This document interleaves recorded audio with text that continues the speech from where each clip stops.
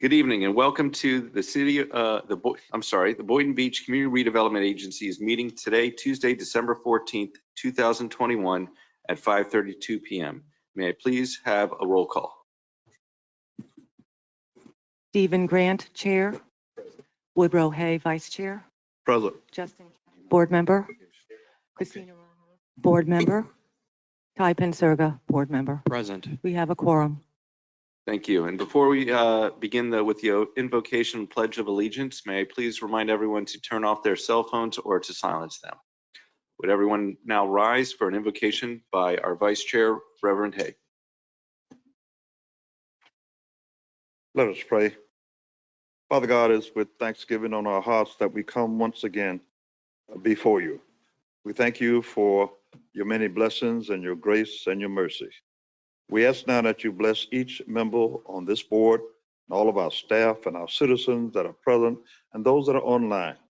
Father, we know that this is the time of the season that we show more joy than normal, but we just pray that it be a year-round thing always. Let us treat each other with kindness and love in our heart. Father, now we invite you into this meeting tonight, that we will make the decision that will be better for Boynton Beach and the citizens. We give you all the praise and all the honor that you deserve. For us in Jesus' name we pray. Let every heart say amen. Amen. I pledge allegiance to the flag of the United States of America and to the republic for which it stands, one nation, under God, indivisible, with liberty and justice for all.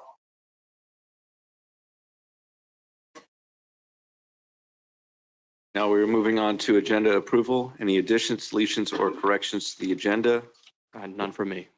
One item that I'd like to move up for our old business is item 16L, update on the 115 North Federal Highway infill mixed-use redevelopment project, negotiations with affiliated development.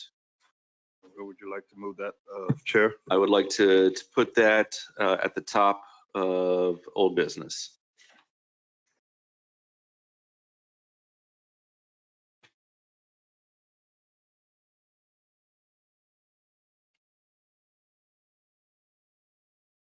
If there's nothing else, may I have a motion to approve as amended? Motion to approve as amended.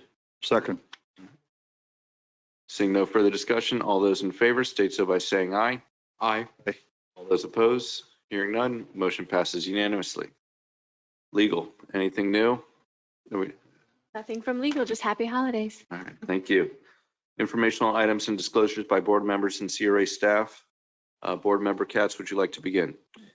Yes, I received a call from Bonnie Miskell on behalf of Hyperion Development Company, and I spoke to via text, and I saw an email from Centennial regarding the Cottage District item on the agenda tonight. That is all. Thank you. Board member Penserga. Yes, I had a conversation with Bonnie Miskell as well and Elizabeth Roque of Centennial. Vice Chair. No disclosure at this time, but I did attend the Delray Beach parade and The Boynton Beach. the Boynton Beach.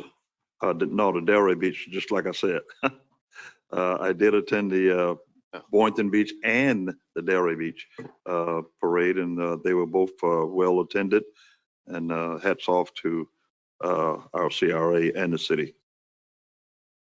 Thank you. And so, no, I kind of want to correct you one more time that we had the Lantana, Hypoluxo, Boynton Beach, Delray Beach parade, that we got our other neighboring municipalities to be included. And want to thank all of the judges and the captains out there. It was a great experience. And hopefully our restaurants and businesses did very well because of that. I had discussions with Hyperion, also with Jeff Burns of Affiliated Developments. I did receive emails from Centennial. I have not been able to speak with them. And then I spoke with Brian Fitzpatrick regarding his properties. I believe that is all the people that are on the agenda tonight. Oh, and I did receive an email from Tim Collins from Sea Life Seafood. Seeing no further, announcements and awards. Are we going to discuss the career or job fair at another time?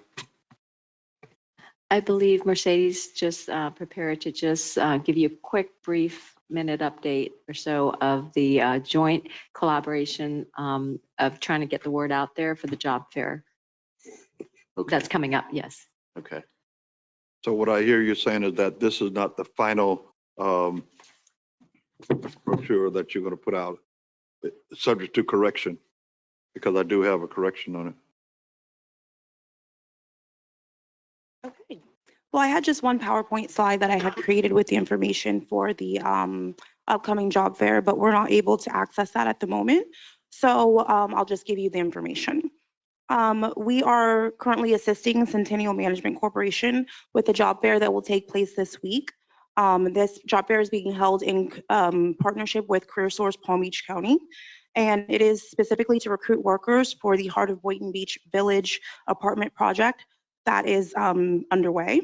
It's going to be a 2-day job fair to take place on Friday, December 17th and Saturday, December 18th from 12 p.m. to 4 p.m. each day. The location for the in-person job fair will be the Ocean Breeze East Apartments Clubhouse, which is located at 100 Northeast 7th Avenue. There will also be a virtual component to this job fair, which will allow job seekers to connect directly with Centennial Management, as well as some of their key subcontractors that will be working on the project. Anyone interested in the links for that virtual component can check the CRA Facebook page, or they can email me directly at coppinm@bbfl.us. I have also placed some promotional flyers. We left one on the dais for each of our board members, as well as the back of the room at the table at the entrance, with additional information about that job fair.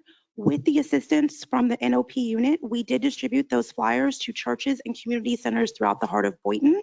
And there are also already signage, including banners and 4-way signs throughout the CRA district to promote the job fair. Any questions? Yes, Vice Mercedes. Chair. The correction that I have, just for the record, instead of being called the Heart of Boynton Beach Village Apartment, it's just the Heart of Boynton.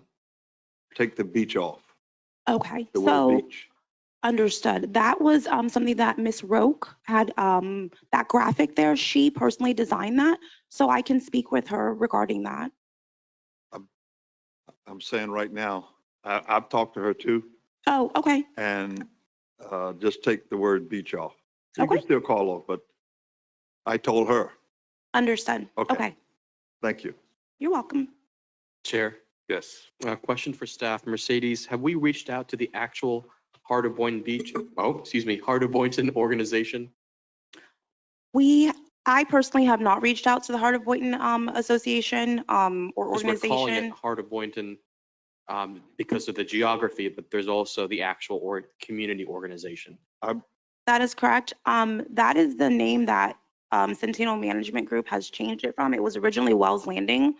And I'm not sure exactly where that transition came from, but they made that change. I'm not making a comment about the name. I just want to make sure that we've reached out to the actual people in the community.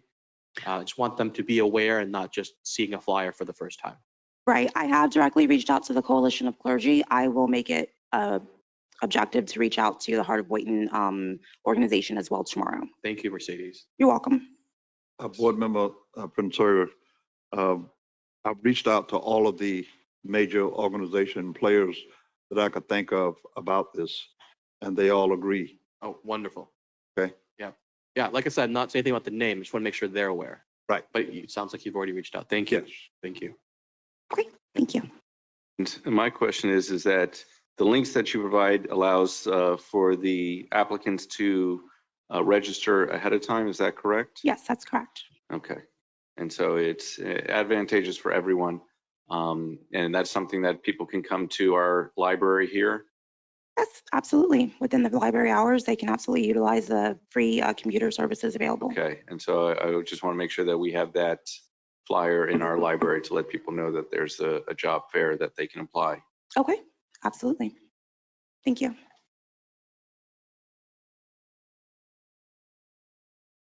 Next, we will pass informational only and move into public comments. Individual speakers will be limited to a 3-minute presentation Please state your name and address for the record.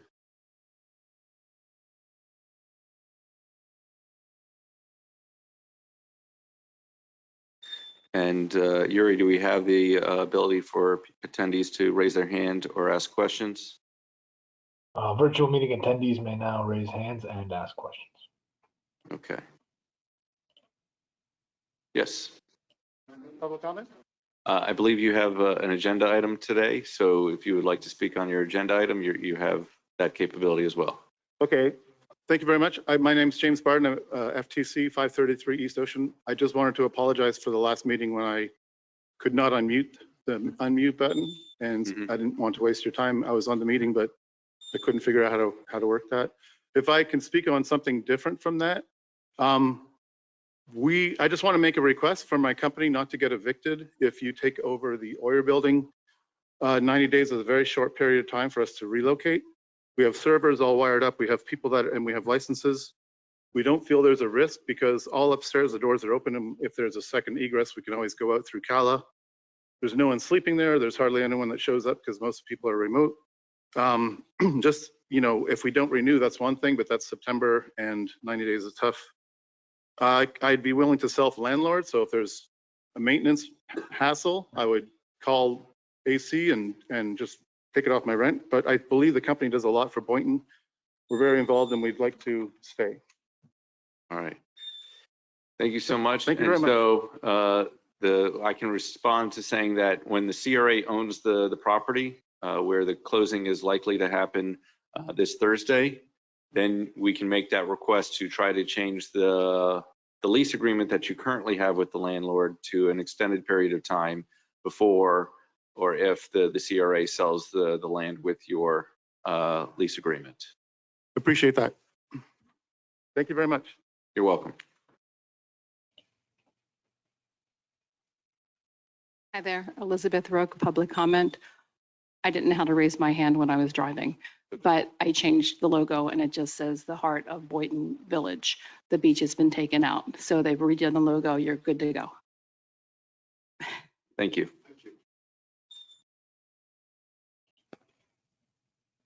Board Chair, there is a hand raised at the moment. All right. Yes. Mr. Vexler, you're currently self-muted. If you'd like to unmute. Yes, hi. Am I being heard? Yes, we can hear you. Please state your name and address for the record. Robert Vexler, 888 Biscayne Boulevard, Miami, Florida. Hi, we're as you know, we're CEO of Hyperion Group, and we participated in the RFP process. We are also closing on the site on the east side of US 1, the Camelier site, and that will be taking place next week.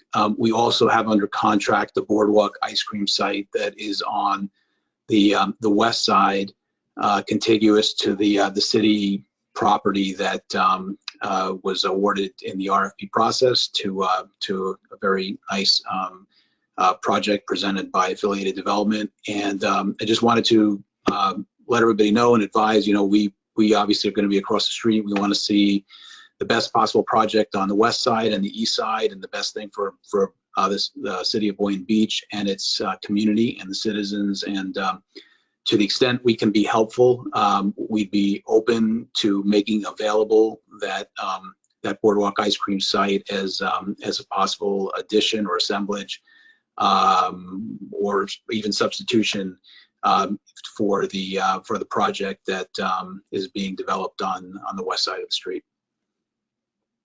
All right. Thank you, Rob. The conversation that I had with our attorney earlier is that in order to have TURFA agreements, there needs to be a land transaction with the property owner, so to speak. And so what I'd like to request from the board is that because you're asking for TIF for your projects, is that correct? Well, we will be correct. So my statement is that we would want to have our attorneys look into the legality of an exchange of the 209 North Federal Highway project or parcel for TIF for your project, because there is currently no land transaction as part of TIF with your site. So that's something that we would probably have to put on the agenda to get the board's consensus and direction. Yeah, that's understood. And we are, we believe that there is something here that can be done that is a win-win-win for all parties involved.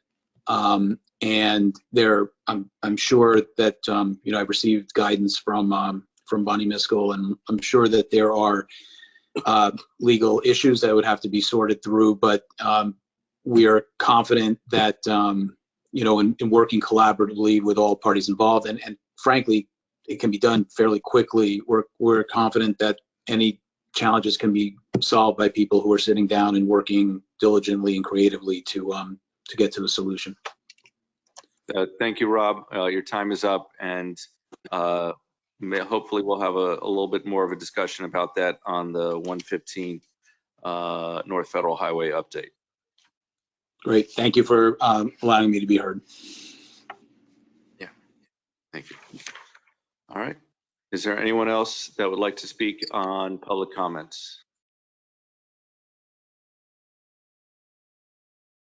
Seeing none, we will now close public comments. Yuri, you don't see anyone else with their hand raised or asking a question?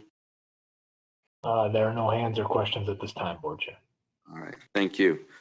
Next, we will move on to our CRA Advisory Board, a presentation from the Florida Redevelopment Association 2021 Annual Conference.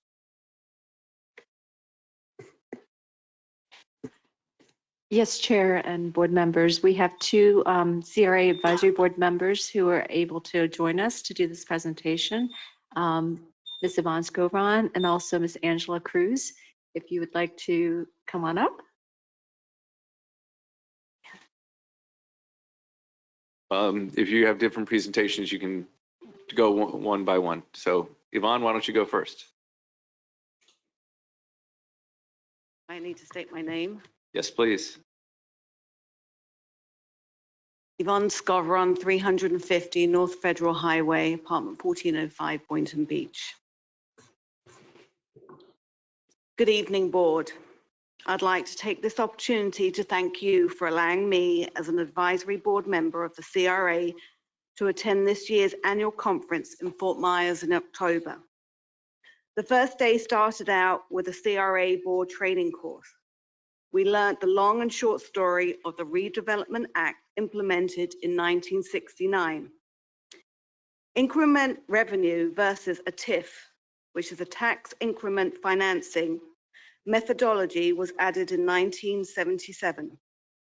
Today, Florida has 224 CRAs, 189 of which are active.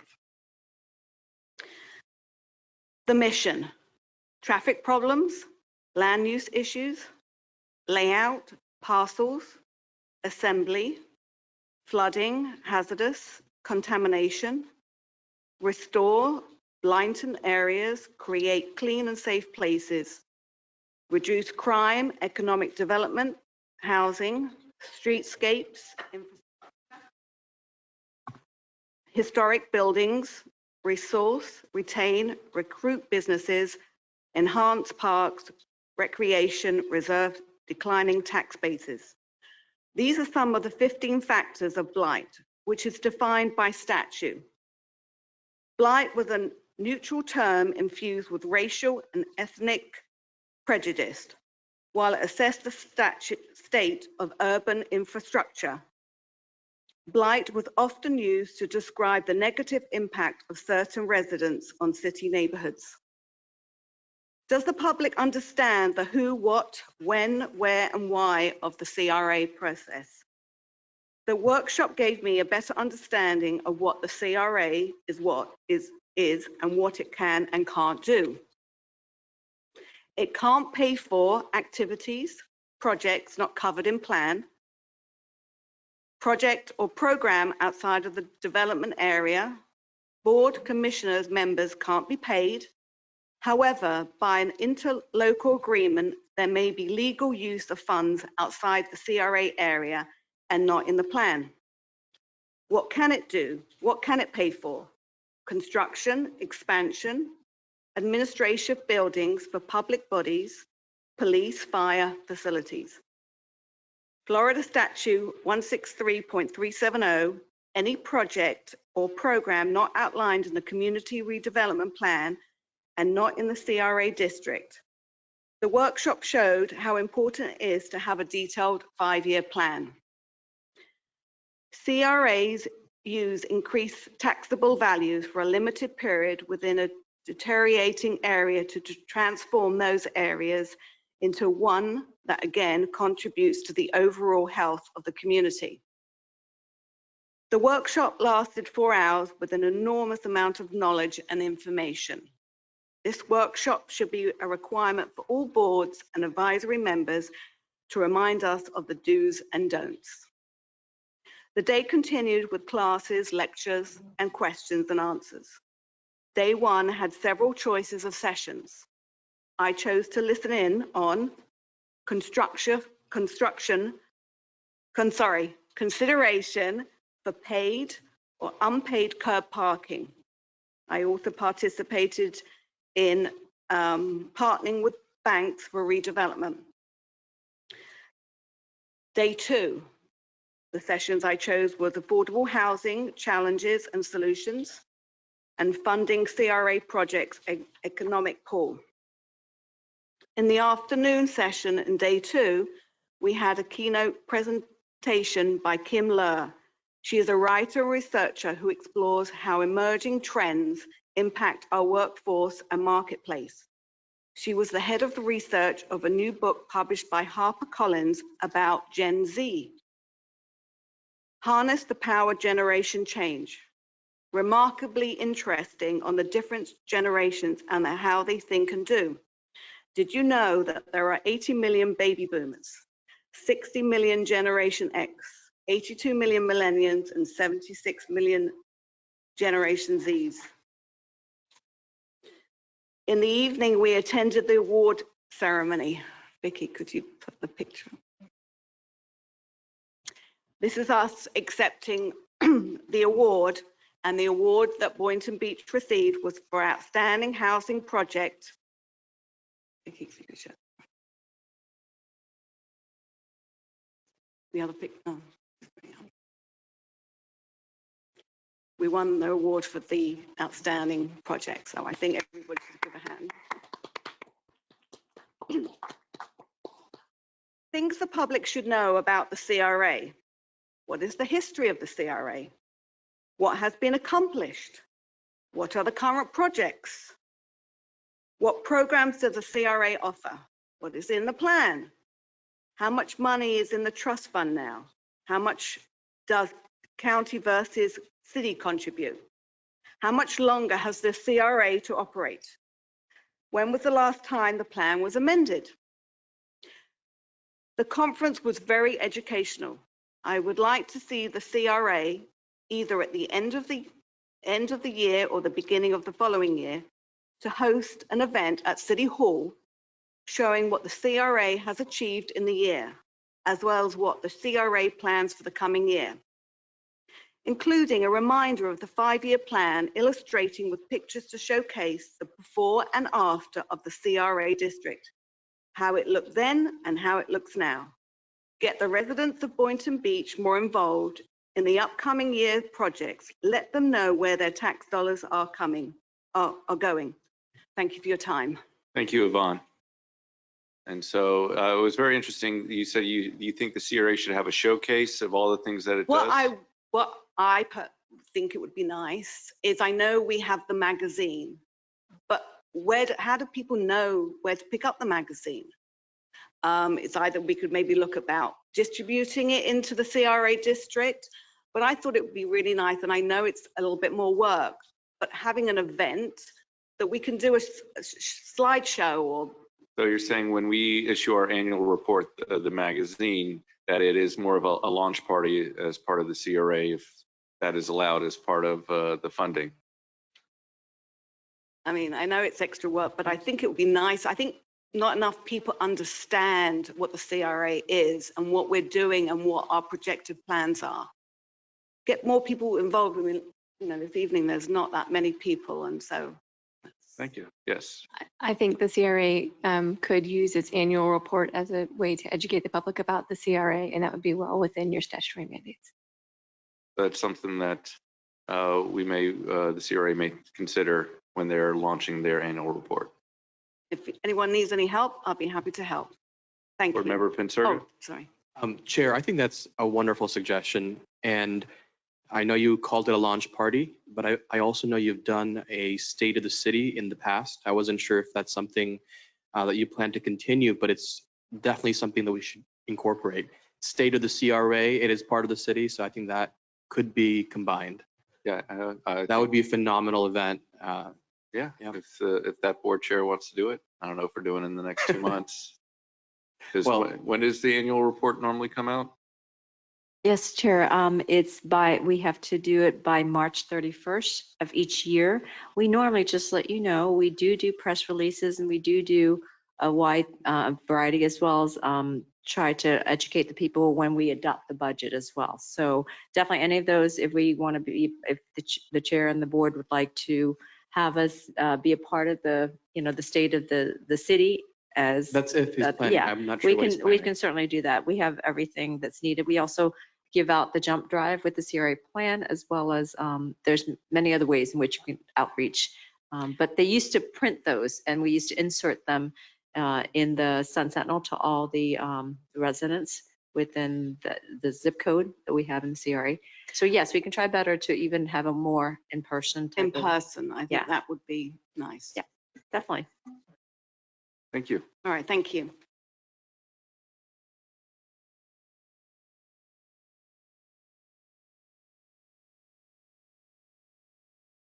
Good evening, Angela Cruz, 1420 Via the Pepe. Should I get started? Or? Yep. I have a little presentation that I. Vicky. Yep, there you go. All right. Board members and chair, thank you so much for the opportunity to attend the FRA conference. It was a really great opportunity to meet each other, to understand more of what the CRA does, and we're going to go ahead and get started.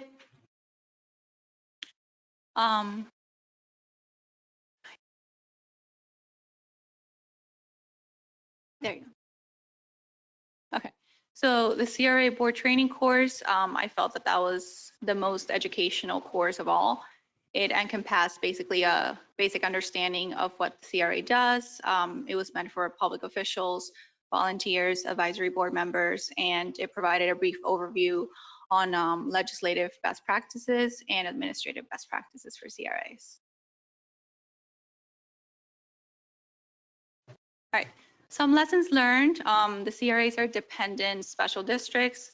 There should only be one CRA per jurisdiction, except for charter counties, which have a population of less than 1.6 million people. There are 224 total CRAs in the state of Florida. Out of those, 189 are active. Any project or program that's not outlined in the community redevelopment plan or the CRP and not expended in the CRA district is not allowed by law, even if the statute allows it. All right, so there isn't much case law for CRAs. It's very limited, and that limited judicial guidance has both pluses and minuses. For the minus, there's a little bit of less guidance of the authority of the CRAs, and on the positive side, CRAs with good leadership and counsel have the ability to have more discretion and make more of their own judgment. There's an interesting Supreme Court case. I wasn't done. There's an interesting Supreme Court case, Strand v. Escambia County, 2007, which was decided, and then they went back on that decision. Eventually, it affirmed the case of State versus Miami Beach Redevelopment Agency, which held that tax increment financing does not necessarily involve pledge of ad valorem taxes, and therefore a referendum approval is not required under Florida statutes. Angela, if you just want to say next slide. Okay, next slide. Some things we should watch for. We should potentially not directly fund marketing and direct funding for events as a CRA. We have to be mindful of how we fund nonprofits. It could be done for a specific purpose. For example, things that the CRA can do directly. The nonprofit could potentially do it through funding. There is a substitution of CRA funding for city duties and projects previously done by the city should be something that we be careful with. Any maintenance and repair of CRA projects afterwards is another thing, and any reimbursement to the city for any programs or projects that the CRA has taken care of in the past. Next slide. All right, the Boynton Beach CRA received the Roy McKenzie Award for an outstanding housing project, the Ocean Breeze East. We're really proud to receive that. The advisory board members and our executive director were present, and it was a really wonderful night. We got to receive the award and bond as a team, and that's all I have.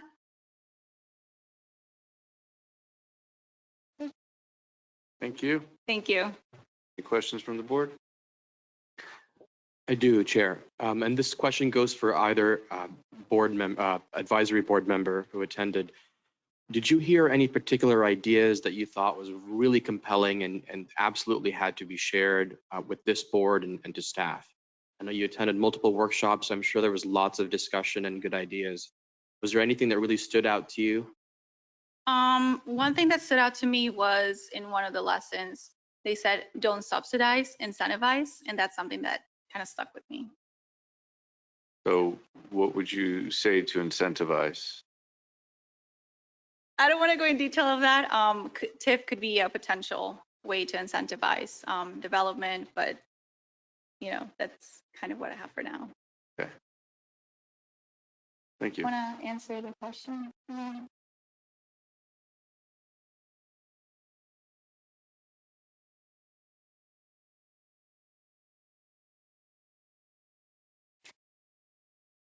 So as I had said, I think the workshop was the most information that I got from the whole session. Even though I attended many sessions during the day, to be honest, I'm going to be honest, I think if people didn't know some of those things, they shouldn't have been on the advisory board or part of the thing. I think that there wasn't anything new. I felt that networking would have been better to be able to bring together different counties, and then discuss things like, what are you doing? What have you found that didn't work? I just found some of the sessions not really informative personally, to be honest. Thank you. Sorry. One thing I want to add, I do believe it was helpful because it taught us how CRAs are created in the first place, what requirements are needed to establish CRAs in different areas. We talked about charter counties, unchartered counties. So I think it was very educational, and also learning the the fact that there isn't a lot of case law and there's just more of more freedom to make choices. I think that was really important to learn. That's all for me. But that goes back to it was the workshop that I think we got the most out of. I think that was an amazing, and I would do it again and again, because I think the more you go, the more you would learn from it. When you say workshop, you're referring to the course? Is that the workshop you're referring to? Compulsory thing we had to do on the first morning. It was Okay. a 4-hour, but I think that's from the whole event. That's the most I got. There was some interaction. It was very informative. And Twee, just out of curiosity, do you know if that course, that workshop is offered for incoming members? Because what she said was maybe it's something they should have heard in the very beginning, right? I wasn't sure if the FRA offers, that online, or is there anything like that? I believe that she's referring to as the CRA 101, Right. the workshop that is offered to board members or new board members. I think it's also offered, I can ask to see if it's offered, but it's also offered as part of the academy as well. So I'm not sure if there's a cost, but I think we have it budgeted for any board members who would like to do it. And I can ask FRA to see if they'll make that available to us as well. Or past attendees, we can download it and make sure we do it as part of our orientation for new board members. Yes, I agree with her. That would be very helpful. All right, thank you, Tui. Thank you. Thank you to both of you. Thank you. Yes. Board Chair, I just got a message from the other Cra Board member, Miss Kelly. She's apologized that she can't make it. She has another conflict. Apparently, she thought she can do both, but that meeting is about to start. So she did text me what she was going to present. If you would like, okay, no problem. If you want to just send it to us in an email, that'd be Definitely. better time. Next, we will move on to consent agenda. Would anyone from the commission like to pull that item from consent agenda? Seeing none, all those in favor state so by saying aye. Aye. Any opposed? Hearing none, motion passes unanimously. CRA projects in progress. Our CRA Economic and Business Development Grant Program update.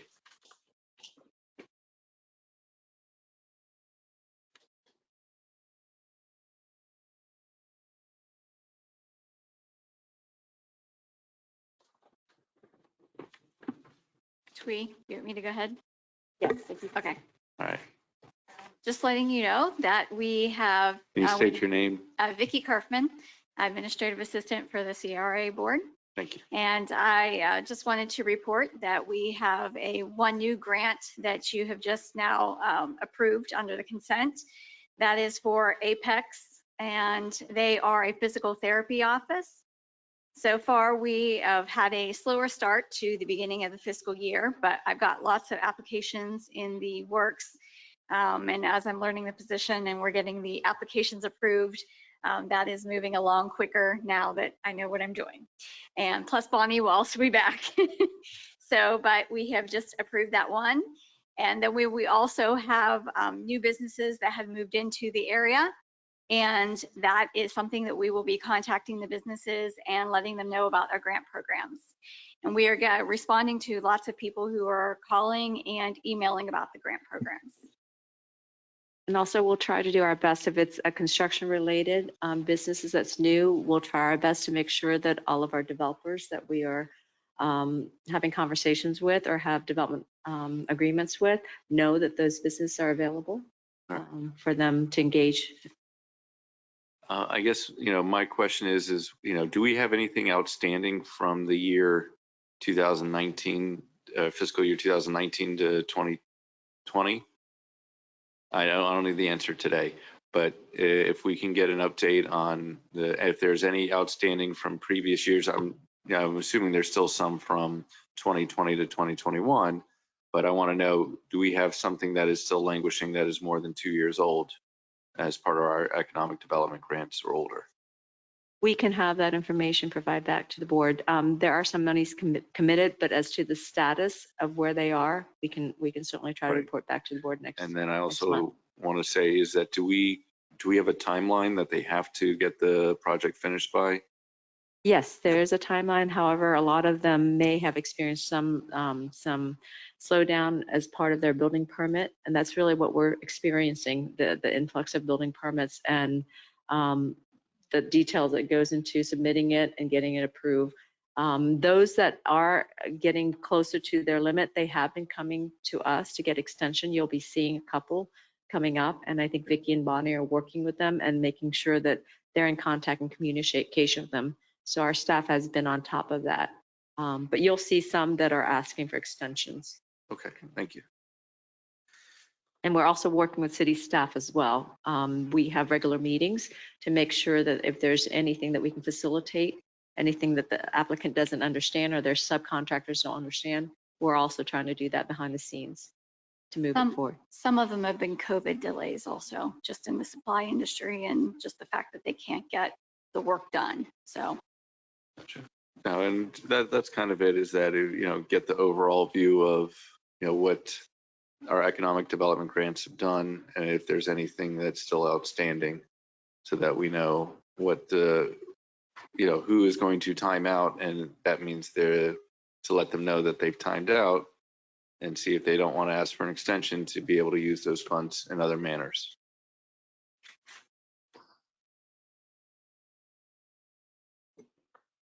Item 14B, 49th Annual Boynton Beach Holiday Boat Parade Recap.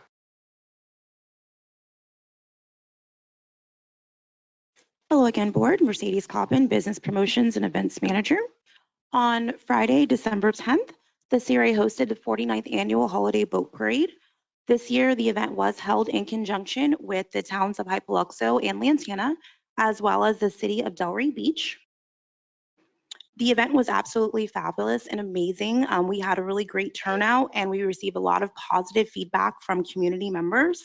We had multiple people stating that this was possibly the best boat parade that they'd seen in recent years. In total, we did have 39 registered participants for the event. The boaters did an amazing job decorating their boats. We had so many creative and vibrant displays this year from both returning and new participants. And I just want to say thank you to everyone that participated. Without their commitment and dedication, we definitely would not be able to host this event. There's no doubt that there were thousands of community members lined up along the intercoastal waterways to watch the flotilla. My phone was ringing off the hook all week long with people wanting to know the exact route of the event and exactly where they could view it, and which was the waterways, obviously, between Lantana and Delray Beach. For anyone who was not able to view the parade, we did record a Facebook Live of the entire boat parade as it passed the Boynton Harbor Marina, and that can be viewed on the CRA Facebook page. We estimated that we had approximately 300 people visit the Boynton Harbor Marina on Friday for the to watch the parade and enjoy the associated festivities that we had, which included live music from the band Spider Cherry, a photo opportunity with Santa Claus, food and drinks from Two Georges and 500 Ocean Cafe, and a craft activity by Artsy Living Studio. A panel of 5 judges, including Chair Grant and Vice Chair Hay, as well as representatives from the town of Lantana and Hypoluxo, judged the boats in 4 categories, which were lights, colors, theme, and overall display. In total, 9 winners will be announced at the award dinner, which will take place on January 5th. And following that dinner, we will release an official press release for the event. Any questions? Just a comment and a couple of questions. Mercedes, that was outstanding. That's one of the better ones that I've attended. Even the boats themselves were very well decorated, and it was pretty tough to kind of judge, but job well done. I would like to ask the question, we went all the way down to Linton Boulevard this time? Yes, south of Linton to the C-15 canal. Okay, now I guess this is a question more or less for maybe the executive director. Next year, if Delray doesn't come up with some kind of support, what's the plan? Are we still planning on going all the way down, or are we going to stop at George Byrne? What's his name? Bush. George Bush.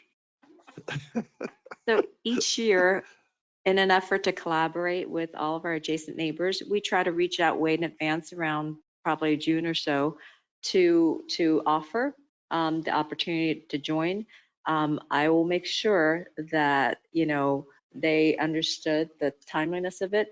We cannot go beyond the north portion of George Bush because we cannot pull the permits for those bridges. So the municipalities themselves in which those bridges are in needs to pull the permits. And that was one of the issue, as well as a contribution, because we can't spend funding outside of our district. But we want to make sure, again, that they're well aware that the opportunity exists way in advance and to plan accordingly, because it is a big impact economically for all municipalities. So, but yes, unless they participate and help, either funding and also timeliness is the big issue, because we don't want to have confusion as to where the routes are and all the good stuff that comes with it. But we will reach out and again, remind them, as we always do. Mercedes does a great job. It's just this year, I believe they didn't have the funds. And so, we went and reached out to our other neighbors, but they were able to come through Yes. with it towards the last minute, and we were able to promote it jointly so that there's no confusion. But it would be better always being planning to plan ahead. Okay, thank you. No questions for me. Thank you. Our last project in progress is the social media update.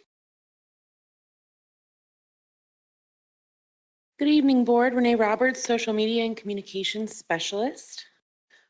I'm here to provide our business development team's update on the social media and marketing initiatives that were executed through the month of November.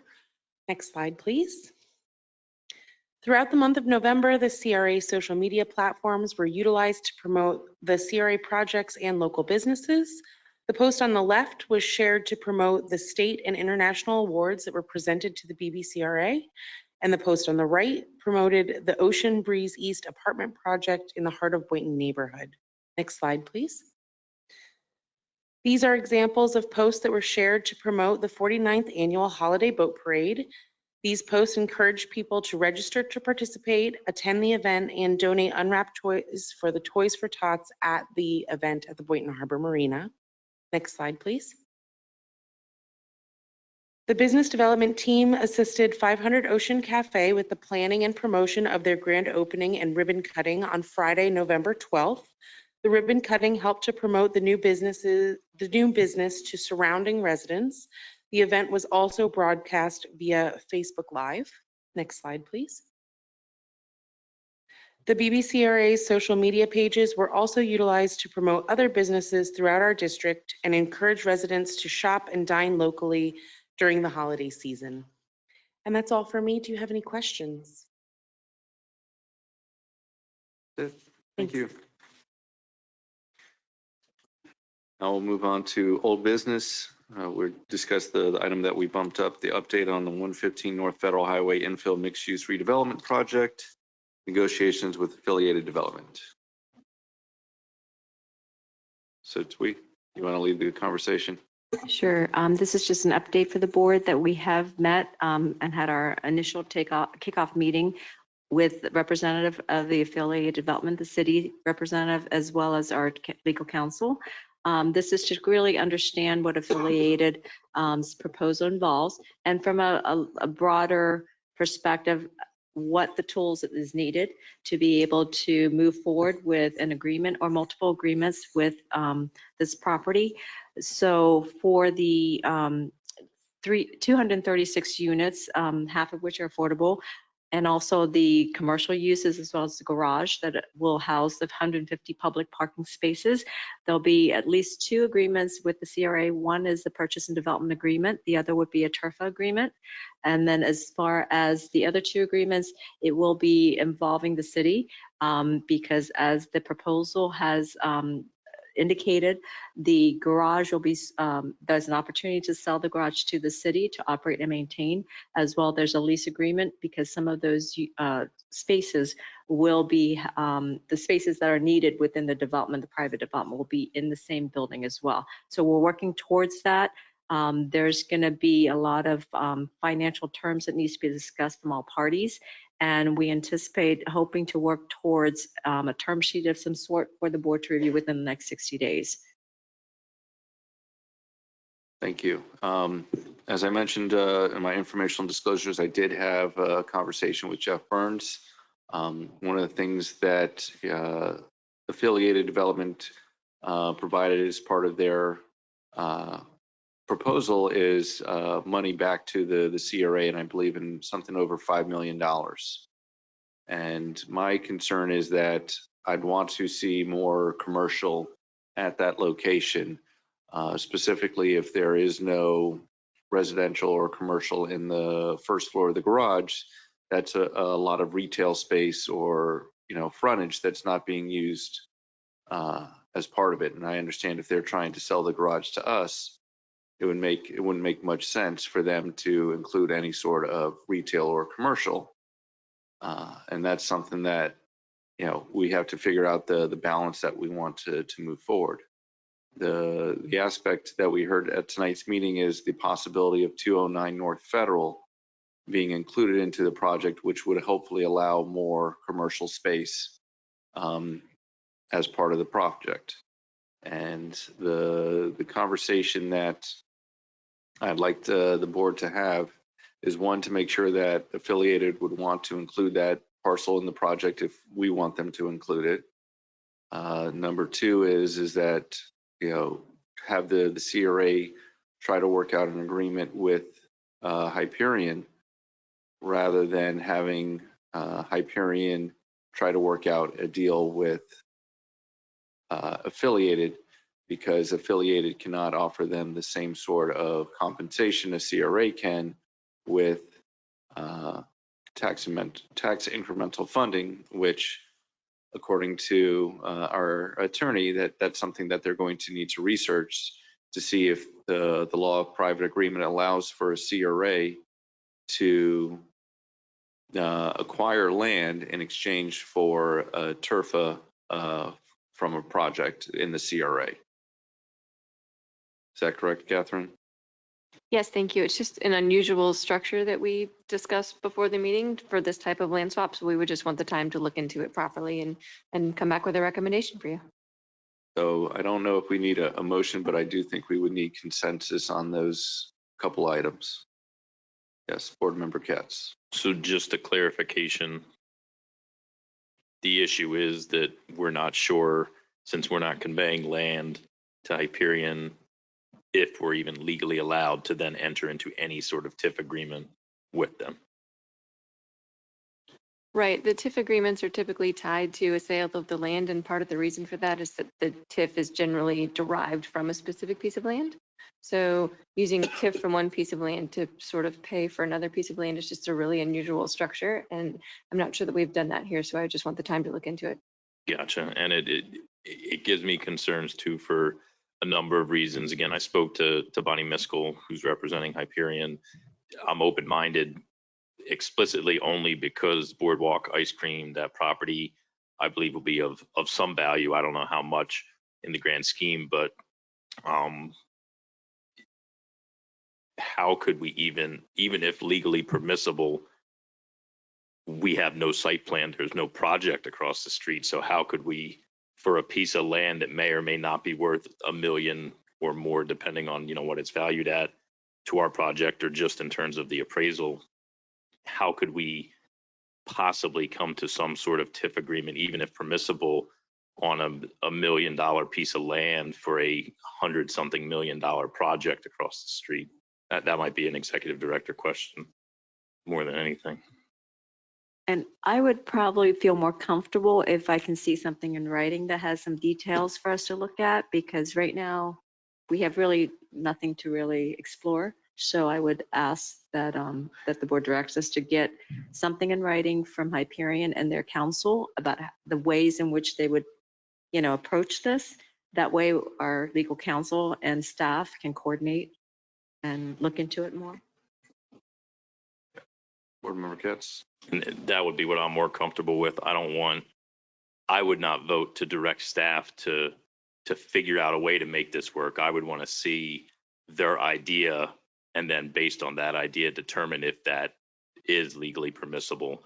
I don't want to do the work for anybody to potentially work around or try to massage the law if that's not what is explicitly permissible. So there seems like a fine distinction, but I would vote, or I'd be on consensus with the majority, if there is one, to direct Hyperion, if they're interested, to submit a proposal to the CRA, but not to direct the CRA to somehow produce a justification for what they may or may not hypothetically be describing.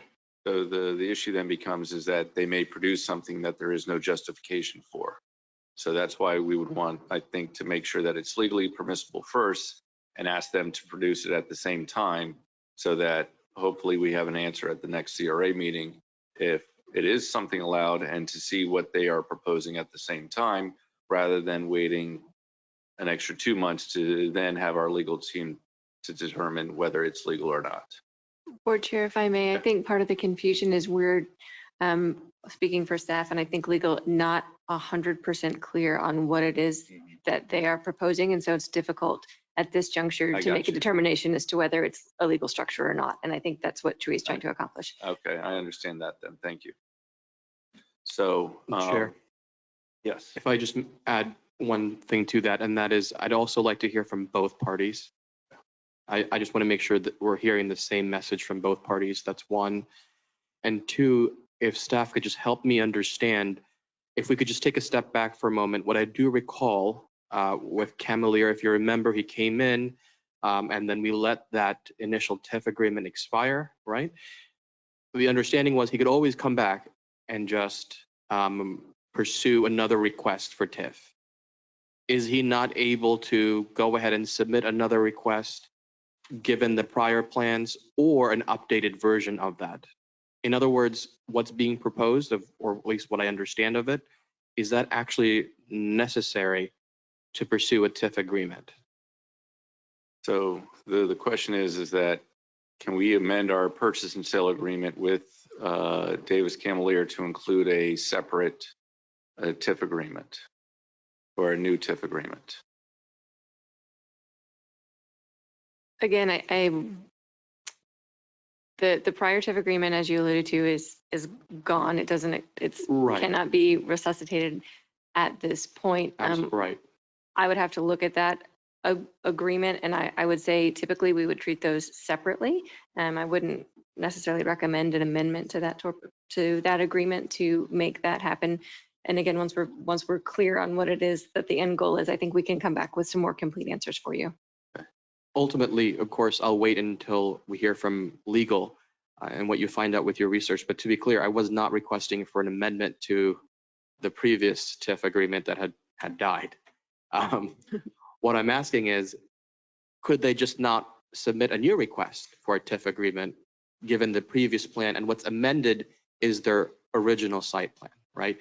In other words, what I'm asking is, do we need to complicate it and do all these extra things in order for them to get TIF? Because I was under the impression that they could just come back and make a new request. Does that make sense? It does make sense. It is not typically what has been done at the CRA. As discussed earlier, it's typically been tied specifically to a land transaction, and that transaction has already occurred. That agreement was in place, and it is no longer an active agreement. So, because there was a land transaction, it just happened a while ago. and there was an agreement tied to it that is Right. no longer an existing agreement. So, I would like to take a look at that agreement and read it in some great detail. This is not an agenda item, so I apologize that I don't have it in front of me. So I will get back to you with some answers for that next time. Thank you, Catherine. And so I'll let Jeff, to Jeff Burns from Affiliated Development, if you'd like to speak, give him that opportunity. You are currently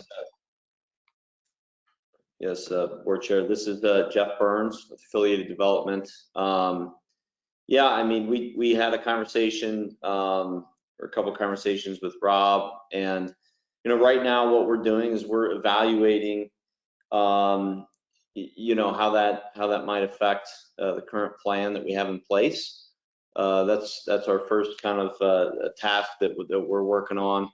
But yeah, we would definitely be amenable to incorporating that particular site into the project. We have been in contact with the owners of the Boardwalk Ice Cream and would love to make sure that we ensure their longevity in the city. And so, our key focus right now is continuing to move forward, right? And as the director had mentioned, we've been putting agreements together and all that. And so, we are definitely open to that. We just want to keep, obviously the ball moving forward in terms of the project at hand, and hopefully these things can be sifted through relatively quickly so that we can keep the momentum rolling.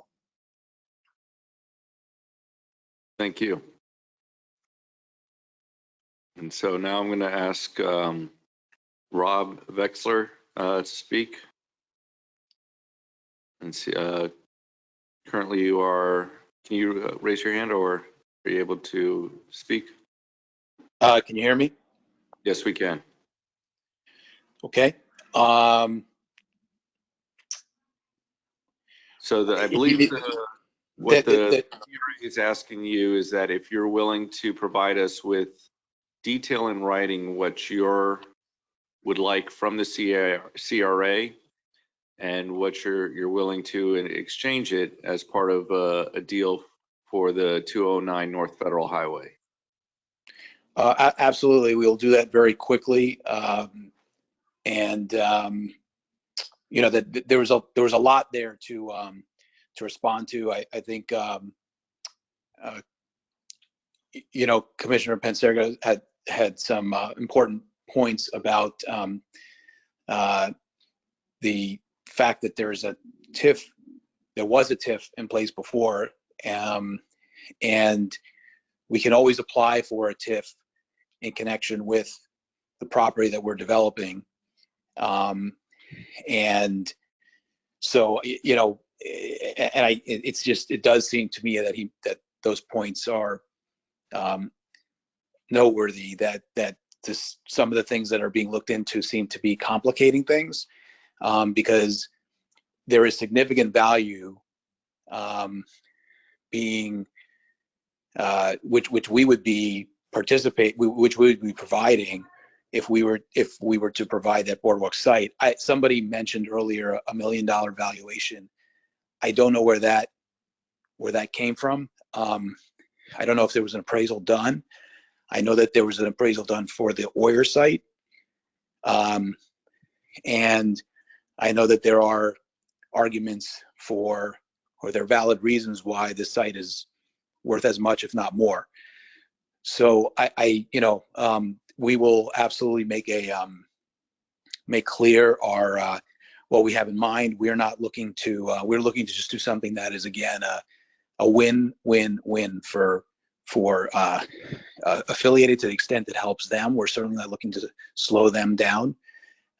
We would be, if it's something that could be helpful for them, helpful for their plan, also helpful for the city of Boynton Beach. We think that by providing that site provides that much more opportunity for a retail experience, for more green open space for the city. And we have an interest in, just as Jeff said last week in the meeting, he wants to see all the other people do well. We want to see affiliated do a good project there, and for it to be the best it can be. So we can play our part by investing a significant amount in that site. But you know, again, we're looking for a win-win-win where everybody benefits from it. And yes, so the answer to your question is we'll make something more concrete and specific, and we'll present that soon. And we'd like to be able to come back and, you know, be directed to come back in a short period of time with some plan here, so that we don't slow anybody down. Okay. And Twee, when would you want to receive that information by? I would say for us to review it, you know, as soon as possible, but the deadline for January 11th would be earlier. Well, again, it's the holidays. So probably towards the end of this year, so that we can coordinate with legal counsel. So you'd like to receive it probably at the latest by January 3rd. Yes. That way it gives you the 4 or 5 days to review it and then post it on the agenda by Thursday or Friday. Well, yeah, our agenda needs to be posted 7 days in advance. So on the 7th, I'm sorry, the 3rd, yes. But if we can get it even earlier. Okay. Because we need time to review and discuss it. So, and Board Member Katz? I think another solution to this, which would not complicate this as it seems to have, would be that we sold a piece of land across the street for $10 and subsequently accepted $20,000 as some sort of extension payment to not build the park. You could always remit that land or sell that land back to us with the understanding that it has no purpose for the CRA beyond incorporating into your project. I know that hearing that probably is as unappetizing as it is for us to hear the idea that the Boardwalk ice cream site is worth $3.5 million. So I'll leave it at this. If affiliated wants the city to take ownership of the garage, then the discussion about commercial in the garage site becomes moot. They will not build and maintain commercial in a building that we own ultimately, which makes the Boardwalk ice cream property worthless to this project. So maybe trying to incorporate that in some grand TIF deal across the street is the exact opposite direction to go. And the land that we originally conveyed to the previous current owner, soon to be previous owner, could be conveyed back to us. And then we could start from scratch. Again, that sounds unappetizing, I'm sure, to the prospective buyer, but hearing a $3.5 to $4 million price tag on a dirt lot that cannot be part of any project, if not ours, I think there is mutual benefit through a fair deal. I do not want to be, and I certainly won't vote to be part of a leveraged deal on a piece of property that is not essential to this project for a property across the street, which we already incentivized by virtue of that land. Thank you. Can I respond? Very briefly. Yeah, Commissioner Katz, I don't know what you're talking about as far as that park, but just understand that we've got a major investment that's going in a week. And I think we should, think about things that we say. And I don't know if you're just kind of, negotiating, but I think some of the things you're suggesting there are, don't make me very comfortable. And apart from that, the valuation is the valuation. You have yours, other people have theirs. It doesn't really matter to us. We're trying to do something here. We're offering to do something here that if it's helpful for everybody, fine.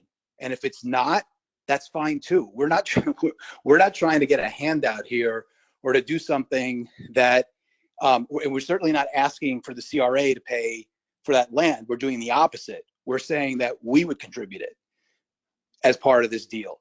So I don't know, there was a little bit of tone in there, which I think is unnecessary and frankly did not feel right for a developer who's going to come in and make a significant investment in your city.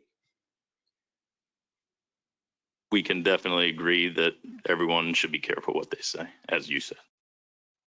All right. So what, I'll ask the board if they still want consensus. I know that, the aspect of the 209 federal is that it's 0.32 acres. The Oyer properties are 0.41 acres. And if we do the math, we are buying the 8 Oyer properties at a little bit over $200 a square foot.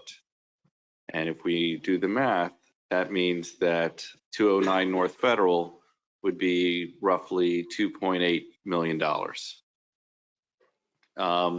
So that's kind of where my a different understanding is that if we want to keep the 1940s building and the parking lot that's next to it as is and not included as part of a project with affiliated, that's something that we have the ability to do, and the developer has the ability. Each of the developers have to do anything. I'm here trying to get everyone to work together, but board member Katz, if you don't feel that they should be doing that and you have past biases or belief of what's going to happen in the future, you have that ability to believe those things. But I kind of want to speak to the rest of the board to say, first off, do we want the boardwalk project to be a part of affiliated as part of, try to make it a more complete project or not? So I'll ask the consensus for that. Yes, board member Katz.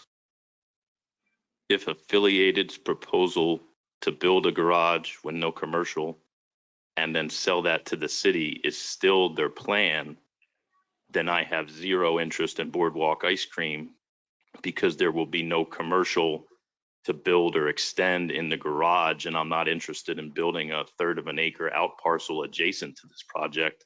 I would want to do, per your original point, and I agree with you that I would love to see commercial wrap the ground floor of the garage, and that this property through acquisition could allow the garage to be enhanced to then park that extra commercial.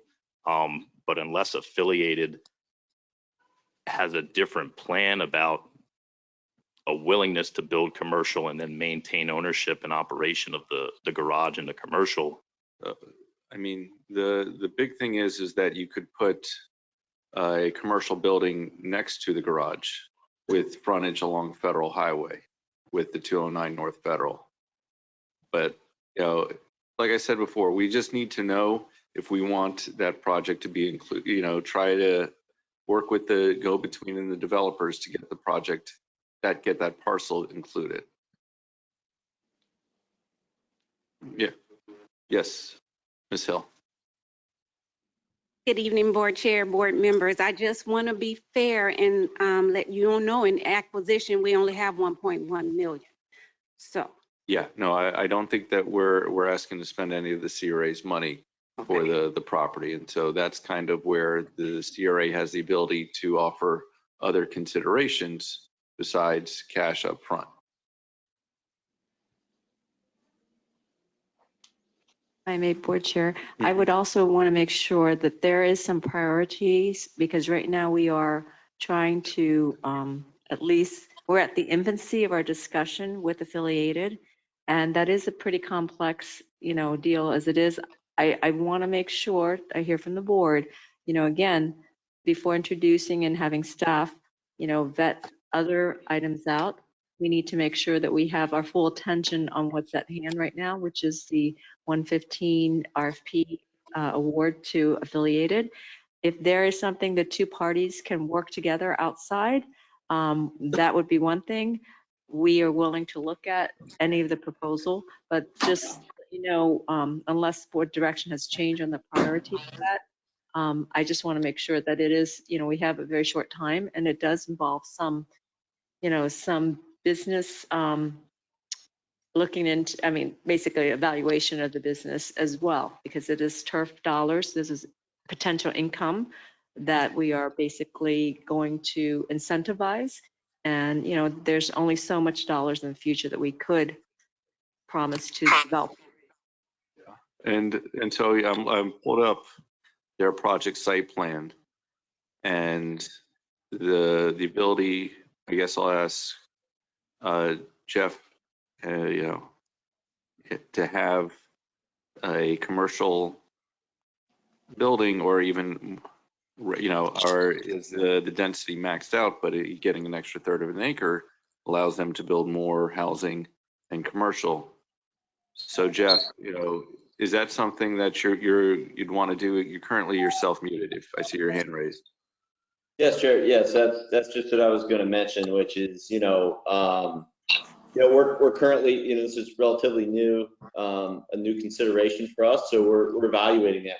You know, we're on the phone today with our design team, just evaluating, you know, how that impacts the proposal. So what I would suggest is, you know, obviously there's some unknowns here right now, to be fair to the board and to the director and everybody. I think that, you know, Rob is working with his attorney to, you know, look at what he would be proposing, and you guys need the details of that. My job is to evaluate how this would ultimately impact the project and what the options could be, you know, without you know, affecting the merits of the proposal that we put in place. I think this is, if it's looked at favorably, it'd be because it'd be an advantage and it would improve the proposal without really changing it drastically, right? And if we can provide more units, obviously that's a plus. You're picking up definitely some density, which we didn't have maxed out to begin with. But this would allow for some more parking, which is one of our biggest challenges in including more density. So right now we're just going through the motions of evaluating this, and we can do it pretty quickly. I know Rob and his team are going to work quickly to try and put something together so that you have more information. And once all that information's put together, I believe everybody will be comfortable in making a decision on whether or not this is something to move forward with, or if everybody just sticks to the original game plan and keeping that property, excluded. Yeah. So I still want consensus. Does this board want to entertain that option of working with the two developers for both sides of Federal Highway? Yes, Vice Chair. I do not really want to do that. Okay. I would rather have this proposal in writing so we know what we're dealing with. Everything that we can spell out, we spell it out so that our staff can look at it, evaluate it, and determine that we're going down the right road. I know that time is of the essence, but by the same token, we have waited for a long time, and I don't want to fall off the tracks at this point. So I would rather see this proposal in writing and let staff evaluate it. I don't want both of them going at the same time. Okay, and so I want to clarify, it's not that you're against it, you would want to see it in writing first. Yes. Okay. Board Member Katz. And that's where I'm at too. And this is what I conveyed to Bonnie Miskell when she spoke to me, that I'm open-minded about it, but I do have one bias in this, and I've expressed it since day one, which is the tethering of the east and the west sides so that one will prevent or hinder the other one from coming online. So that is my concern, that we're kind of backdooring our way into the thing that I was objectionate to from day one. I'm open-minded to see a proposal, and then from there we can make a determination what to direct staff to do with regards to affiliated / Hyperion. Okay. And Board Member Pensurga. So I said as much to their lawyer, Bonnie Miskell, that I do want to see this in writing. I'm not making any decisions based on just conversation on the spot. I have to agree with what Board Member Katz has said on the point that I don't want to hinder the redevelopment of this intersection. That's the last thing I would want. But I also want to add, if that these two parties want to come to an agreement on their own, I still don't fully understand. And again, we don't have anything on writing yet, but I don't understand what we have to do with this. If they want to make a private transaction, they can make a private transaction. If the goal is to get some TIF funding, from my understanding, in the previous deal that the CRA has made prior to me coming on board with Davis Camelier, there's already been a land transaction.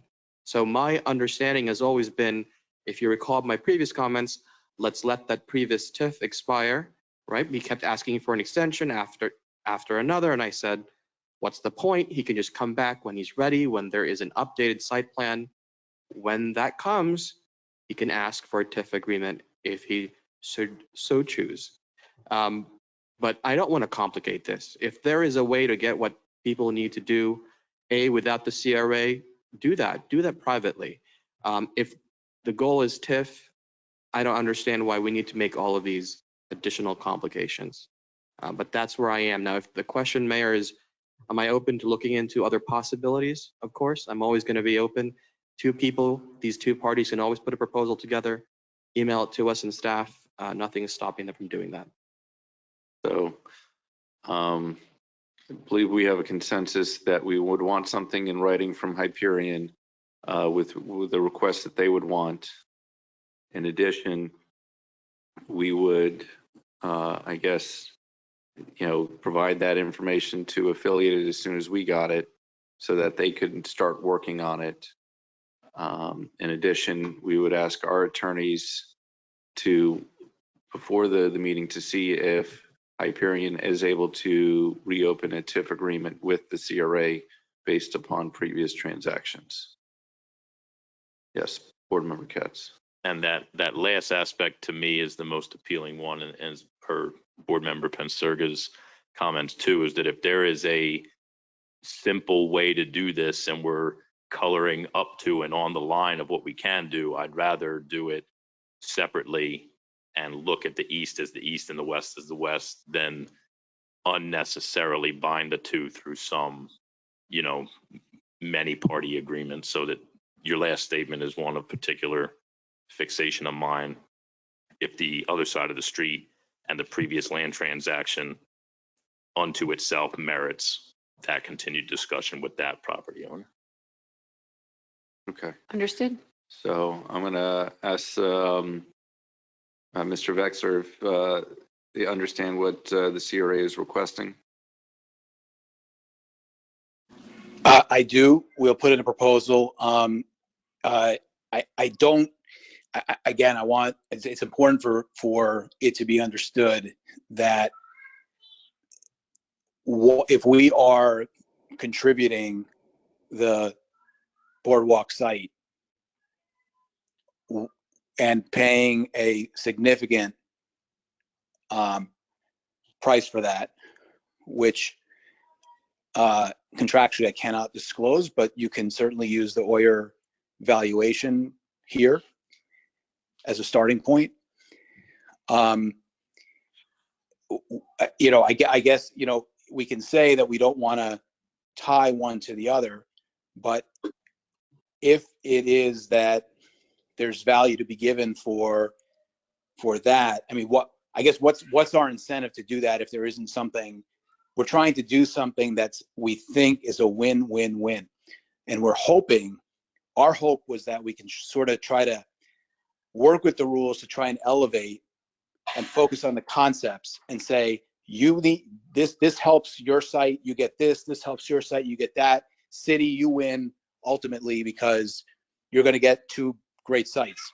And at the same time, I just want to be clear, we are not looking to push this on the CRA, the city. We're not unaffiliated. We are looking to be a collaborative member of this process. And so if it's determined that, as somebody said, it's practically worthless to have this, that's fine. We don't need to do this. We're just offering it. We're responding to, in part, we heard Commissioner Katz's comments at the last meeting about adding retail there. And so we thought that we were trying to do something helpful.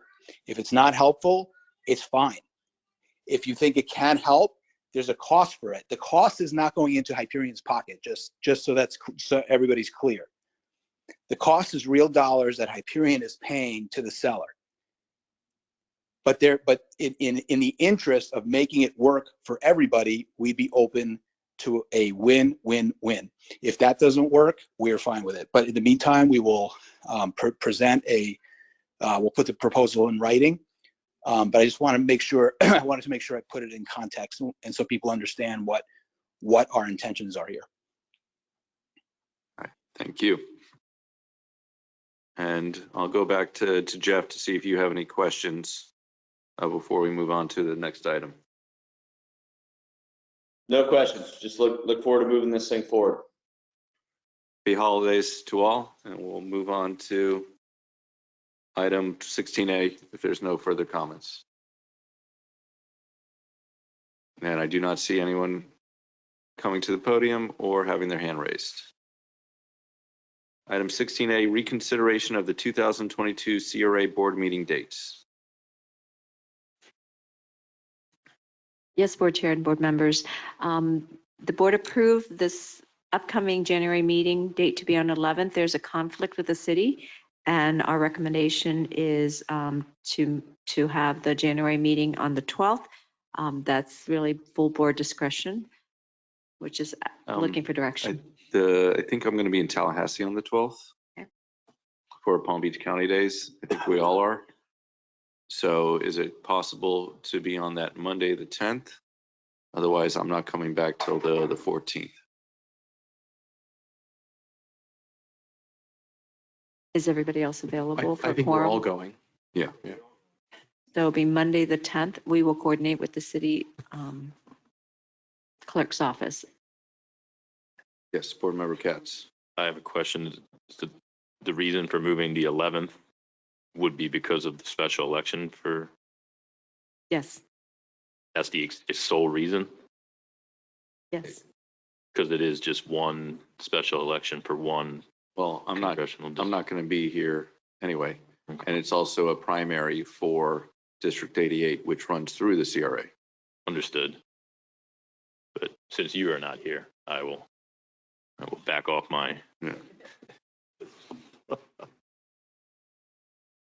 So January 10th, is that acceptable? Fine with me.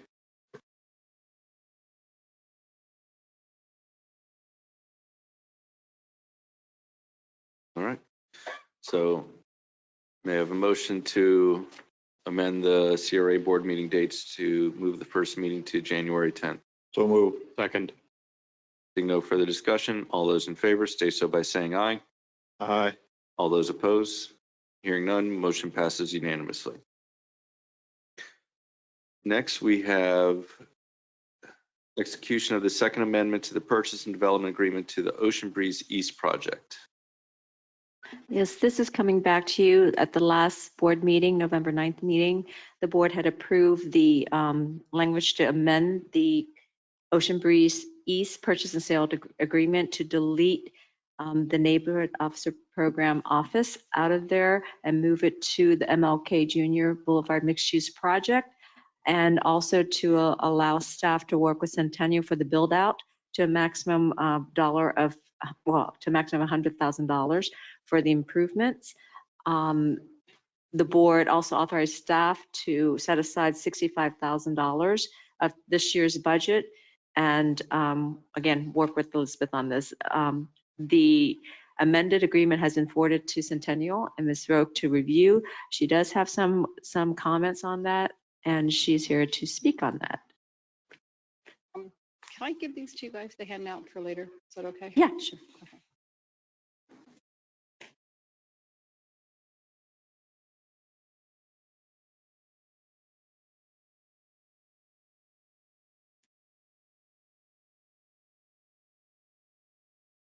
Beautiful. Hello, everyone. Hi. Nice to see everybody. So Ocean Breeze. I know we talked about putting a nonprofit in. We are going to amend our original agreement to do the build out, to be able to put someone in there, which we're completely okay with.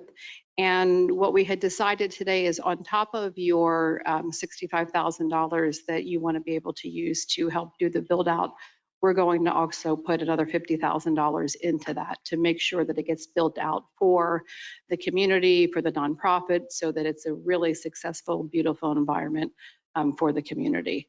So we need to kind of tweak this agreement to make sure that it's the way it needs to be. But other than that, we're on board with getting this done and making sure that it's for the benefit of the community.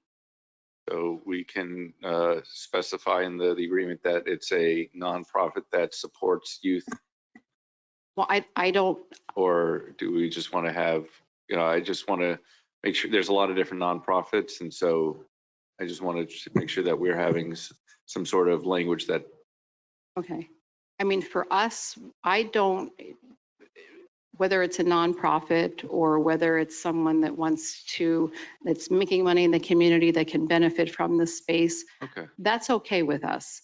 We just want to make sure at the end of the day, we're going to have expenses, CAM, that gets covered, but we're not expecting to charge rent or to charge these people. However, you all want to handle that with whether it's a nonprofit or it's someone in the community, that's strictly up to you. How about, so it's kind of in the senses that we're helping the Centennial to build out the project, and it is up to your decision, so to speak, to make sure that you're picking a business, whether.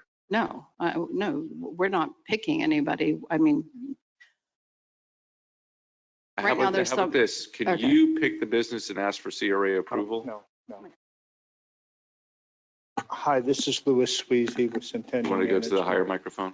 There's another one, Louis. Okay, no, it's all right. I'll just bring it up here. Perfect. Okay, thank you. Right now, what we're told, what our understanding is with the city that they would like to have a nonprofit put in there. We don't mind renting it out as a commercial space either. Okay. It's whatever the city wants. We're willing to cooperate with.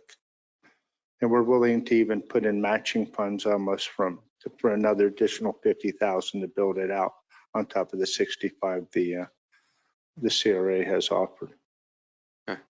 That's the terms of the agreement, Catherine? I apologize. I was having a side discussion. Could you recap? Oops. 65,000 we are committed to as part of the board approval last month. And that's what Louis was. And then speaking to. the Centennial saying And that if they're there's going any to- shortfalls up, up to 50,000, we're happy to fund that. That's acceptable. And with respect to the nonprofit, again, CRA dollars are only to be applied for the physical improvements. Correct. And we did commit to helping market, or at least get the word out about the availability for community space to be used. But we cannot, The CRA should not be involved in tenant selection one way or the other. So it's, as you stated, is that it's still, I believe, your availability to choose who you would like to be in your space? I mean, we didn't say that, like, I'll give you an example. Right now, we have the American Academy that is very interested in the space. We have 1,500 square feet. They've come out to look at it. It's a nonprofit. I mean, if they want the space, they can use it, no problem. So we're just saying we're making it available, and I mean, you guys pick. No. We'd like to have some kind of screening Oh, of course, capabilities yeah. with them too. That's Mayor. what we're asking for you to Right. do, is Oh, we make want sure to that vet you're the people, screened. of course. That's what we're asking for Okay, you so to if do. that's where you're getting, we'd like to be able to qualify the tenant. Thank you. So we're not choosing the tenant, if you're No, we'll be qualifying. choose them. You could bring them to us if you like, Right. and we'll choose them. From vetting everyone, for instance, the American Academy has pretty much already been vetted through us, and they look like they'd be a very stable, very welcomed tenant for that space, especially with Ocean Breeze in the community. Just to clarify, the CRA, I believe, is saying that it may, send tenants for your evaluation, but the CRA is not going to be involved in the selection of a tenant. The CRA is simply providing funds for the physical improvements for the space. So thank you for letting us know who you select. Okay. Yes. No problem. No problem. Okay, so. So is there a motion to approve, or? I'll make that motion to approve, but I do have a question. This is not a permanent space for one entity, right? I just want to make sure this is more of like a general space that people can come in and reserve. And is that how that would work? This is a aspect of a landlord-tenant space for commercial purposes. And it'd be on a year-to-year contract. Year to year. basis. Okay. I just want to make sure it's not correct. Exactly permanent. I'll second it. Board member, may I clarify your motion that perhaps you would like staff and legal to work with them to revise the amendment and perhaps authorize the signature of it once those terms are reached based on what was discussed here? All of that, so move. And to make sure that includes the cost share with the 50,000? And Include the the cost share of CAM. 50,000, absolutely. And the CAM. Yeah, and the CAM. Okay, thank you. Perfect. Seeing no further discussion, anyone yet raising their hands? Seeing none. All those in favor state so by saying aye. Aye. All those opposed? Hearing none, motion passes unanimously. Approval of the development agreement between the CRA and Centennial Management Corporation, for the commercial component of the MLK Junior Boulevard Corridor Mixed-Use Housing Project. Yes, board members and chair. This is the item that was before you last month. This is considering the funding that was budgeted in this fiscal year, $2,025,815 regarding the funding of the mixed use, really we call it the gray shell. There's 8 tenant spaces. Included in this agreement is the ability to fix the rent for 5 years, the first 5 years at $22, and then also the ability to have some increases for cost of living or 3%, up to 3%. For 10 years. So this will also allow the CRA at the first lease to be able to assist in, having neighborhood serving uses in there or any relocated existing businesses to go in this tenant space. This is for the use of the residents that's existing, as well as the new residents of the Ocean Breeze East and the new residents of the MLK Junior Mixed Use. The agreement also set aside a first of right refusal should Centennial in the future would like to sell it to another entity. We also have designated $25,000 for the NOP office to be in there in Unit 8. We understand that this is only going to be for the shell, and not that the Centennial will not be responsible for doing the tenant improvement in the units 1 through 7. We also designated a location for restaurant or food service use in the bays 3, 4, or 5, 6. We feel that those two are really marketable for that type of use. And we want to do it now because it's going through building permit, and the mechanical electrical system needs to be thought about right now. Also, one other thing, that there are terms in there when each party has to submit in terms of approving or marketing and helping to market and get the word out to the community that this space is available. We also will make CRA grant the rent assistance as well as the commercial improvement grants to future tenants, commercial tenants that would like to come in here as well. So with that, Elizabeth can tell you more about what her So review far, is. everything you said, that is part of the agreement. One of the things that we've been discussing, so we're not ready to approve this evening, is with the NOP station, what we would like to see is to make sure that we have a set of plans buildable and ready to go during this construction phase so that we can make sure it all gets built out while we're doing the rest of the shell. This way, nothing lingers and that space will be finished and completed at the same time. And hopefully we'll start to be able to also market this community as soon as possible so that we can try to get and identify tenants as well for the rest of the retail space.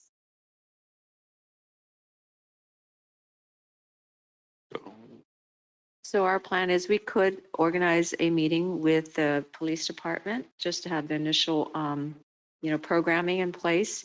And then hopefully we could utilize the services of the architect of record. The CRA has included as part of the, the 25,000 for some design services for that as well. So we'd like to do that as well, and we'll try to schedule something right away to make sure. Perfect. Okay.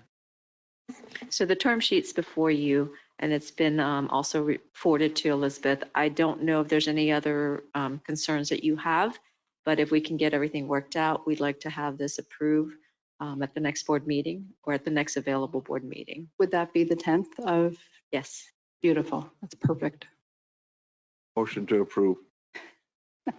Put us on the menu. Second. We have a first and second. Is there anyone else that would like to speak? Not seeing anyone. All those in favor state so by saying aye. Aye. All those opposed? Hearing none, motion passes unanimously. I do have a request, though, is that I believe the business entity is Wells Landing LLC.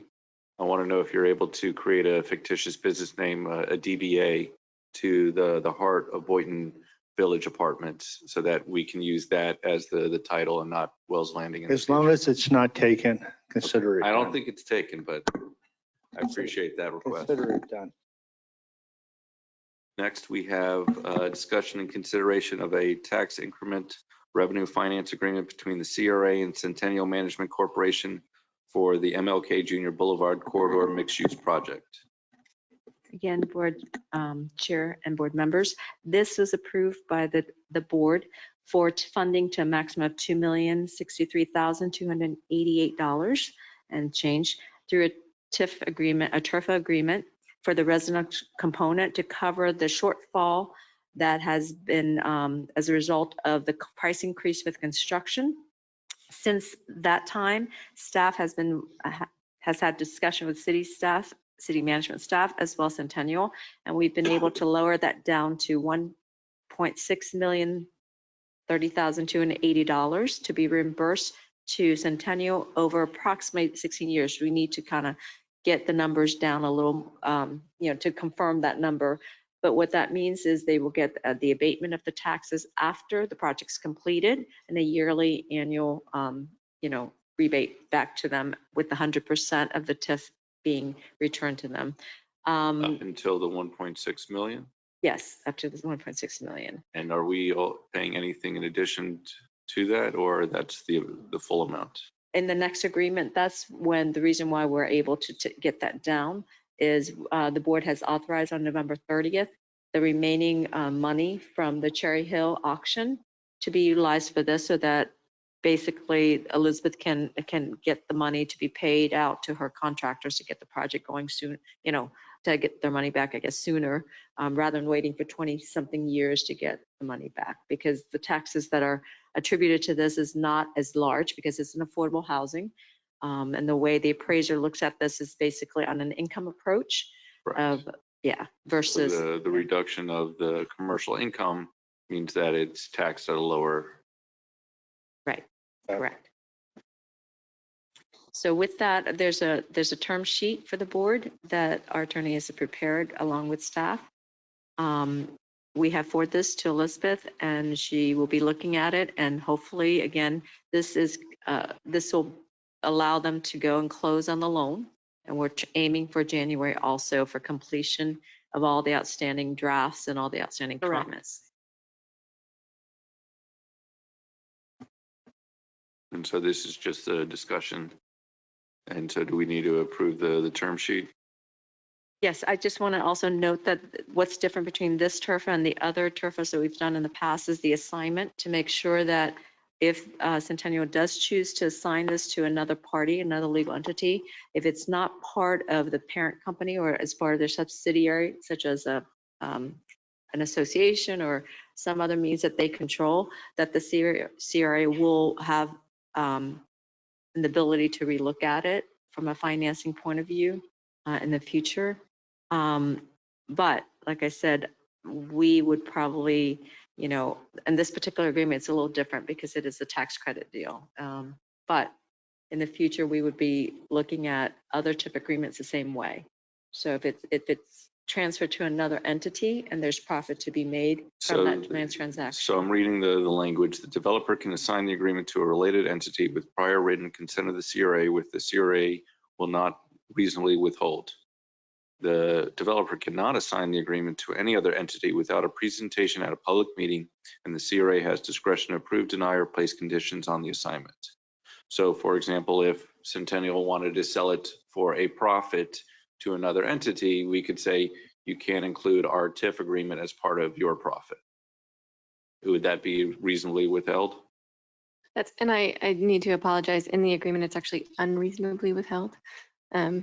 So it is. Will not be reasonably withheld. So we will have to fix that. Yes, it's correct in the agreement. I apologize. It's not correct in your term sheet. Will not reasonably withhold. Yes. Whereas if it's a related company, the CRA will, unless there is a very good reason not to, pretty much consent to that. But if it's to an unrelated entity to prevent the scenario you described, then it will come back before the CRA. So I kind of want to have that language, and if you're okay with that, that if there's a profit that you're making off the sale of it, that it would go to pay off the TIF agreement or whatever the CRA has left over, so to speak. So let's say after 10 years, there's still $600,000 left and you're selling it for a profit of over $600,000, let's say $1 million, we would say we're not funding the new owner at an additional $600,000. Unless there's a death on one of us, I don't believe that there will be a sale. So, But conceptually, the term sheets that you have in front of us, we've perused. We have not really had a lot of time to actually digest what's in there. So we will be doing that, but it was already on the agenda and we still have to have time to really understand what's in there as well before we actually commit to that term sheet. If that makes sense. Conceptually, Mayor, yeah, we're in agreement on that. Thank you. I don't know how you're wording it 100%, but conceptually. Well, it's kind of in the sense that when the developer for 500 Ocean sold for so many millions over their cost, the CRA is still paying the TIF agreement out to the new owners. Oh, we understand that. Yeah. And in simple terms, if you benefit, we should benefit. That's right. We have no problem with that. Board Member Katz, I saw your hand raised. Yeah, I think I'm comfortable with the direction language is going, because my understanding that if it is sometime in the future, neither of you died, hopefully, but you decided to sell, the language right now would not permit you to sell with the attached TIF agreement unless we came to a new agreement. And if no new agreement were to be made, you would forfeit the TIF, the remaining TIF, if you were to sell it. So it has the effect, I guess. I just want to make sure that that's more clear. Yes. And I do appreciate the incorporation of this because this is a direct result of conversation we had some time ago, maybe going back 6 months or a year, I can't recall, but where these benefits don't become pure profit incentive for a future sale, which is not what I expect here, but which has been exactly what has happened in multiple previous projects involving these types of incentives. So I appreciate staff moving to incorporate this pretty quickly and Centennial for being understanding of the logical basis behind it. When you know better, you do better. It's true. Forever. Teamwork makes the dream work. Yes. Okay. So, Catherine, do we need a motion to approve the term sheet with any modifications at today's meeting? Yes, I'll take a motion. Move. Second. All right. Is there any further discussion? Seeing none, all those in favor state so by saying aye. Aye. All those opposed? Hearing none, motion passes unanimously. All right, and next we have item E, I believe. Or is that? Yes, this is the remaining money that was authorized by the chair to be, by the board to be used for the Palm Beach Housing Authority Cherry Hill auction. There's $433,000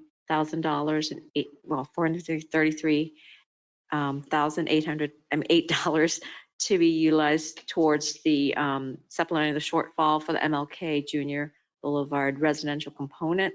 For the shortfall, the cost that was attributed to the COVID-19 and the rising construction cost.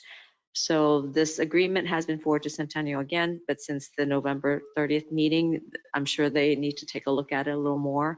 It just sets forth that this is going to be a reimbursement. And again, under the fiscal impact, we detailed all the contribution that the CRA has to making this project move forward. We know that it'll be a beautiful project once it's done, and it will be done timely with Centennial's assistance in moving it forward. So if there's any other questions, I'm sure staff's here. I have no other questions. Oh, I guess no. The one question is that the Palm Beach County Housing Authority, did they sell all of their property? We tell you honestly, I haven't had a chance to even contact them on that, but I will follow up as soon as, probably tomorrow, just to make sure we get something in writing. Because we did purchase the We did for our part, but we don't know. They know that we're looking forward to hearing who ultimately owns those properties. But I need to probably follow up in writing for that because they're probably slow in getting that results back to us unless we ask. I'd like to have in writing to report back to the board. All right, thank you. Beautiful. So then I just have a couple just housekeeping issues I just wanted to kind of bring up. One of the things is, as I heard earlier, that, and you all understand that we're doing on the 17th and 18th, we're doing our job fairs. And I have to say thank you so much to the CRA and to Mercedes, who has been very instrumental in helping us put this together. And she's introduced us to a marketing person here in Boynton Beach that we've utilized, and a company for tables and chairs. And she has, even with our social media, she has just been, thank you so much. You are amazing, absolutely amazing.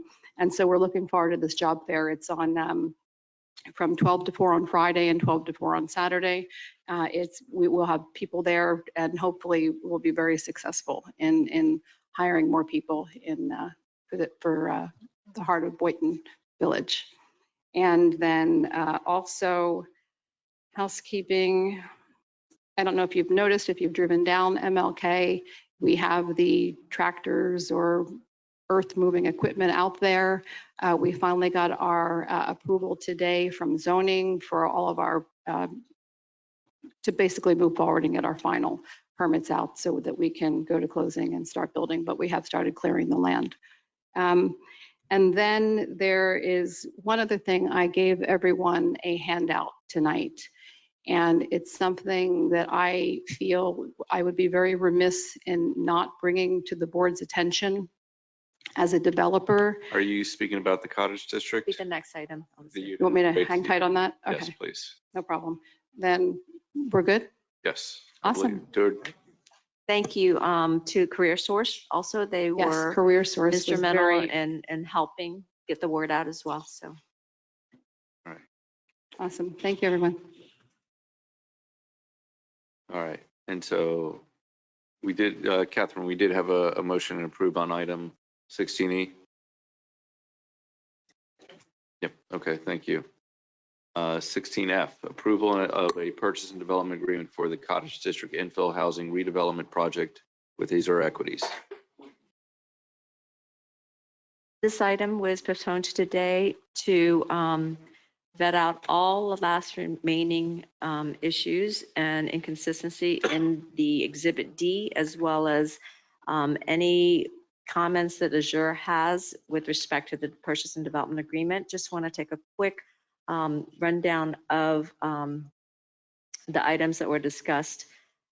Again, we had, if I can bring the board's attention to, again, the board direction was to have this as a fee simple owner occupied project. So we have included in section 10.1 that there will be a deed restriction for this. Just also wanted to point out this will be an affordability period of 15 years, and these units will be addressing the Boynton Beach area median income 80% to 140%, which is a little lower than the county's median income. Also, there are some site plan items that in Exhibit D, which is part of this agreement, that will detail what it looks like, the unit, the size, and the cost, and the area, target area median income. There are 40 units to this. There will be approximately 18, I believe, or townhouses, or yes. And then also there will be a small pocket park as an amenity. There's also some contribution from the CRA that will go towards the land development, and that will be given in increments as the project gets developed and as the unit gets final. There's also a note regarding the builder's warranty. Again, this agreement is with a developer, which in turn will be hiring a local contractor or builder, which means that we want to make sure that after the project is done, the units and the unit owner has a recourse if there's any latent defects with the product. And so we want to make sure, and we've added this since the last board meeting, that the builder is responsible to provide, the developer is responsible to provide the builder's warranty, so that these homeowners can come back and make sure that the product gets fixed if something comes up. For example, cracked tiles, anything that is associated with the building, or that bonding be provided to cover the latent defects. That's really important because the CRA is in the business of home repairs, and the only recourse they have is to come back to us, and we don't want that to happen. We want the correction to be done quick and soon with qualified people. Also, there's local engagement. The board wants to make sure there's tradesperson and labor that are local that can participate in the project's construction. That's in section 20. There's also a milestone for the entitlement process, the review process, as well as the completion of the construction that's detailed. More importantly, there are requirements in section 22 that requires a developer to obtain financing before the project can be, or the land can be turned over to Azure. That is not just commitment, it's actually their loan paperwork needs to be done. Again, this will guarantee that they'll have financing in place before it gets started. And lastly, there are certain assessment of fees if they don't have the units completed by the date. Again, it's a distribution of 4 payments of the plus $1,000 to Azure. It's going to be done in 4 increments, incremental payment, and also a reverter agreement. But understand that this reverter agreement is only for the properties that won't be sold if they don't perform. So with that, we're here for questions, and Mr. Gottsman is here also to have any other comments from the board. Mr. Gottsman, do you have any comments or any questions for us or comments? Not really. I think we've been very thorough with the CRA. And I would like to point out the thorough. We really went over all the possibilities. We even changed the timeline that we had allocated for the lower income to make sure that everybody has the opportunity. So we had allocated 2 weeks pre-sale. We moved that to about 120 days, I think, to make sure that the lower income have a real opportunity to jump in on the lower income houses. So I think It was only 2 weeks that they allow pre-sale for the low income units. It usually takes 120 days to do the income qualification. And we ask that Azure accommodate the 120 days so that if people who needs to go through the income qualification process, they don't miss out on the pre-sale.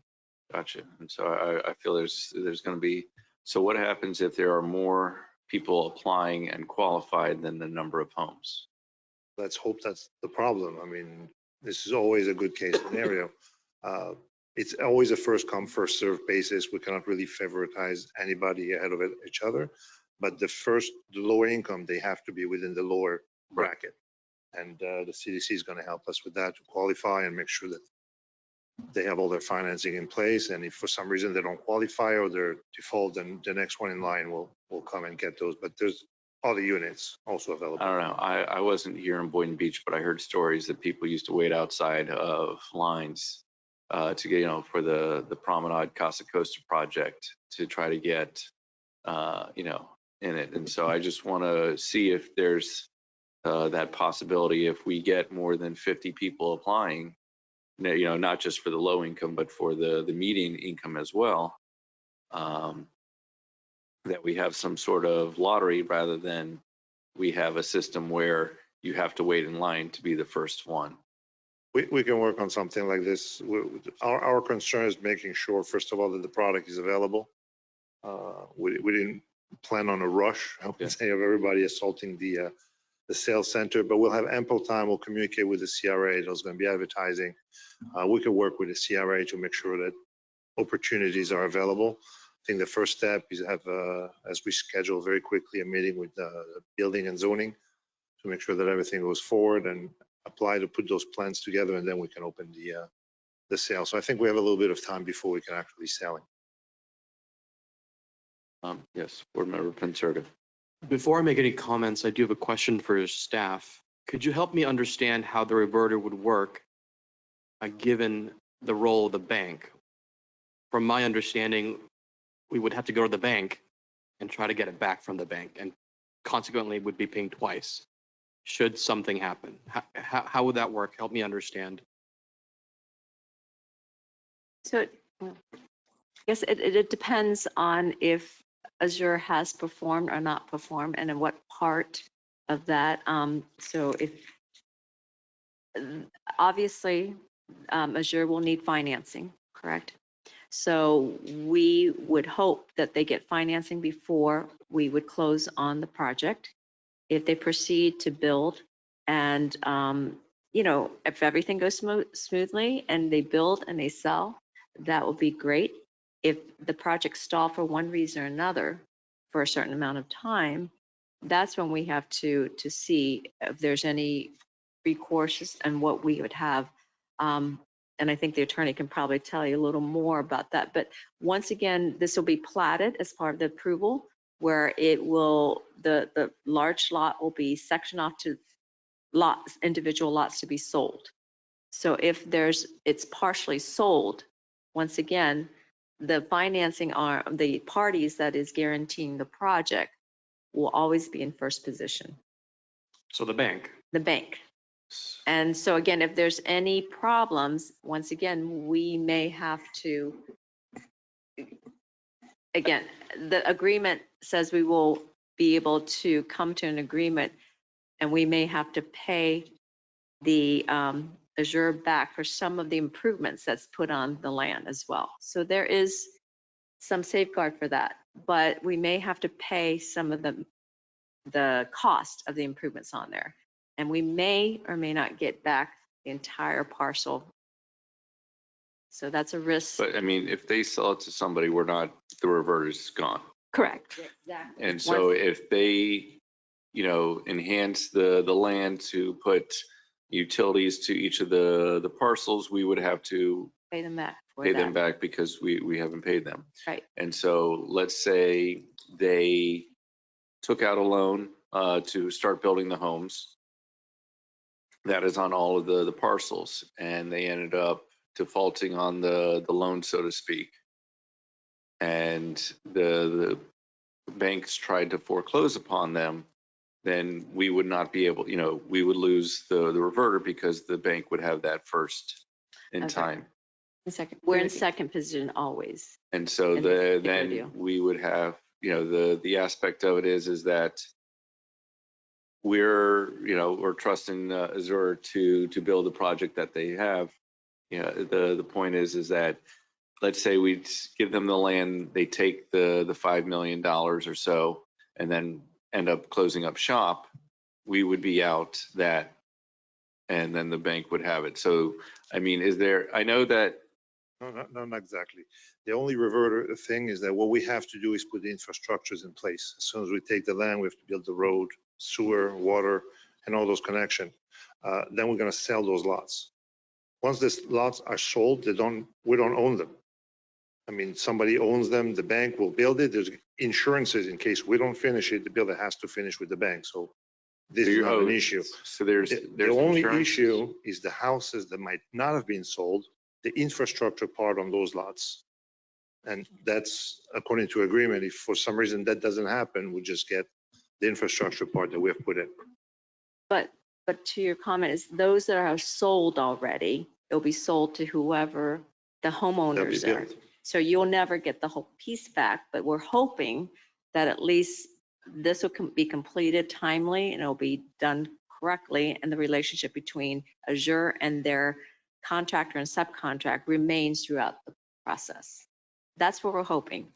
But yes, Yeah, the reverter in this case is not a perfect instrument. I want to be very clear about that. It is a tool in the CRA's toolbox, and there are, multiple avenues for default. And so this just provides us one of those, but we would be in second position to the bank.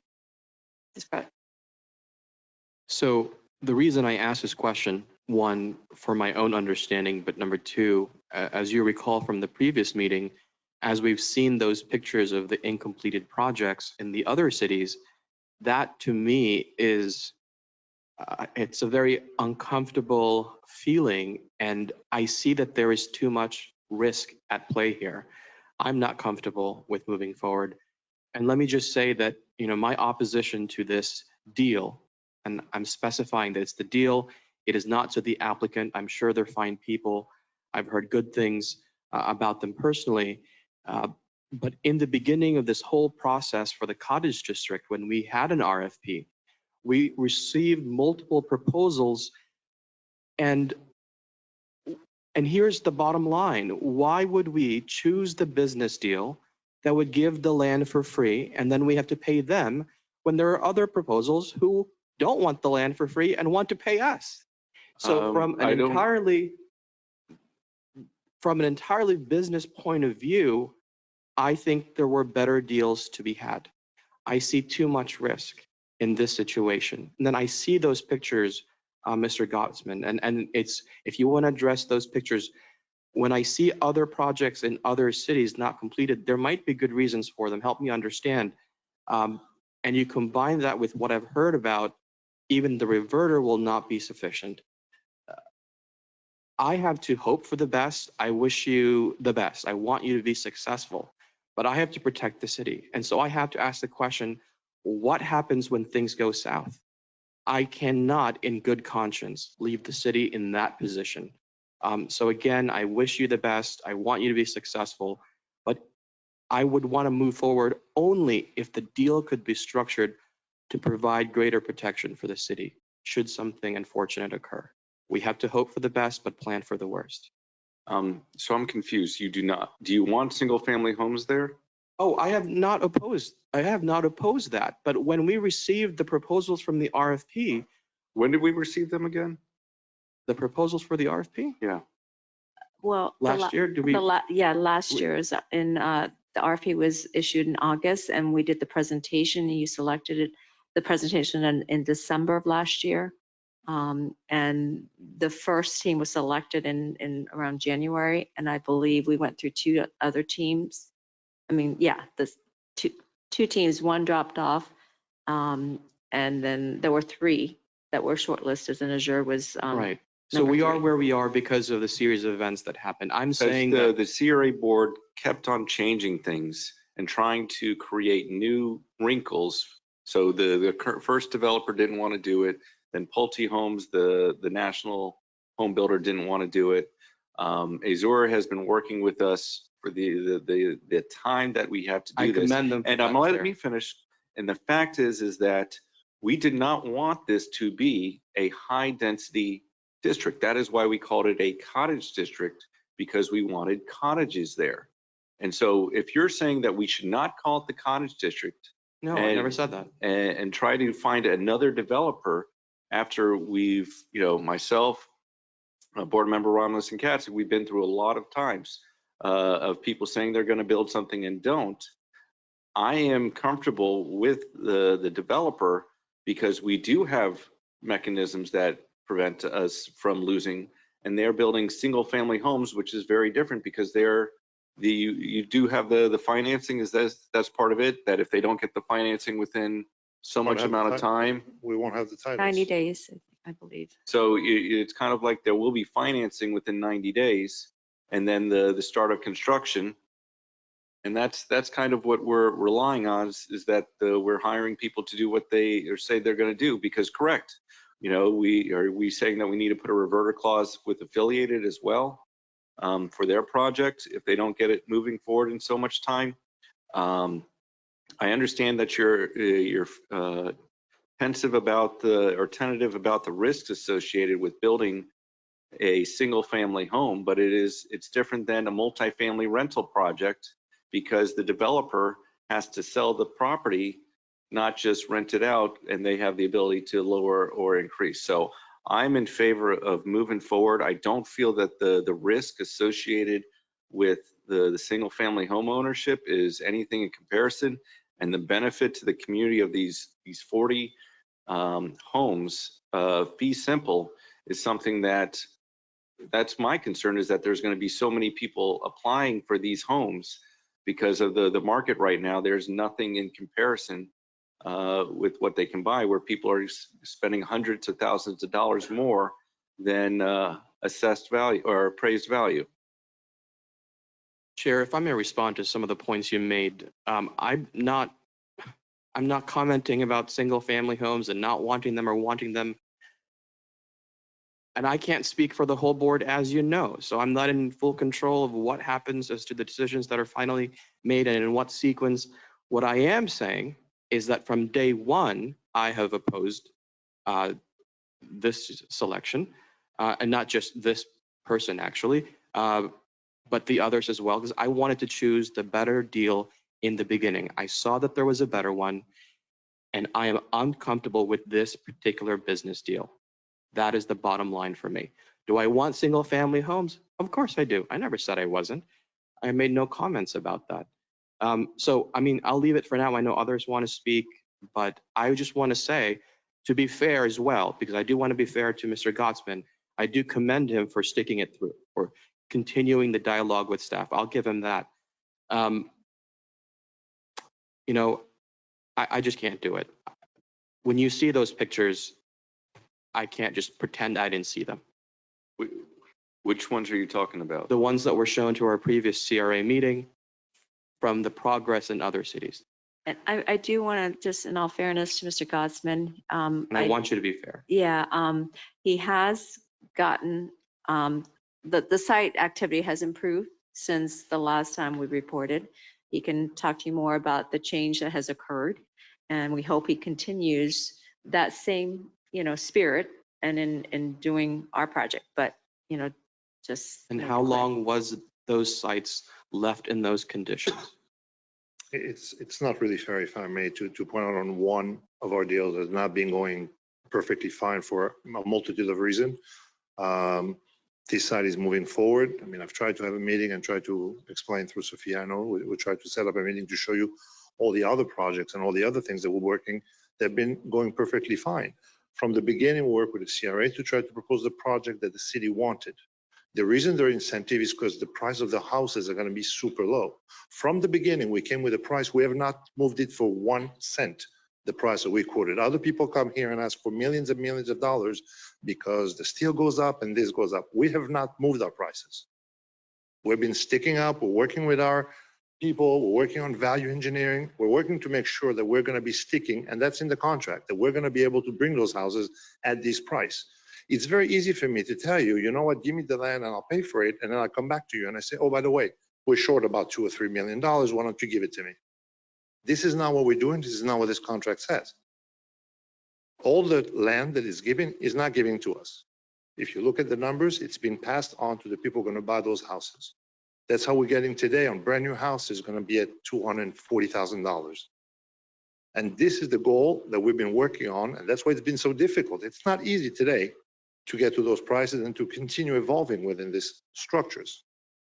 So I'm just saying, if it's not what the city wants, that's fine.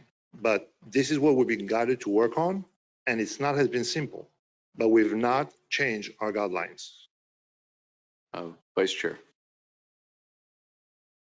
I hope that what you're saying is good and correct. I do want you to know that Board Member Type and Serger is not the only one with those concerns, because I too have those concerns.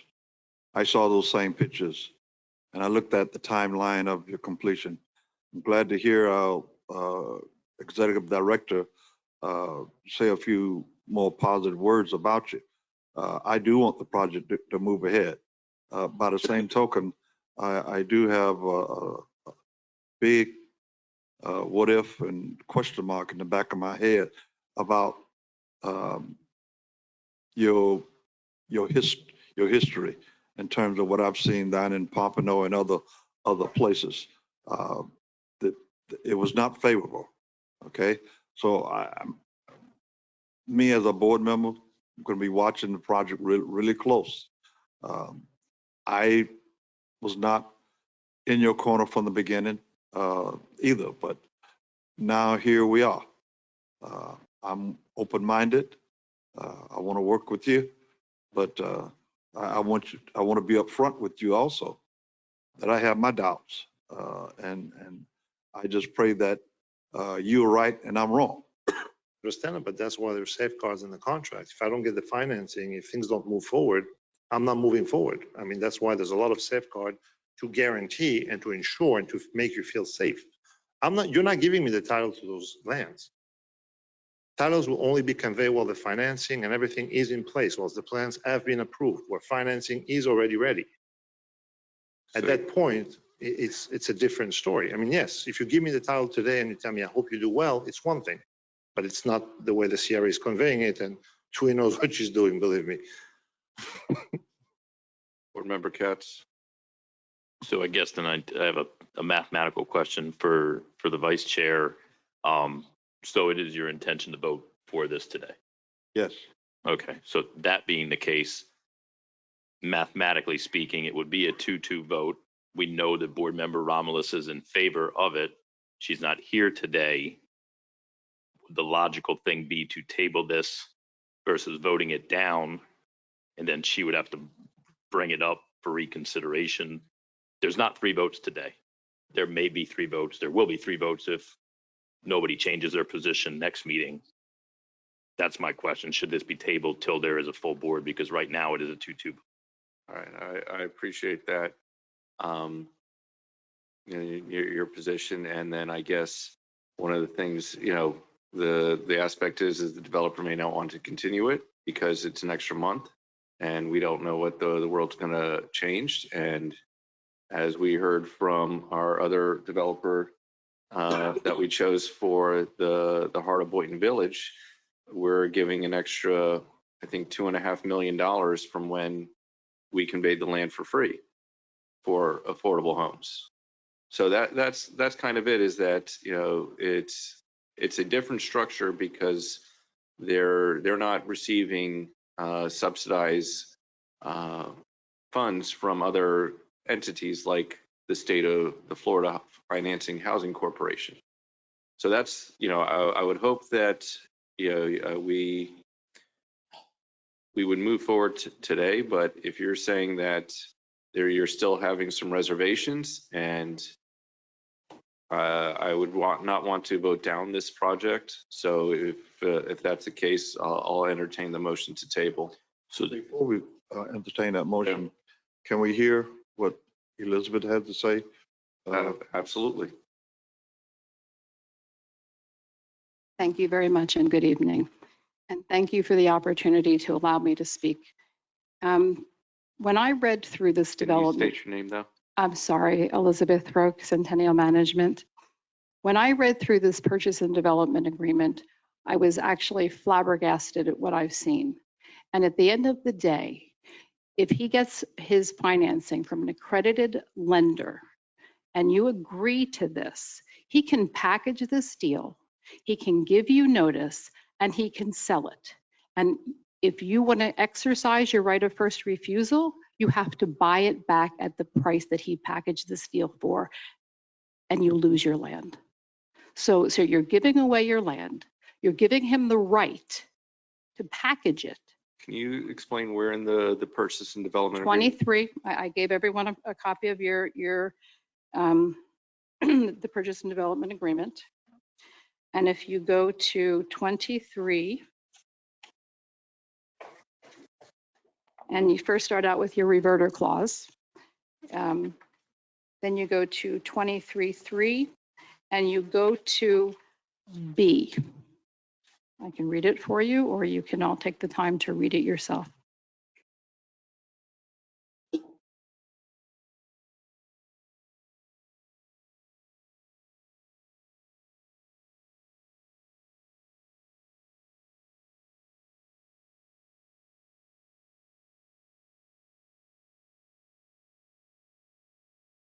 And so I guess my question is that, so what are you saying we should do in order for a developer to build on this land without financing? Well, they can get financing, but you could change this reverter, you could change this clause to say that doesn't give them the right to package this deal at the end of the day.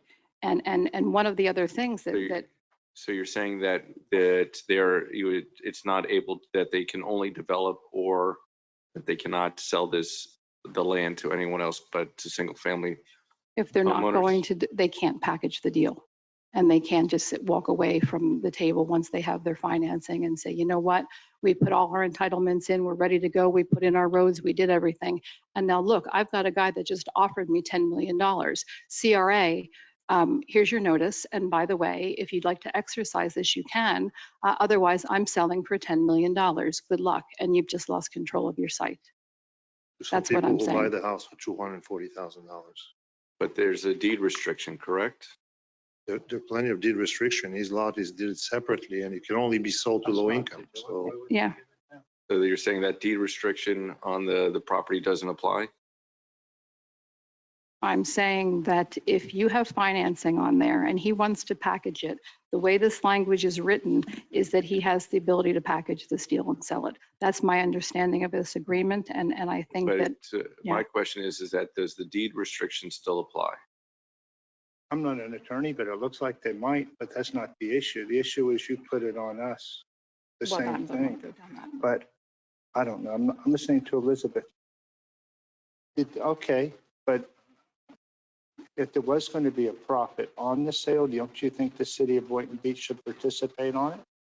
Since I'm sorry, you have to speak into the Louis microphone. Sweezy, Centennial Management. So the question is that I have two questions. Number one, the lender, is it an accredited lender, or is it just some guy who's just going to write a letter on a stationery saying, hey, I'm a mortgage broker and I'll do that?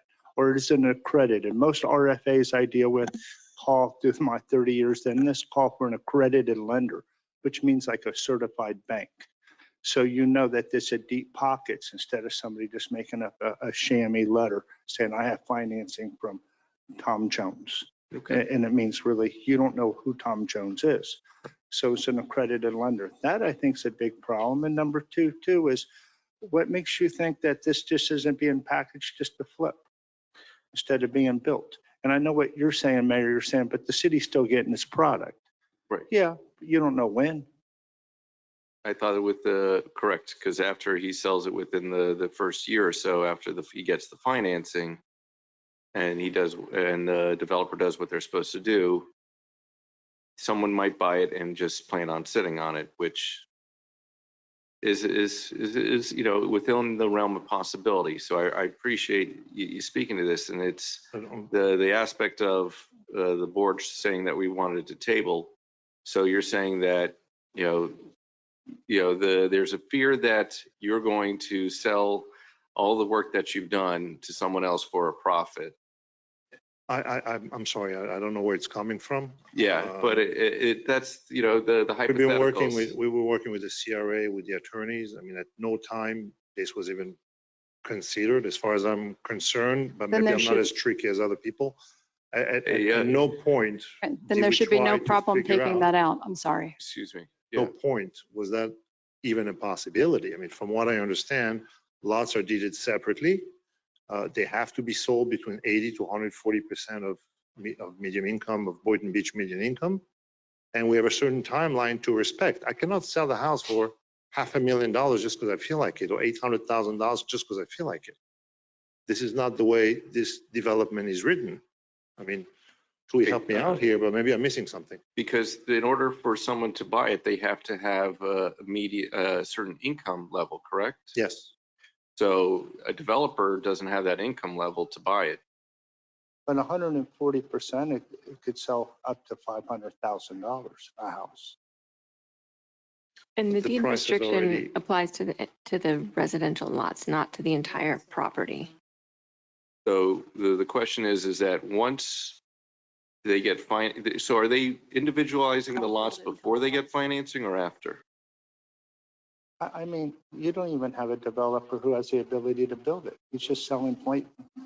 We're going to sell lots and build them one at a time. Could look, I mean, now you're being. What we're saying is. You have an eyesore in that city for a long time. And so, the problem that we review have. that. We will review that. The problem that we have, Elizabeth, is also that you put in a letter of intent that you gave to this board. And this isn't the first time Centennial's done that. And, the aspect of it is that I kind of want to table this for the discussion because, Mr. Gottsman, it doesn't seem that you have the majority of the board today. I understand. And so that's kind of the aspect of that we have right now. And hopefully you'll be able to speak to the dissenting board members. My attorneys will. Yeah.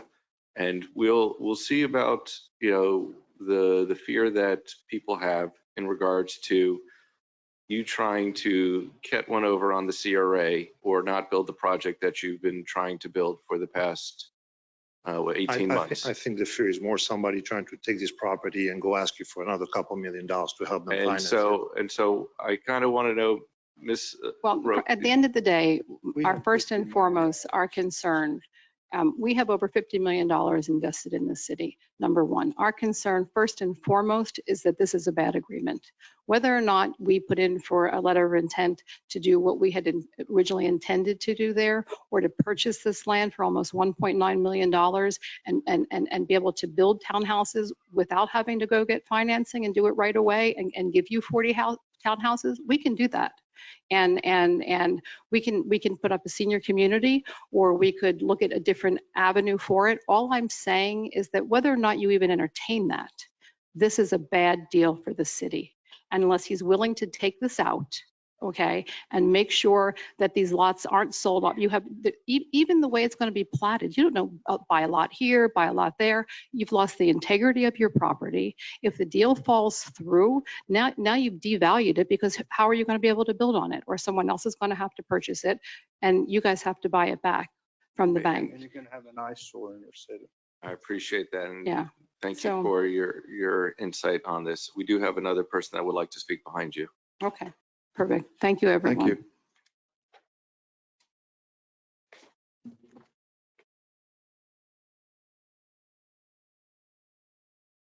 Arturo Joseph, Boynton Beach Faith-Based Community Development Corporation.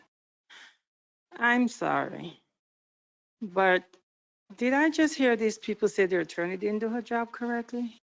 Say one more time. Did Centennial just say that the attorney did not do her job correctly, and they're now pointing out to you what is insufficient in your agreement? So they're stating that the right of first refusal doesn't protect us if they try to package the deal to another affordable housing builder at the same restrictions that So Isidore has. Isn't that why you have an attorney, to make sure the city is protected, and that they're standing here and diminishing somebody else's project when they have been up here over and over, project after project? No one has come up here and talk bad about anything that they're doing. They've come back here and asked you for a couple of $1 million because of this and because of that, and you've granted it to them, and then now they're here talking bad about somebody else's project. That is so undermining and so ridiculous, it's not even funny.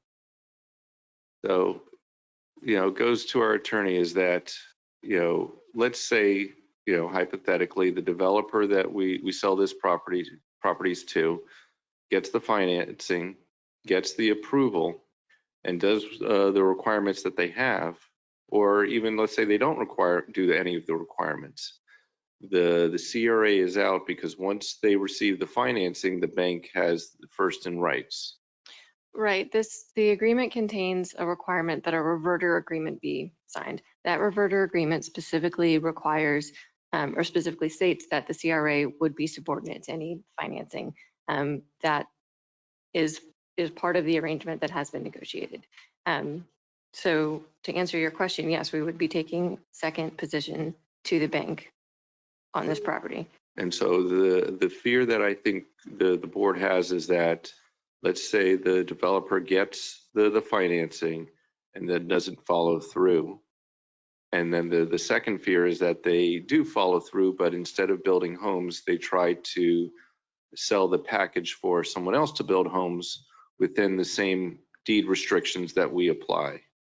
Well, there are multiple ways, I'm going to say, to handle things differently. I mean, one way to, I would say, I don't want to say not follow through in the agreement, but it is possible that the property could be sold as sort of a package deal to someone else, which might be considered, for purposes of this conversation, not following through with the agreement. That would not necessarily put him in a position where he couldn't repay the bank loan. So the bank might not, in that case, have the ability to come in and repossess the property, because it's not necessary that the bank's interests are not satisfied. In that case, he might make a deal, pay the bank, and then that wouldn't be intact.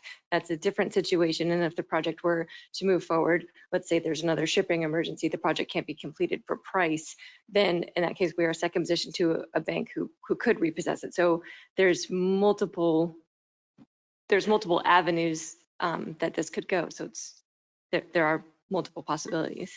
Why did we even do this to begin with? Because I don't understand, didn't we, all of the developers that we always worked with, either had to deal with financing, or they relied on a lottery system to get the financing? Well, this is the first that we have with fee simple single-family homes that we've done. In the past, the agreement does require, and the CRA does provide options for the developer to go after subsidiary monies to make sure that the project can be built. In several of the cases, Ocean Breeze and MLK, which is the most recent that I have been involved with, there are secondary safety net per se, where the board would be able to act, where the developer will have to come back to either ask the CRA for TIF money or additional assistance within the agreement. But those deals are a little different because it is under a rental scenario, and it is heavily subsidized in this case by the Florida Housing Finance, not by a separate entity. And then the other projects where there are mixed uses concern. Well, no. We've done projects with the CDC and Habitat for Humanity. Am I mistaken for single family homes? But our obligation is really only to provide the lots. How much do we provide the lots for? Usually free or at cost, and we usually do it for about anywhere between, Teresa can tell me, up to recently $30,000 per lot. So this is one of the most substantial assemblages that we've had. Some of those other lots are done as an infill, and the entity that develops, the CDC or Habitat, basically has their own dollars or they have their own leverage and equity to complete the project. So we would only provide the lot or assistance in hookups. So those are smaller in comparison to what the sweat equity or the construction and the financing that they bring into place. And the individual owners obviously have to get financing on their own. This is one of the projects where we actually have a large assemblage that can be subdivided. And so we're creating, so to speak, a community that is subsidized housing. And it's that aspect of it is that we're not building it. And if we're not building it, we have to have a developer that builds it and they have to get financing. However, we could put into the purchase and sale agreement that you're unable to assign the property to anyone else, because that's one of the fears that they could say, you know what, we're not allowed to assign the property. Not being able to assign the property is slightly different than maybe what the terms that may be required to get financing, because generally the bank will require, the property is collateral. So not assigning the provisions of the agreement wouldn't necessarily mean that we could escape being in second position if he's going to be able to get financing. No, what I'm saying is that one of the fears is that he was going to sell it to another developer and not follow through with the project. Right, that can be changed. And so you're okay with that language that you are? When there's any developer and there's a lot of profits, you guys take it. I cannot be more clear. I mean, this is not the goal. This is not how we've been working for a year with the CRA. But that's the thing, is that the CRA doesn't care about the profits. They're more concerned with the project. But this is not what we came here to do either. So. The project? No, the flipping. Right. And so that's kind of what one of the. There's a restriction to be put on the contract. I have no issue with that. Okay. I'm not an attorney, so yeah, I'll let them figure it out. So is that something that is possible? So yes, we would need to revisit the language in paragraph 23.3. Well, actually, 3. I was going to say, I'm just going to leave it at 23.3 at this moment, to address that in some degree. But so to be clear, right now the right of first refusal is that if the developer receives an offer, that essentially we would match that offer. Which, doesn't make much sense, because we're not in the business of matching offers that would mean that they would make a profit and then we would get the land back. So that doesn't make sense. Okay, so we can remove that part of it. We would need to put, an alternative right of first refusal in that would dictate. So, basically what we're saying is that if they're trying to sell it, we kind of don't want them to sell it to anyone because we want them to develop it. And if they're unable to develop it, that they have to, the reverter clause applies. Okay, so if they don't sell it, so basically if they don't sell it to the income-based homeowner, right, they can't sell it to anyone else. Or this, or the Or the to choices would anyone be, else, but if yeah. it's not an income-based homeowner, it would have to come back to the CRA. Is that what you're requesting? Yeah. Okay, and as an entirety or on a lot-by-lot basis? I would say both, because if they're trying to, if they can't go through with the project, or if they can't, or if there's a couple lots left. Okay. So is that, but I'll have to ask the board if that's something that they would want in the contract, or is that something that we would table to the next meeting? Yes, Board Member Katz. I think then, to the points and the personal concerns of the conversation that just took place, a valid critique of the contract is a valid critique, self-interest or not being the motivation. The votes are laid out as they are. I would simply say, even with my intention not to support the move forward now or next month, that the three individuals that would make up the majority to move forward would embrace this, because it does protect us from that scenario, however unlikely it may be. So I would need. Yes, so the remaining. I think it should be in there. It doesn't mean I'm changing my position. That's But fine. if it strengthens the contract for an eventual majority vote, that is not a bad thing. Okay, so that remains the price at which the CRA would be required to reacquire the land, because that I think is the sticking point here. So right of first refusal very often involves a price match. We're not going to do that here. I would say that we would pay whatever improvements, which we said we were going to do anyway. Is that correct? Yeah, the price of the improvements, and then for the, okay, and that's what we'll leave it at. I just want to make sure that that's what, and sir, you're comfortable with that? Sure. The price of the improvements, and that's it. Okay. Could I make a suggestion? This is what we have Okay. planned. Yes, Board Member Katz. So just to summarize what changes you're going to make, and that you've indicated you seem to be on board with as they're described.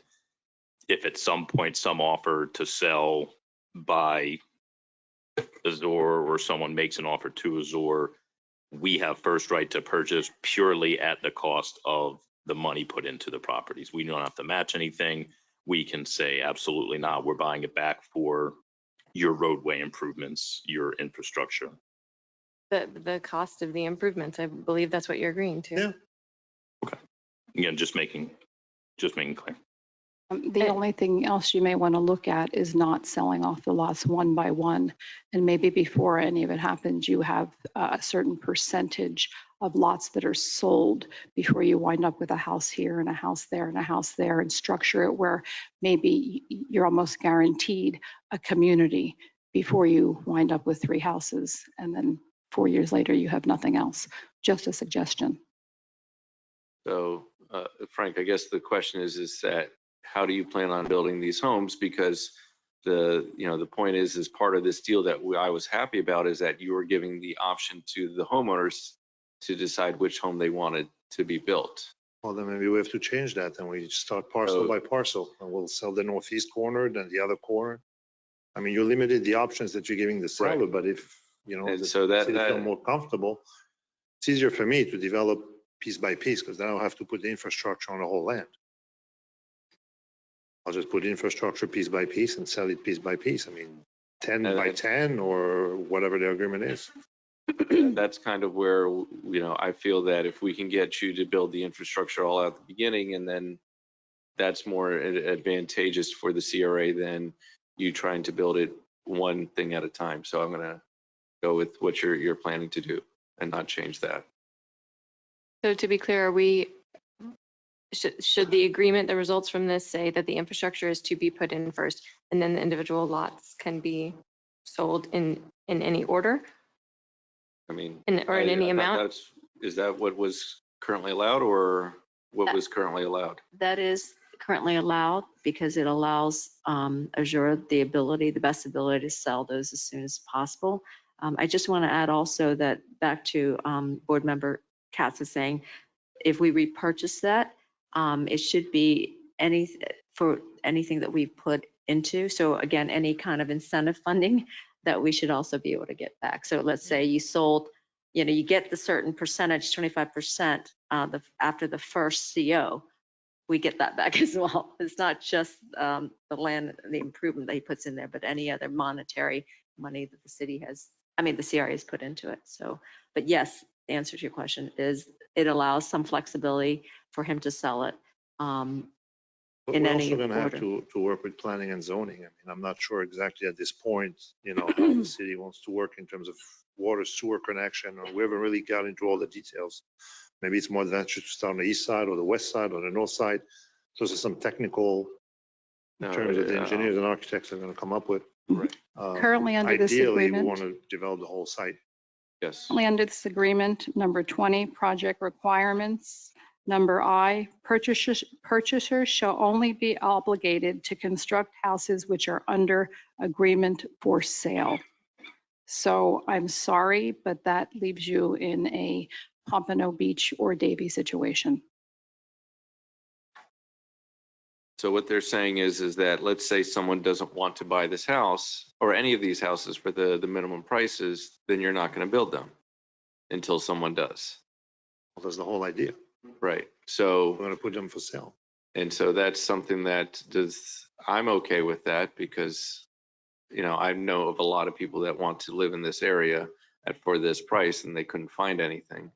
But that is that aspect of risks, because unless we have a developer that builds spec houses up front and we don't give the new homeowners the option, we have to do it this way versus another way where everyone gets the same sort of townhouse and other things like that. And so,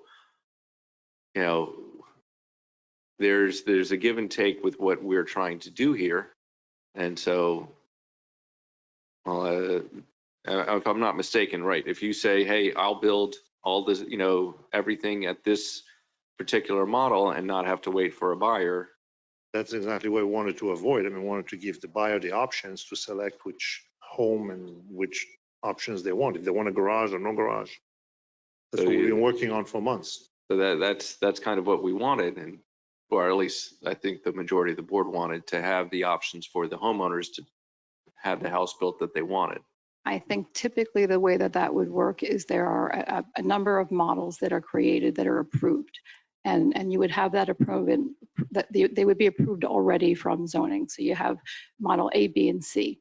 And so now certain lots would have A's on them, certain would have B's, and then the person would come in and say, well, I really like A, and I like the fact that it faces north. So we want this type, and these are their options. But it's not like you're going to put A here and B there and C there. Typically in a planned community, you want to make sure that you have it planned in advance, and the people still come to pick, and they can still pick out their carpet and their flooring and their tile if that's something that's being offered. So, but it's more planned than just random.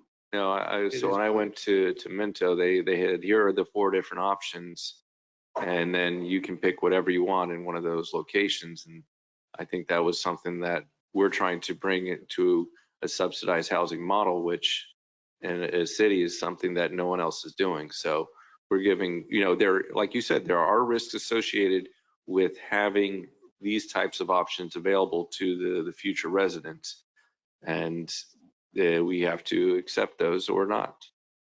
I think at the end of the day, what's most importantly, and really no disrespect to you, because we do have a lot invested here in Boynton Beach, and we really do care about this community. And I would be remiss in my responsibilities and my obligations to the CRA and to the city of Boynton Beach if I did not point out what I felt was not advantageous for this board. And so regardless of whether I want to put in something else or not. So the way that I see this is it needs a lot of tweaking, and this board and this community needs to be protected. And that's my whole goal here, is to make sure that these things were pointed out and understood before anything was agreed to tonight.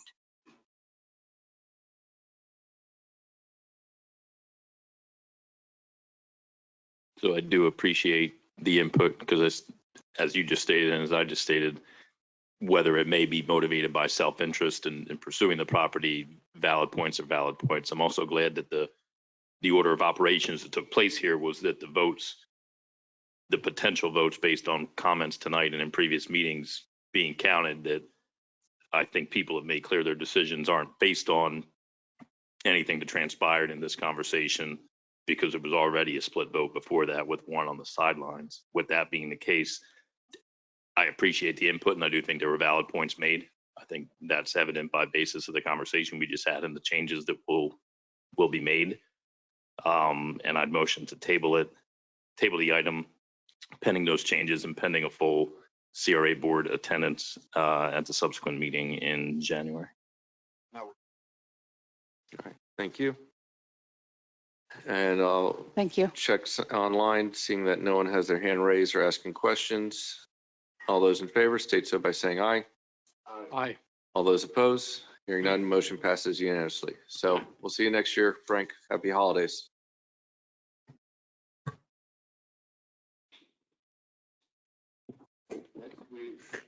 Next, we'll go into item discussion G, discussion consideration of the purchase of Green Acres condominiums property.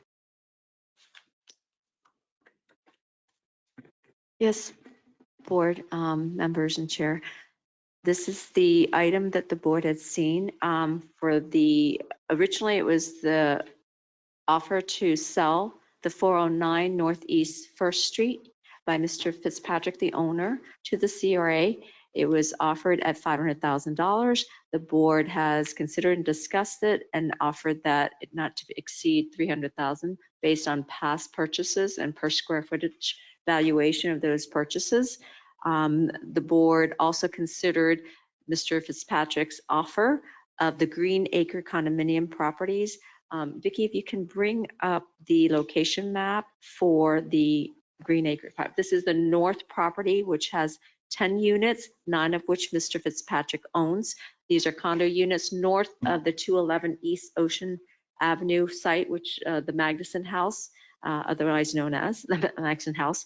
Mr. Fitzpatrick is here to, for any questions regarding his property and his offering.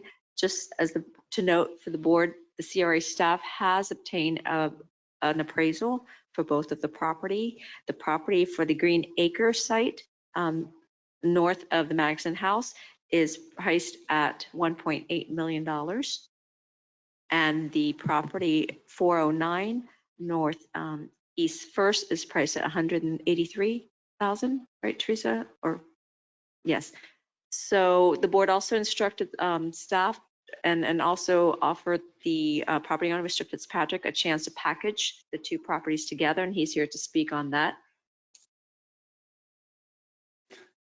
So, I've taken a look at the appraisals, and the problem with the appraisals is that they appraised one as a vacant land and the other as affordable housing, and that severely decreases the value of the land versus, because there's lease agreements for the affordable housing aspect of it.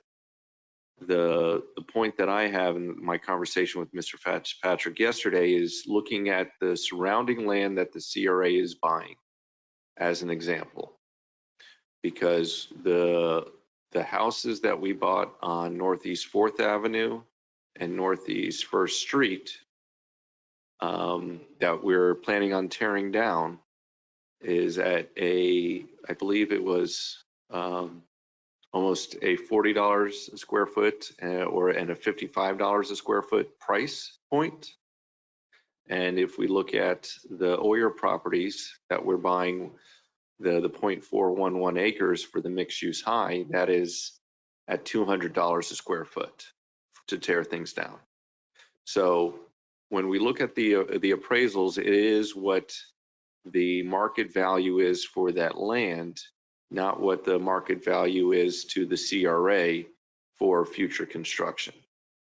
And so that's the point that I wanted to make out before I let Mr. Fitzpatrick speak. So there is the aspect of the appraisals. Would you like to make a price that you would want to sell the properties as a combined package? Because that was the request from the CRA board. Yes, Board Chair, board members, staff, Brian Fitzpatrick, 409 Northeast First Street. I did, if I could, just go to the appraisals first and make a comment about those. I did send out an email to all of you. I'm not sure if you received it or not. That was total transparency. That was the reason for my conversation with board chair, because his email changed and I was unable to attach my original email that I sent out to you to him. It only like had a couple of lines, but going back to, I think it was the October board where you asked me to come up with a package price on this, and you directed the board or the staff to have the appraisal done. I specifically asked that Vance not do the appraisal on this. I felt it was kind of above their pay grade. No disrespect to Vance. I think they do a fine job, perhaps on single family homes, but this is a much different situation. Where they failed me on the vacant lots is I had met with city staff, the building department. I was represented by Miller Land Planning, Bradley Miller. Without any zoning changes at all, I was authorized to build 6 attached units on those vacant lots using the 25% affordable housing bump.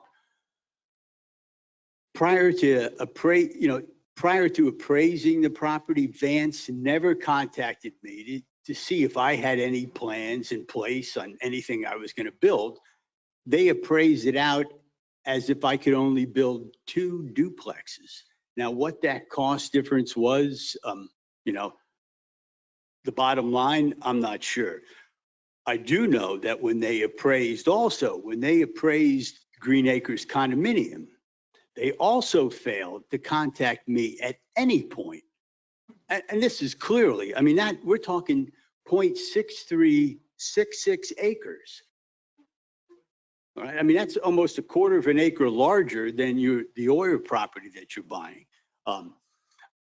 I don't know if the board is aware that this block was discussed with the YMCA, a former assistant city manager, and Mark Heffern with E2L, and they were proposing a 7 to 8 story project, a 40,000 square foot YMCA, 6,000 to 8,000 square feet of mixed use, and 90 to 100 apartments. Now that's on that entire block, of which Green Acres condominium is half of that block on the north side.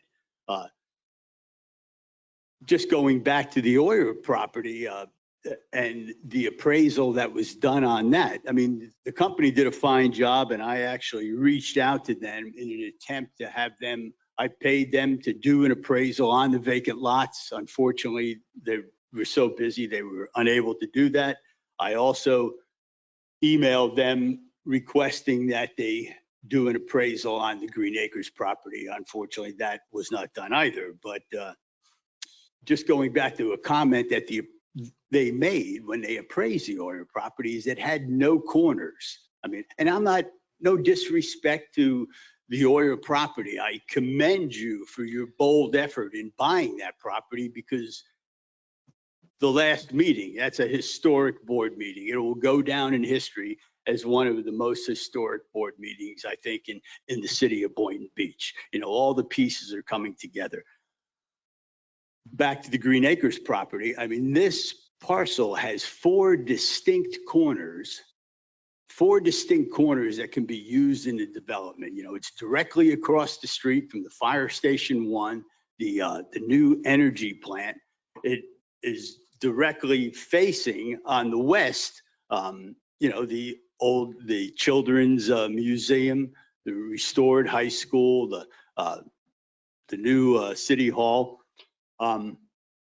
Additionally, I had sent to you a copy of an appraisal that was done by Valbridge Property Advisors in 2018. Now, this was done for the CRA board, and the parcel in question is directly west of Green Acres condominium. And that parcel is 1.09 acres, and it was valued in 2018 at 6,150,000. You know, so I mean, do the numbers. I mean, we're talking Green Acres condominium is 0.6366 acres. You know, in answer to your question, I mean, the board asked me, you know, it's been my goal to assemble that block, or, I mean, I started by assembling Green Acres condominium. For your knowledge, I mean, for your something to think about. I've been working on that. I started in 1986 buying those units. Let me say that again. I started in 1986 buying those condominiums one by one, putting that together. All right. You look at the decades of commitment that I have spent, you know, I realize at this point for this property to go to the next level, to the level that, you know, staff and the board as sitting as CRA, what you can do, you know, I need to step away from this. And that's hence the reason to offer you this opportunity to buy this property. You know, I've really sharpened my pencil. I mean, bare bones. I mean, I'm willing to sell you both properties for 3.0. I mean, you know, it's, you know, it doesn't get any cheaper than that. And so I'm looking at, you know, I didn't get the comparisons for the Green Acres. I didn't see that in the backup, but I'm looking at, you know, what the comparisons were. And there, you know, there was a recent sale on Martin Luther King that the CRA bought that was vacant land for about $8.42 per square feet. And so the appraiser said, you know, we'll use that as a marker and we'll give you higher than whatever anything we see there at $11 a square feet, because there's no home on it that we need to tear down.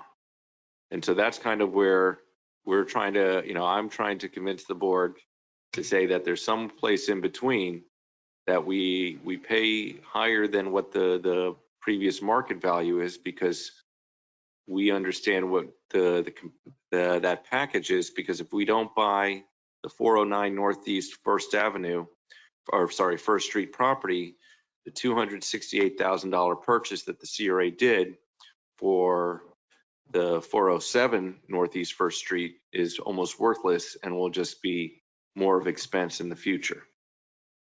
So, Chair, yeah. Can I just ask a quick question? I see here, and we heard Vicky say it earlier, we have about $1 million left. Yes. How would we go about even paying?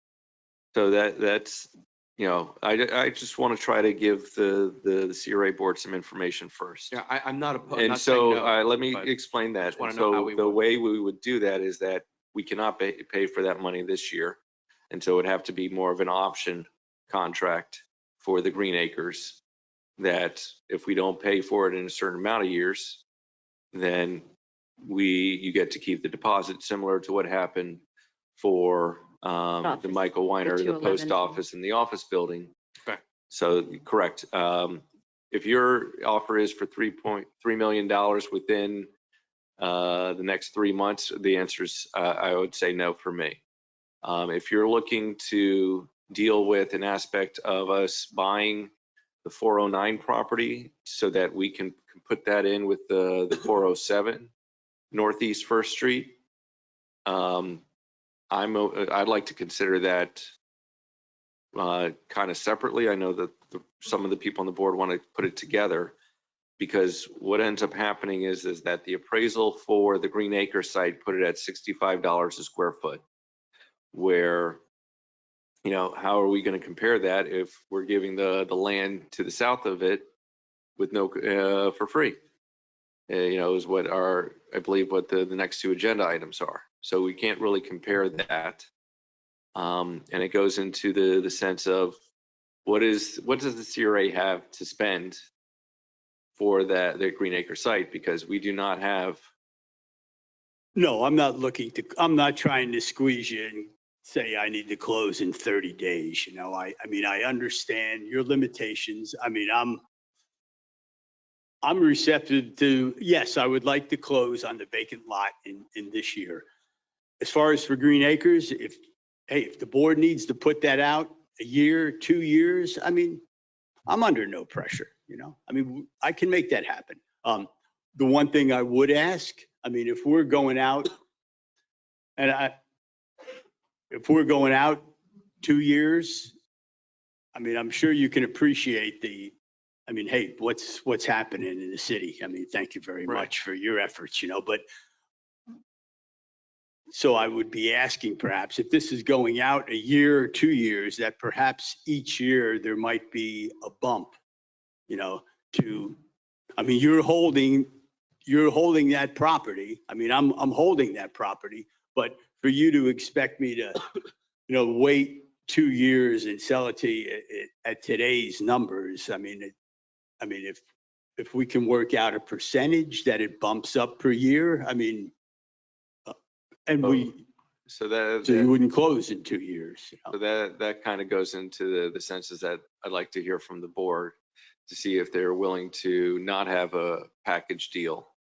That seeing if we can buy the 409 Northeast First Street and have that possibility of combining those properties and creating, you know, whether expanding the cottage district or finding a new, or giving it to an affordable housing development.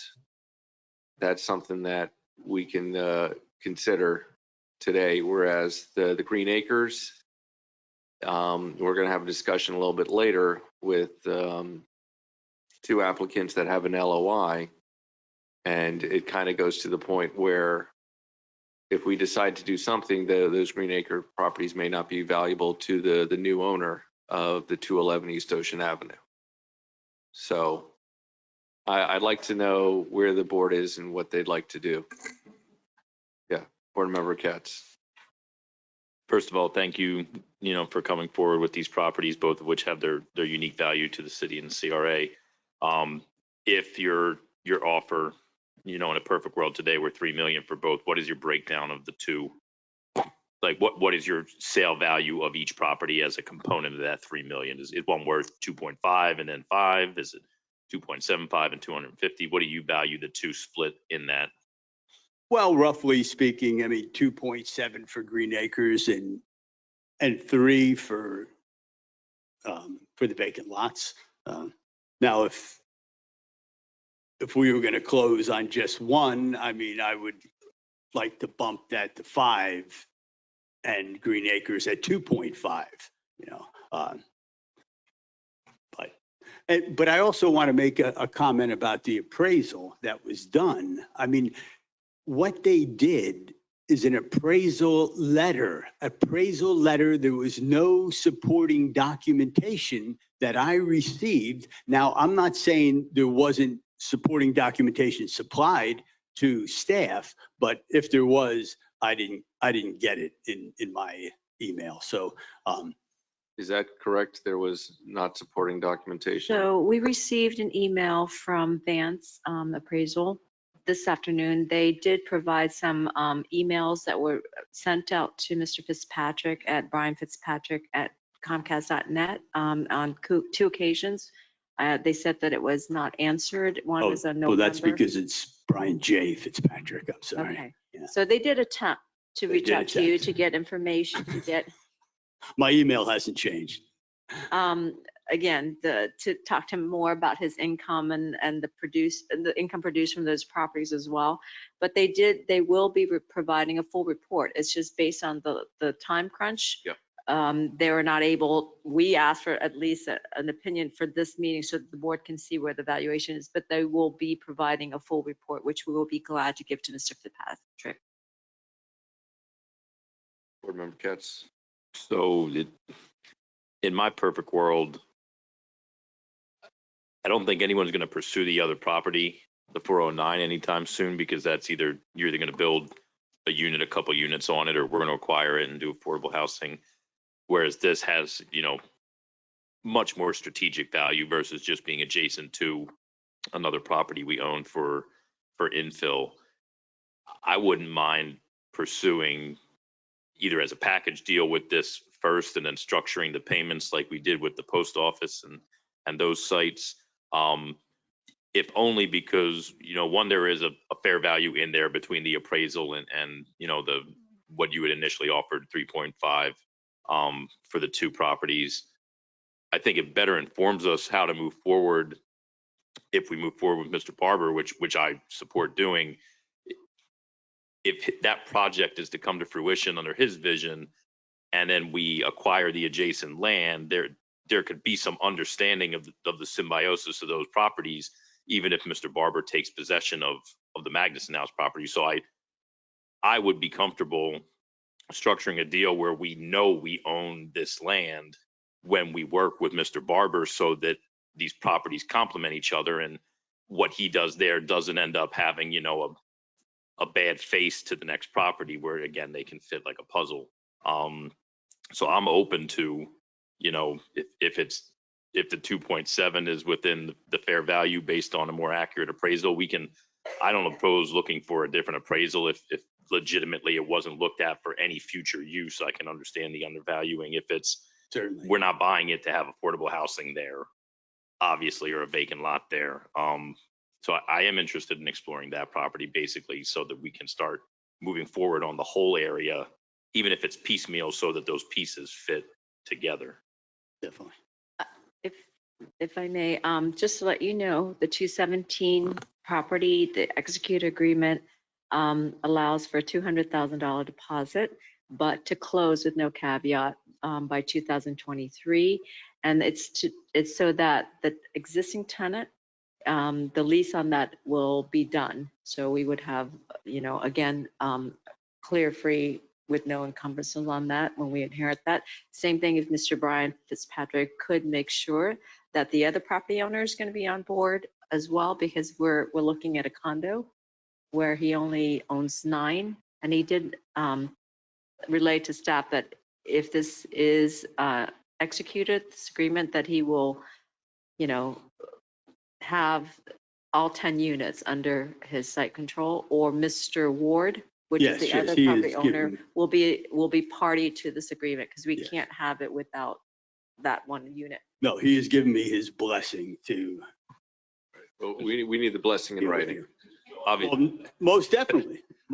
Obviously, when I say my position is to try to pursue moving forward, it involves all due diligence to ensure that our intentions are able to be achieved in acquiring the full property, not 9/10. I wouldn't be up here if that weren't the case, wasting my time and yours, your valuable time, board. Okay, so do we want to table this till our next meeting to come up with some sort of, I guess, terms that you could give to the CRA over time, where if we're not buying it in 2022, or we have the option to buy in 2022. Can we direct staff to engage in negotiations with Mr. Fitzpatrick to put together, in my opinion, and again, you've been working on this since I was 2 years old, so kudos. Since you cited the date, I would like to see two. I would like to see two versions. Now I'm really dating myself, And so that some reasons too.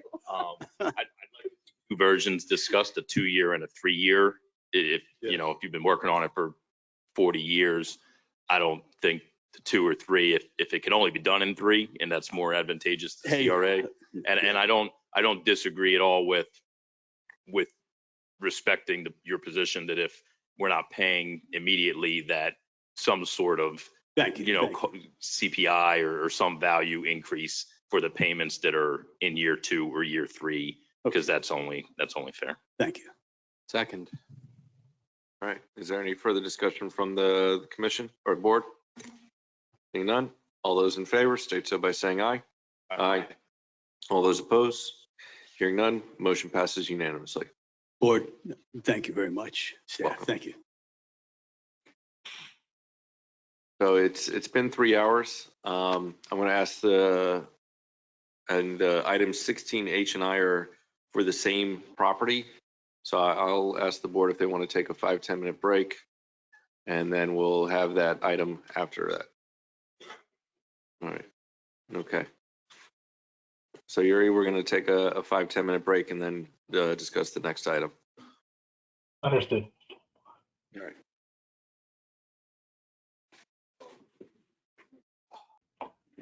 Thank you.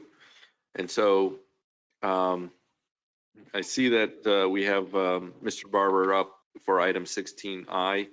And so I'd like to, so yeah, 16H is from Florida Technical Consultants.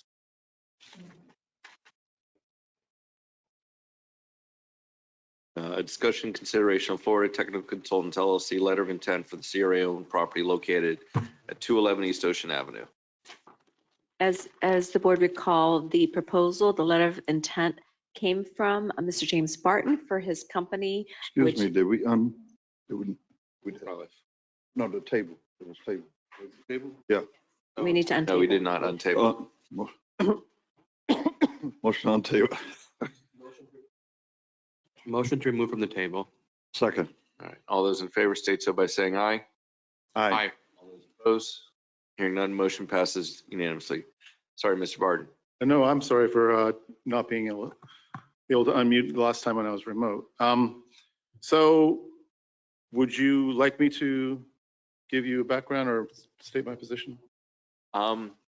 Basically, we'll ask the board, you are the presenter, so whatever you would like us to know before we make a decision. Okay, thank you very much.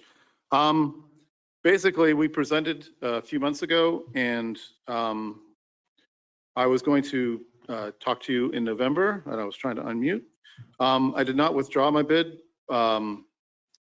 My initial intent of the property was to save the building and to maintain it and to turn it into something that I thought was a link to the past of the city. I submitted a site map, but I didn't submit like an AutoCAD type version of the site plan because I didn't recommend any changes to the site itself. Most of the investment that I envisioned was in the property, in the building, to refurbish the building and use it.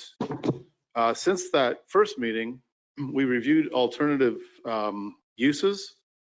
We talked, I've been associated with restaurants in the past, and so we took a look at it, taking a look at perhaps like some type of food on the bottom floor while maintaining an office on the top floor, but it's not really consistent with my business model. We discussed, making an offer of cash or services as far as my company, but I don't think that's in line with what your vision is for the property to have, a restaurant and a nightlife, which is what you talked about. So I believe what we are offering has a value to the public, and I was going to say that if you vote it down, I'm not going to be heartbroken. I just don't think our visions are the same. However, on the upside, I have learned a lot in the process. I've learned about working with the CRA.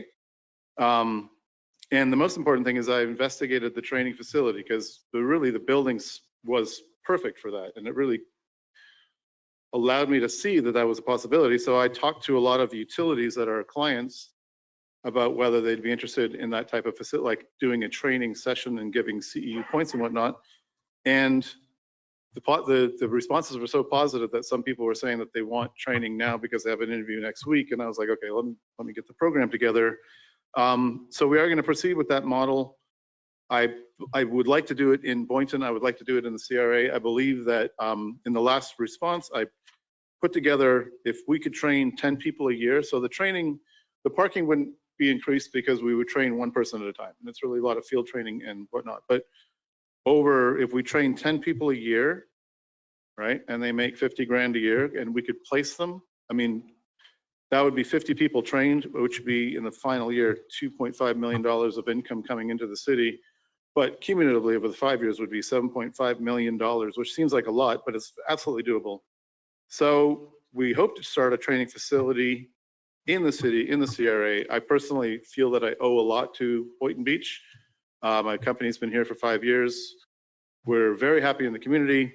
If you want to re-investigate your vision for the building, I'd be happy, but I couldn't withdraw because I just rather use, I don't want to give up. So I'd rather you say no. I appreciate that, and it's something that we have that future developments coming in, and so it's kind of like we want to, speak to those developers saying, here, we already have tenants for you to be part of your project. Yes. I was walking by Casa Costa today, and it's like most of the tenants are no longer there. And so it's something that the CRA really needs to be mindful when we work with developers to make sure that the commercial tenants on the first floor have the access to the customers, and you kind of having it more on the office space. It's something that hopefully we can help you succeed in the CRA, because I know that we do have some office condos here. I don't know if any of them are up for sale. Right, and so I was talking earlier about the 90 days would be very tough because anything you have to build out is going to take a long time. So, but we're looking, and I do believe that we're very visible, and a training facility would be a regional facility that no one else is doing, and would bring a lot of people to the city. So we're happy to I'll be involved with the CRA and investigating properties that you are interested in to see what the options are. But we have to move fairly soon. So yeah. And it's interesting what you're saying is that trying to put a commercial office in a residential building. I know that is something that I tried to speak with the former building director, Mike Rumpf, that those residential houses along Seacrest may lend themselves to an office space similar to what you're looking for. And so that is something hopefully the city commission can look into, that they have almost office, they allow office commercial zoning along Collector or Artillery roads. Well, thank you very much for your time. I guess it's time to vote. Unless the other board members have any comments, we really appreciate it. And yes, in January, you can make your request if we own the Oyer properties for an extension more than 90 days. Thank you very much. All right. Thank you. Did you want to vote, or should I just? I don't think that we're going to get a motion, so it's going to die for lack of a motion. So thank you very much. We're not I going to vote appreciate your you time. down. How about that? What's that? We're not going to vote you down. We're just going to say thank you for your application. Greatly appreciate your time. Thank you very much. All right. Now we're moving on to discussion and consideration of a letter of intent from the Barber Family Companies LLC for the CRA-owned property located at 211 East Ocean Avenue. Yes, as the board recalled back in November 9th, this item was postponed to allow the applicant, Mr. Anthony Barber, and his team to meet with staff and give us some of his terms. The board's direction to staff was to pursue and continue to pursue either a lease agreement with Mr. Barber or the Barber family, or a purchase and sale agreement. We have some terms that Mr. Barber has given to us after our meeting on November 12th. He is proposing to have a purchase and sale agreement to acquire the 211 East Ocean property for $240,000. He would need an assistance $50,000 commercial improvement grant to the CRA to go towards a new container restaurant concept, $200,000 in TRFA funding. He has provided a letter from an investor, Mr. Rodney Mayo, that states that he's able to fund $1 million in investment to renovate the historic Magazine House. The cost is approximately $450,000 to convert that into the commercial use, the restaurant use or seating. And also there is a $240,000 cost in the cost of the shipping container, which includes mechanical, electrical, whatever it takes to convert to have those properties, to have those containers be used for the restaurant concept. This would include restrooms, a bar, storage, and the cooking facilities. Am I correct? Okay. Also, there is a site cost. The remaining part will be the miscellaneous and site costs associated with turning that into outdoor seatings as well as parking as needed, as well as delivery needs to accommodate to activate the use. Originally, there was some in-kind costs associated with delivering free meals to the homeless and children. We feel that is not something that's needed because he can fully fund this. As far as staff is concerned, we also asked for the entity in which we would offer, or we would basically contract with, and Mr. Barber has provided proof of an application that he submitted to the Division of Corporation for 211 East Ocean. He can probably provide a status whether or not that corporation has been formed or not. We do ask that, again, the asking for the TURFA is very little. We could probably try to budget if the board feels the need to. There's no need to do a TURFA agreement for that amount. But also, we feel that, with Mr. Mayo as a guarantor, we would probably need to make sure that we have, we vet the guarantor if it's not a traditional lender, to make sure that we have all his personal financial statements, and as we vet that through, and also he'd be also a party to the agreement as a guarantor. With that, Mr. Barber is here to answer any questions or to provide additional supplement to my presentation. Good evening, board. Welcome. I haven't had a chance to meet you. I've heard wonderful things about you from the executive director, and glad you're on board with us.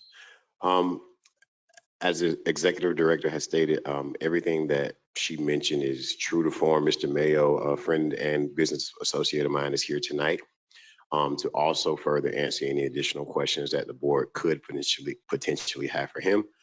Our intent for the property has not changed.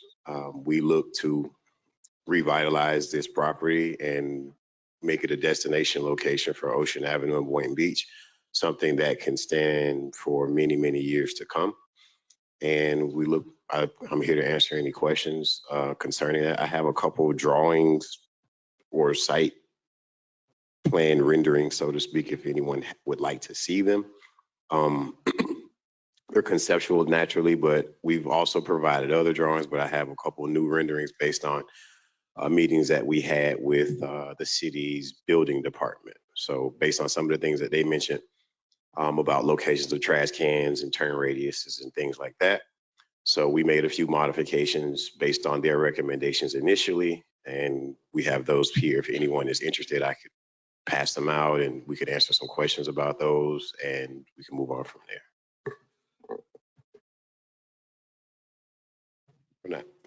I guess I'll speak to our attorney. I know the board has previous,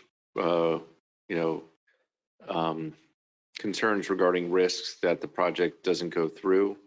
As we're buying this, we're selling the property for $240,000. However, it's in minus a $50,000 economic development grant and then $200,000 in TURFA.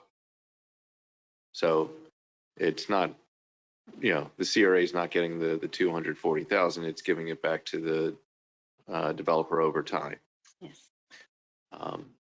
And so it's kind of, in a sense, we're in essence selling it for free, if I'm not mistaken. Is that correct? That's for me. Yeah, that's for you. Yes. Initially, there was an offer in kind service, but to accompany it, but based on the conversations I've had with staff, it would be cumbersome, and the CRA board as a whole, from my understanding, would have to direct staff and other resources to manage that offer in kind services. For example, if I say I'm going to provide $500,000 worth of meals, that means then the CRA has to direct someone to tally that I've done my part, which makes it cumbersome and more costly. Correct. It's certain TIF that we've given in the past that it was for affordable housing. And if they didn't have affordable housing as part of it, they didn't get the TIF. Or if they didn't put in the requirement of the numbers in time, they didn't get the TIF. So the concept that you're providing is something that we're looking forward to. It's aspect when we had the city had their tree lighting event. there was the food trucks, but there really wasn't enough because there were people waiting long lines for the food, and we need to have some sort of restaurant downtown. The question then becomes is that, and your proposal gets to save the 102-year-old building that is the Magnuson House. Then the further thing is that it doesn't include any parking because the parking is supposedly attached to the Town Square project, where you're accepting that if there's no something happens to that parking, you're still subject to that. And so would we sell it, the project?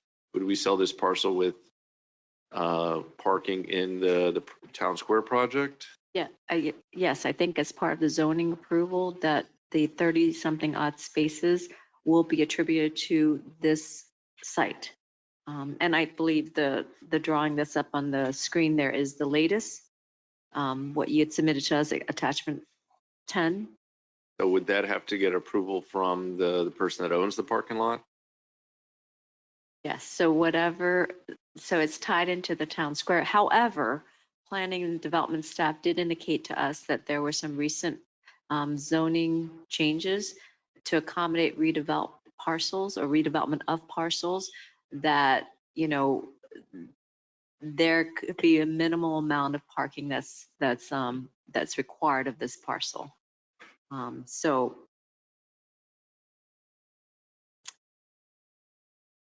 I would have to defer to planning and zoning as they go through this. I don't know how many or how much parking that it's lacking without those spaces in the garage in Town Square. And so I see we heard comments earlier today about Tom Jones being a lender. And now we have Mr. Mayo is here. So, I've never met him before. So I kind of want to know a little bit more about his letter dated November 17th, stating that there will be a total value of $1 million. Hello, how are you? I'm Rodney Mayo. I'm part of the subculture group. We have 16 restaurants and bars, coffee shops between Jupiter and Miami.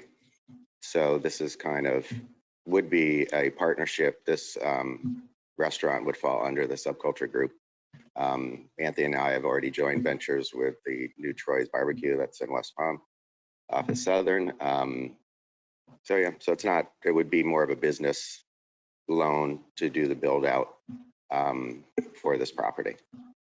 Okay, and would the property be, would the loan be secured by this property? Or is it under Mr. Barber's as a guarantor? I would say the property. So that's. We haven't really gone too far into this, just other than the concept and the funding of it. Because then what ends up happening is that if Mr. Barber gets the property and doesn't do what let's say the business doesn't go through, then you may foreclose on the property and end up owning it. But we're partners in the restaurant as well as the property. We're planning on going in this venture together. Okay. And I would say I've done a couple other deals like this where title doesn't transfer until we do the renovations on the property. So that, there's titles held in escrow or whatever. And then when the renovations are complete and we get a CO is when, that guarantees that the improvements are going to be made to the property and that we're actually going to open. Okay. So, it's not like I'm trying to say I want to stop the project from moving forward. It's just that I believe the CRA spent $850,000 for this project, for this property back in 2007. It currently was appraised at $65 a square foot, which equals around $800,000 as well. The point is protecting the taxpayers. We kind of want to make sure that we are selling this property and having some assurances that we're getting the restaurant, because we have had such bad experiences of selling properties as restaurants. And Rise. I'm kidding, of course. so that's kind It's of a tough where, business. if you can help alleviate that concern, I'd be appreciated. One thing that I can say for sure I guess in defense or support is that I'm not in the land development business. I'm not in the property development business as far as residential. So my primary goal here is to activate the space in Boynton Beach as a restaurant. Anything beyond that is way beyond anything that we want to do, especially within the next 20 years. And so you can kind of rest assured that for the foreseeable future, barring major tornadoes, hurricanes, landslides, tsunamis, you'll have a restaurant on Ocean Avenue. And so you're okay with a timeline where if you don't pull a permit in such amount of time, we have the right to a reverter? Yes, sir. I believe that was a part of the terms that the executive director and I reviewed. Our timeline begins, permits Yeah. are approved, I think. So I believe they've submitted a timeline that starts, it's 14 months from the time in which they submit the application. However, the timeline for the development agreement would be similar to what we've given Mr. Anthony Barber, the guide, what we did with the Boynton Beach office condo, where there are certain milestones you have to reach for site plan approval, for building permits, so on and so forth, to make sure that it gets completed timely. So that's a different timeline, but we can work it into with the terms to make sure that there's an actual date, not just by months, so that you'll know and we'll know when to monitor this project. I can step in here. Alan Hendricks, I'm the site planner. We're the engineers, we're the architects, we're the landscape architects. Excuse me.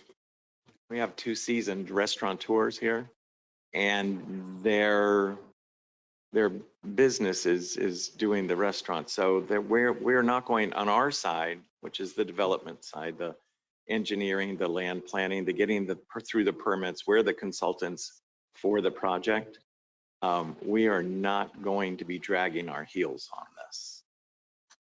No, I'm aware, and the situation is the reason why the CRA has this property is because I think they gave it away twice, and both times it was because of a reverter clause, because the restaurateur wasn't able to make the project work. Right, and we've learned and they were experienced restaurateurs as well. So well, aside from that, and so I could argue that, but one thing we have learned during this process is from their mistakes.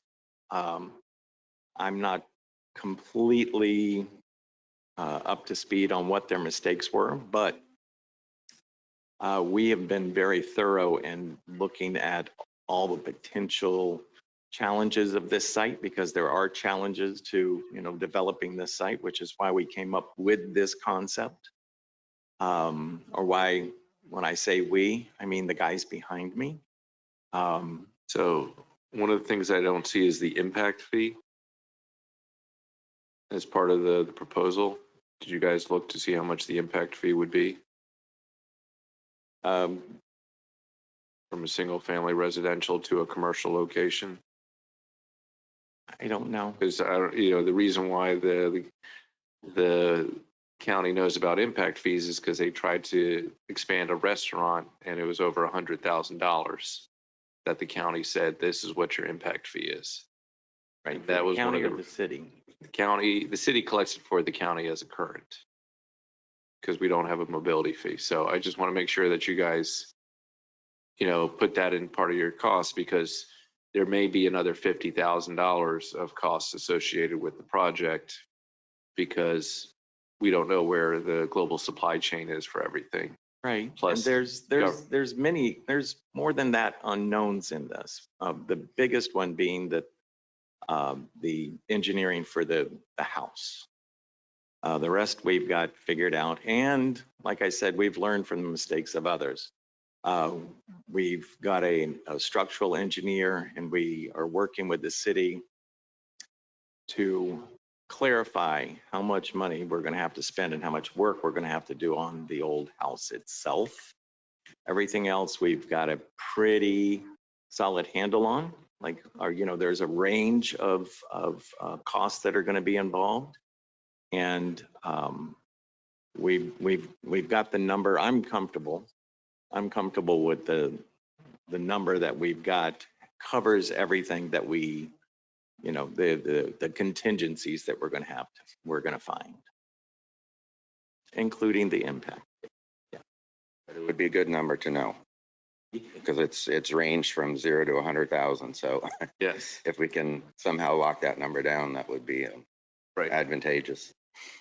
Board Member Pensurga. Thank you, Chair. I've already spoken about this in support of this project and the importance of having a very popular and well-known restaurant in this corridor. I've already spoken to all of that. I'm going to come back to my main question, which is what happens if it doesn't work out? Because now you'll have this property. And again, I want you to be successful. I hope you'll be successful. But what happens if it doesn't work out? What's the plan for that? Oh, if I might say, I think the investment in this property is what is going to be the sustainable factor in making sure that it's always a restaurant. It's, it would be almost impossible in this market to get an investor to come in and to lease a property that that's, a historic house with all the challenges that's involved with that and the additional costs versus, going to Meisner Plaza or something. So once the improvements are made, it's a restaurant. You have a full kitchen, you have bathrooms.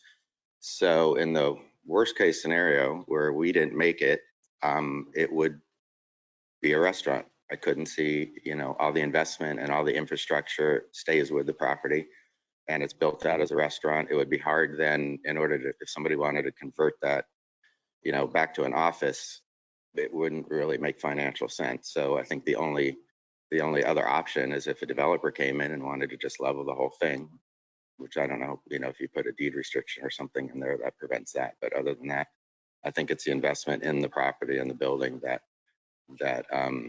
creates the longevity of the use. If I'm not mistaken, I'm sorry, Chair. Go ahead. Just make a follow-up question. But if I'm not mistaken, is Dada one of the subculture restaurants? Yes. All right. Yeah, And so the reason I asked that is because I want to know if you have history in turning historic homes into restaurants. That's kind of what we look for. Right now, we're expanding. We're opening 6 restaurants in the next 12 months. And when I get a call that that the property is available and you don't have to be a tenant, those are the first ones that we look for. So right now we're just looking for any, that takes precedence over any other locations that we might be offered. So, and just being a history buff and, Respectables was the first business that I opened, and it's in a building that was built in 1923, the old original Salvation Army building, and we renovated that. So, and then I've done, probably a dozen commercial building renovations of buildings that were all built in the 1920s. All right.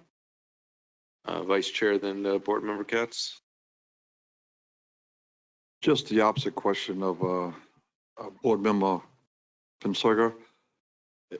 Suppose everything goes right, just like clockwork, which it will. What's your timetable of being ready to hit the ground and giving me my first sandwich free? I think we had 14 months. We had 14 months. From permit issue. So that's the 14 months after the issuance of the approval plan. Yeah. If anyone could guarantee how long permits would take, then we could go from there. But I don't think anyone can guarantee that as far as our application to permit, because you're probably looking 23 days. Perfect. No, not 23 days. No. And 2023.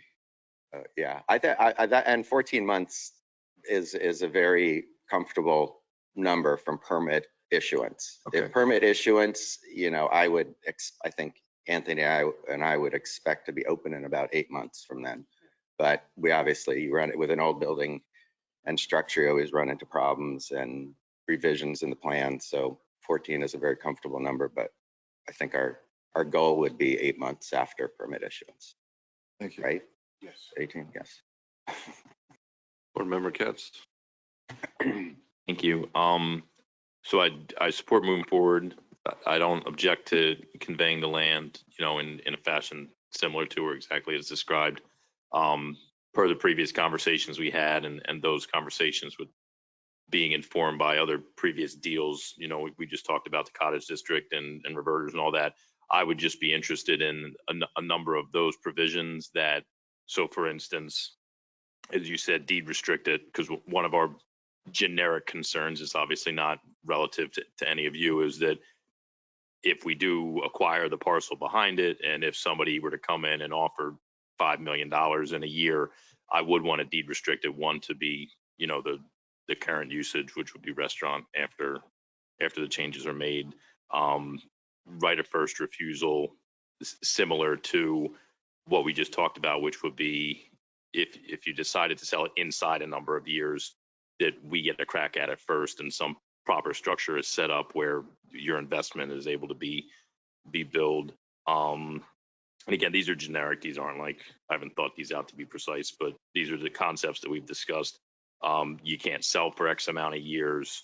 Or again, if you do, if God forbid something happened and X amount of years, 3-5 years into it, it doesn't work out, that we get first crack at it. And that any incentives, what we talked about, relative to some of the bigger developments. So if we give land valued at $800,000 and $200,000 worth of incentives, that if you did get to a point where you sold it for millions of dollars of profit to some developer that did want to level it, that we're able to recoup our funds out of the profit at that time. So some of these generic concepts that we wish that we had in certain previous examples, and now we're trying to lay out into them. If the plan goes accordingly, where you open it and you're there for 20 plus years and it's perfect and beautiful, none of this would even apply. But just in those what if scenarios and protecting ourselves scenarios, these are some of the ideas we've kicked around for the past year, and now we're in positions where we're disposing of land or making agreements to start to actualize them. So that's where my mind's at, akin to Board Member Pensurga, is God forbid it doesn't work out. We want this land back because it's of strategic value, and we certainly don't want to see it sold to someone who, would then come in and try to say, well, you just bought the adjacent property for $2.7 million, sell that to us now because we have the Magnuson House property. So just protections.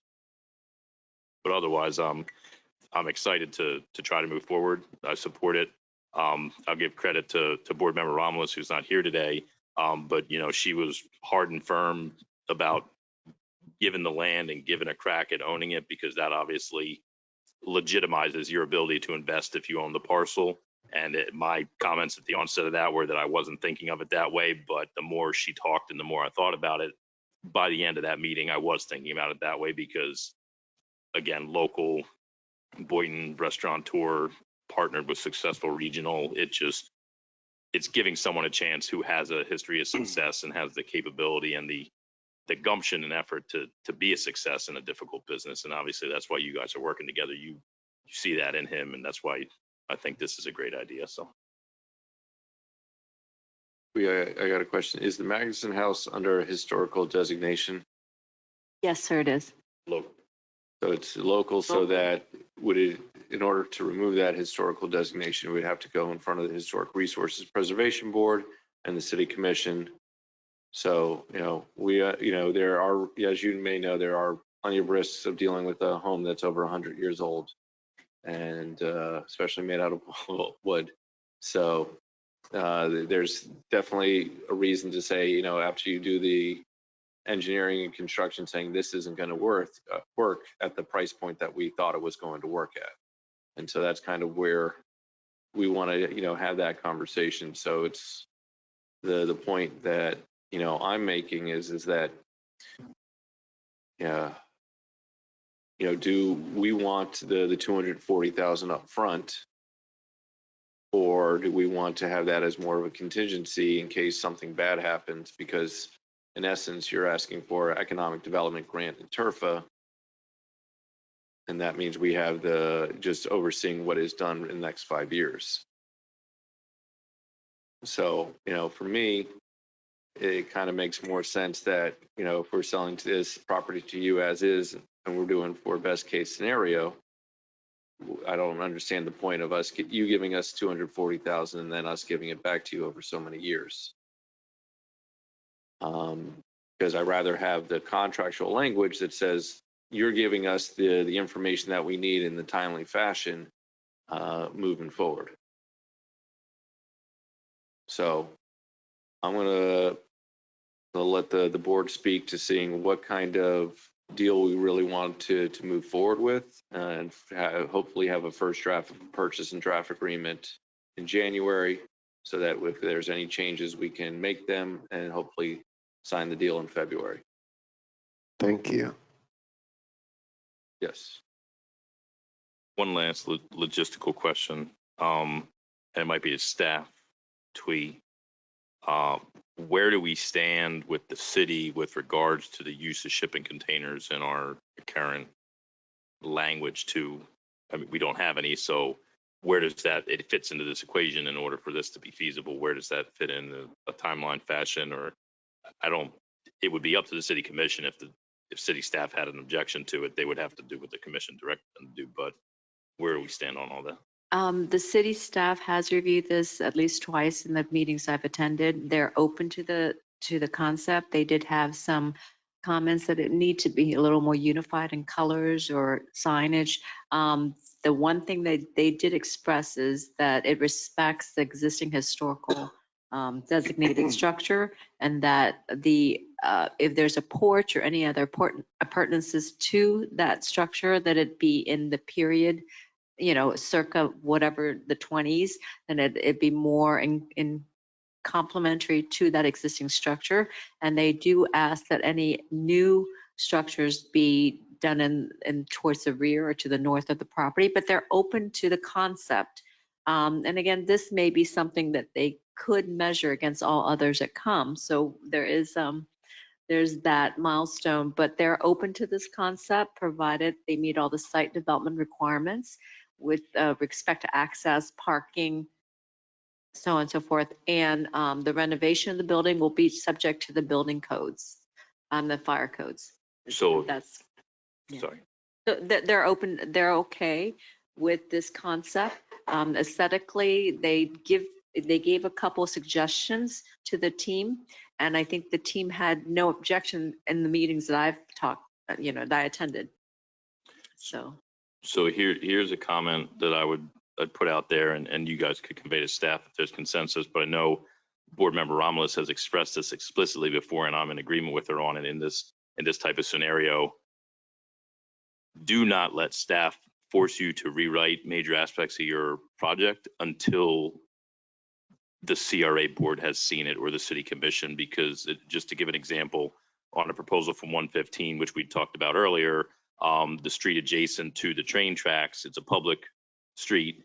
There was an initial part of a proposal where one of the proposals wanted that land to be conveyed to them for public use, but to jazz up that street and make it, stones or something decorative.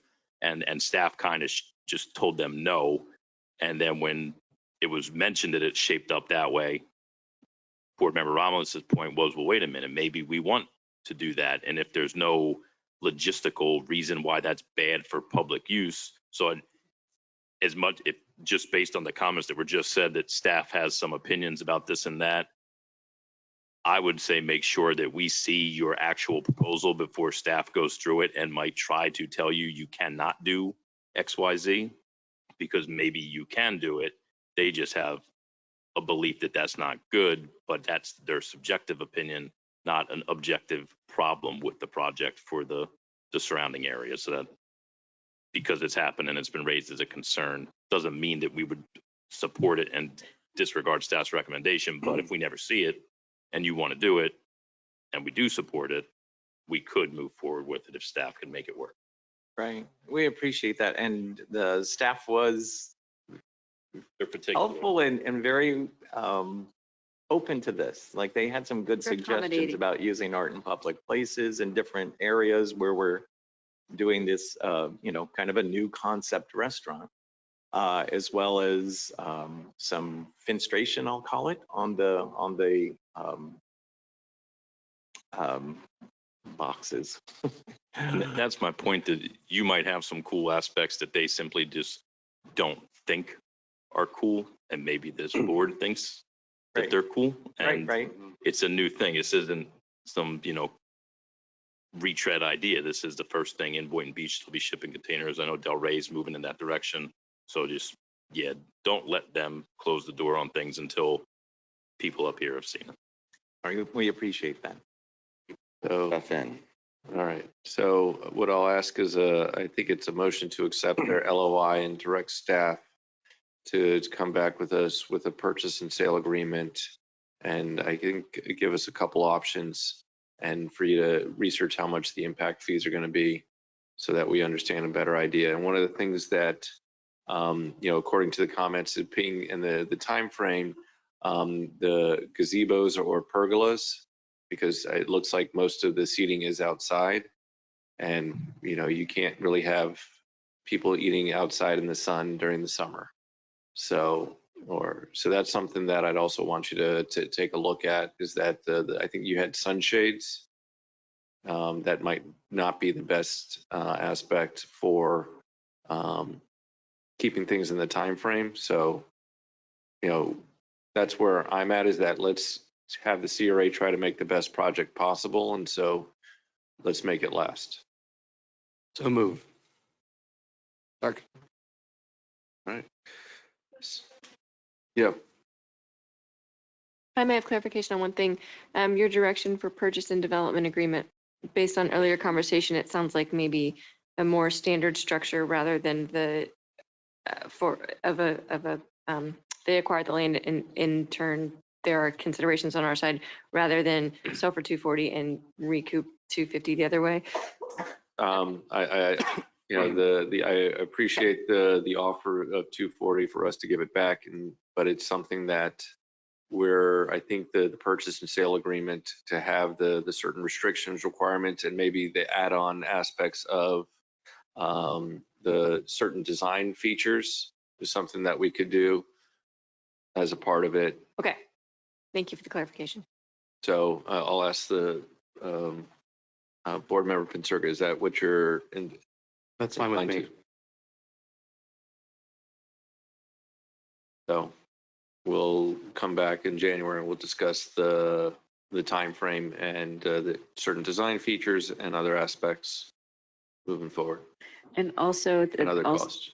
sorry, so the direction also is to allow them to apply for the $50,000 reimbursement to the grant as part of this, subject to the requirements of the grant program, or? Well, we can ask now, is that, do you plan on applying to the economic grant? If you don't need it, if the property is going to be for. Because, part of the 240 that you were We don't need asking it, for yeah. was the economic development grant. Okay, just to clarify, because there's a bit here.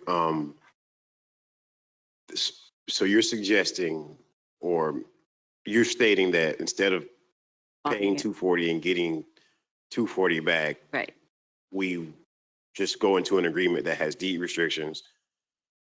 So the property's deeded to us and we waive the economic, the 50,000, I don't know the exact title of for it. some other consideration, For other aesthetics considerations. and improvements on the property per boards.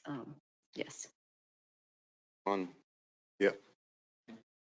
I think the end result is the same. Yeah, So, that's yeah. Really. Less for us to monitor. Yes. Okay. Less for you guys to One build. less wire fee, yes. Yes. Board Chair, did you take a vote? Yeah, I just want to clarify that was what your motion was. Can we have a second? All right, I want to open it up to the public comment. Yuri, is there anyone asking a question or raising their hand? No hands raised or questions at the moment, Board Chair. All right. Seeing that, all those in favor state so by saying aye. Aye.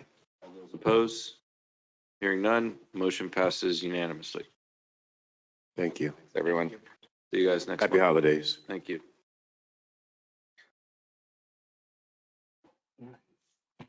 Our next is discussion consideration of lease terms with Sea Life Seafood Inc. for the CRA owned property located at 401, 407 East Boynton Beach Boulevard. Yes, this item is before you for consideration from last month. There was a deadline for Mr. Collins, the owner of Fish Depot, to submit, actually for staff to give the current draft by November the 19th, and for Mr. Collins to respond back with his comments on the lease agreement by December 3rd. In the attachment, oh gosh, sorry, my computer went down, but in the attachment in the staff report, we do have the latest comparison to what Mr. Collins has suggested for changes. That is basically, yes, that the attachment for legal comments. On the left column is what Mr. Collins has suggested to the latest draft, and on the right column is what staff and legal counsel's response to that. Of all these items of these 3 pages, there are only 2 items that we are in agreement with, because the consideration is this is a property we're leasing for below market rent. In return, we were trying to support a Boynton Beach business to continue its work to do business in the city. But there are some of the suggestion that Mr. Collins had that was not in the original intent of the board. For instance, the subleasing of the property. There are a lot of things that to his favor, obviously, and we are not agreeing with that. There's only 2, and I can mention that it's 15C and 15B. I'm sorry, 15B4, I believe. Yes, we agree with those 2 items. With the others, we are recommending that the board do not accept those recommended changes. Additionally, we also are still waiting, and we've asked for the commitment from the funder or the investor that Mr. Collins had alluded that he has backing to be able to do the improvements to activate his use. And also, the third item the board had directed staff to do is to provide Mr. Collins with a timeline for the completion or the CRA's part in the parking lot. So that's been incorporated in the draft agreement. So I believe he's virtually in attendance to speak to those. Staff does not recommend moving forward unless we have all those items that were requested. Chair. Yes. If nobody objects, I have a very succinct summary of my position on all this tonight that once I say it, I'll be done speaking, if that's okay. One is that the request for financing documentation needs to be fulfilled immediately. By the next meeting, we've been doing this for months, and if there is no documentation of the ability of the tenant to fund it, then all of this is a waste. That is, day one stuff when we decided to enter negotiations, and it's not day one anymore. It's day 180, or we've been doing this for months. Second is that I thought when we left the last meeting on this topic that, we had finalized the terms conceptually, and now there's another list of 15, 20 plus recommendations. My position is I support the 2 agreed upon changes that staff reviewed, and that is it. I kind of want to see the financing. I want to nail this down and move forward with it. And I don't personally want to keep spinning this wheel. I thought we were done last meeting. We are not, but I'm going to try to be done this meeting pending, again, the finances. So those are my comments. All right. Mr. Collins, you're currently unmuted by the organizer. You're now self-muted if you'd like to make any comments or presentation. Yeah, I believe I'm unmuted at this point. Yes, we can hear you. Okay. Well, yeah, since the last meeting, we actually have the funding for ourselves to do the improvements. We can supply that information, and we can also supply, the commitment as well. it was as you know, as of like 10:30 or 11 o'clock, whenever we discussed it at the last meeting, that our next step was just to receive a new draft copy of the lease, which was, you know, submitted to us at the last minute on the last day, right before the holiday of Thanksgiving. We resubmitted our copy of it. I can definitely have the commitment. It still stands. The person who was going to give us funding commitment as a backup plan. That's really no longer necessary. As far as, you know, the subleasing and the subletting, that was due to a conversation that I had with the board chair regarding the only reason we were considering the subleasing was the Surfing Hall of Fame. There was a suggestion made that we may want to partner up with them to have them be able to display their items. I don't have a problem taking the subleasing out. That's not a problem. That's the only reason that was actually even there. And yeah, I mean, I'm in agreement with let's wrap this up and move on. I've literally had no feedback whatsoever from what we submitted. None of this was brought to my attention that it was requested for this meeting for tonight. And, you know, and furthermore, beyond that, you know, the CRA reached out to my architect and requested drawings that I paid for for the parking lot without my permission, and my architect actually gave it out without my permission for something that I actually paid for. And, you know, I just don't know, you know, where this is, you know, that this is, you know, I'm ready to either, you know, move forward or move on. I'm good with either one. And we have a 9-month, the CRA gave us a 9-month window that it's going to take to build a parking lot, which seemed to be extremely, you know, far out. And, you know, whatever you guys would like to do, you know, I'm ready to move on with the project, or, you know, go find somewhere else. So Tim, just to be clear, the city is paying for the parking lot. We have specifications we have to fulfill subject to that Right. grant. Not to get back and forth, but I agree with you. We're on the same page. We need to move forward. We don't know, neither side needs to rehash if this or what that, right. but I got it. And the drawing is the exact same drawing. It was a PDF drawing that was submitted by you to us. So it's nothing more than what you've submitted in the previous. Right. So, but you did reach out, you made contact with my architect to request another copy of it, correct? I reached out to see the latest drawing so that we can start doing our obligation of the parking to make sure it's the latest drawings. And that was the same. Sure. Right. Without any, you could have asked me and I could have had it sent to you. There's been no contact from the CRA with me whatsoever. Tim, I think you're fixated on the wrong detail right now. I know. I got you. The chair has acknowledged the vice chair. He's gonna speak. No, that's where I was going with this. I want some clarity, Mr. Collins, or as I understand what I'm hearing, is that you agree with the 12B4 and the 15C and all the other changes that they've made. You're in agreement with those, right? Do you have a copy of what we're? Yeah, I mean, I'm dealing with this virtually, and I'm so. Collins, what ones do you not agree with? So how about you know, because you're virtually, you know, we're going to go through it line by line because that's how it works. So the first overview of proposed changes to commercial lease agreement is 2B, where you state, I think the question is, do you want to be in a triple net lease? A gross net lease would be better. The lease is with the same municipality that controls the building department taxes. You'd be better with a lump sum payment that is all inclusive or reoccurring with a 2% yearly increase. Right.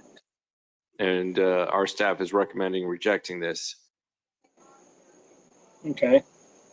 I mean, that's just, you know, I kind of agree with a regular, just a lump sum with an annual agreement, but it's not a deal killer. Okay. Yes. I just have a question because there are like 20 items, and if each one only took 3 minutes, it would be an hour of this. Are there specific ones that individuals on this board disagree with the staff recommendation and align with Mr. Collins?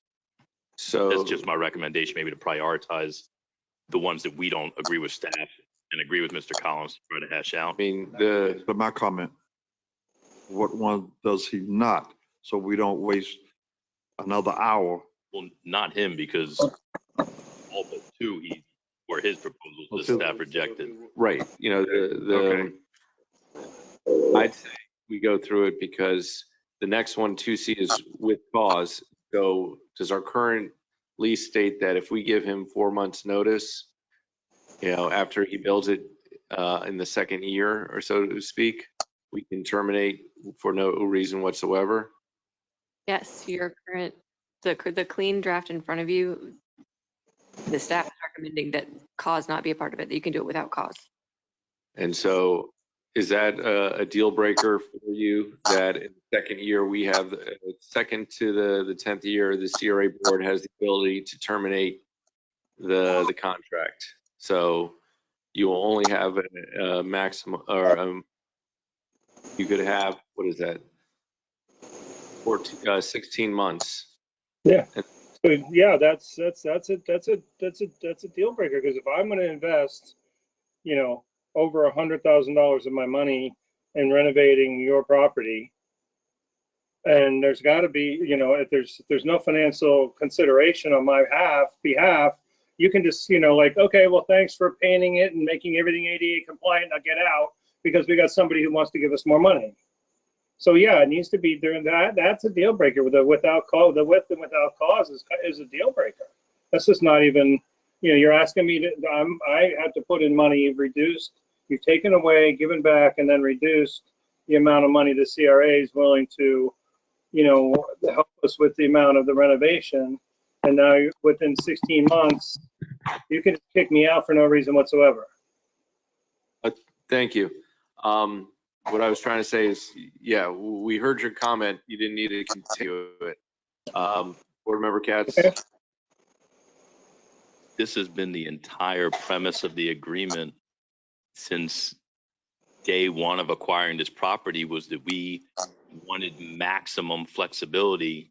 So this is a radical departure from the basis of the agreement that we've been working on for 6 months. Correct. The agreement as proposed and discussed for months until this moment, I guess, was if there was a possibility of joining adjacent properties and getting a bigger project, which is why we rezoned this land, that we wanted to, on a dime, be able to. And that risk has been discussed and envisioned. So if the appetite to take that risk no longer exists, then to me, the deal no longer exists, because that was the deal. I thought that was after.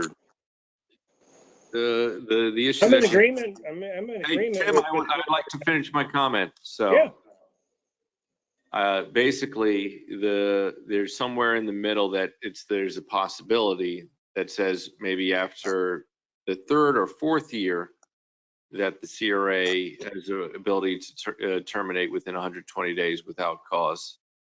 But if the board doesn't want to see it that way, and this is kind of that aspect where CRA is only guaranteeing you the 16 months of ownership, you know, of being a tenant, that's what one of the board member has. You know, I feel that we would need to give you something a little bit more than 16 months minimum in order for you to make that investment. But I'll defer to my board to see if anyone else agrees with me. Well, can I comment first? Ask my board to make that comment first. Well, So, I just want to clarify something before we get. So, like I said, does the board have any comments regarding that? Chair, I am a bit confused. From my previous conversations with Mr. Collin and our previous meetings, the understanding always has been that this was temporary.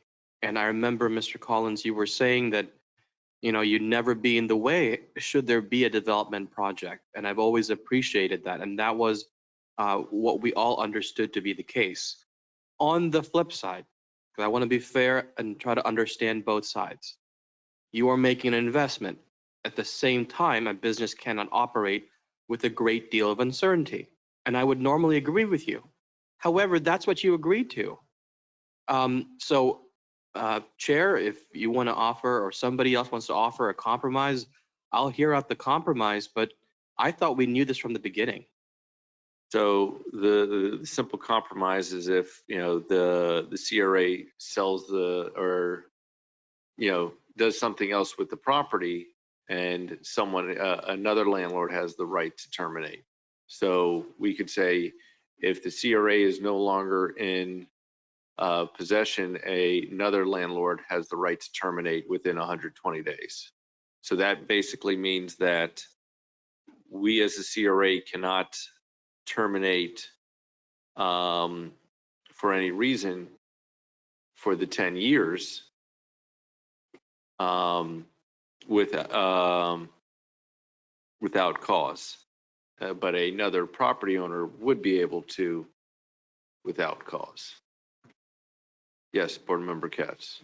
I guess maybe a legal question, but what is the definition of cause for us as a landlord in this case? What if a future board says, you know what, we don't want a tenant anymore? Is there a prerogative cause? No, the for cause would generally mean for breach of contract on his part or acting outside of the contract. It wouldn't be that we changed our minds. So if a future board said, you know what, we say someone acquired a piece of land next to it, is cause that we are selling the land and therefore we can choose? No. So yeah, I don't. So, but we could say if we are selling the land and put it up for RFP or LOI, then You could condition it, as you said, that upon sale of the property, any new owner of the property would have the right to terminate the lease within 120 days. You could do that.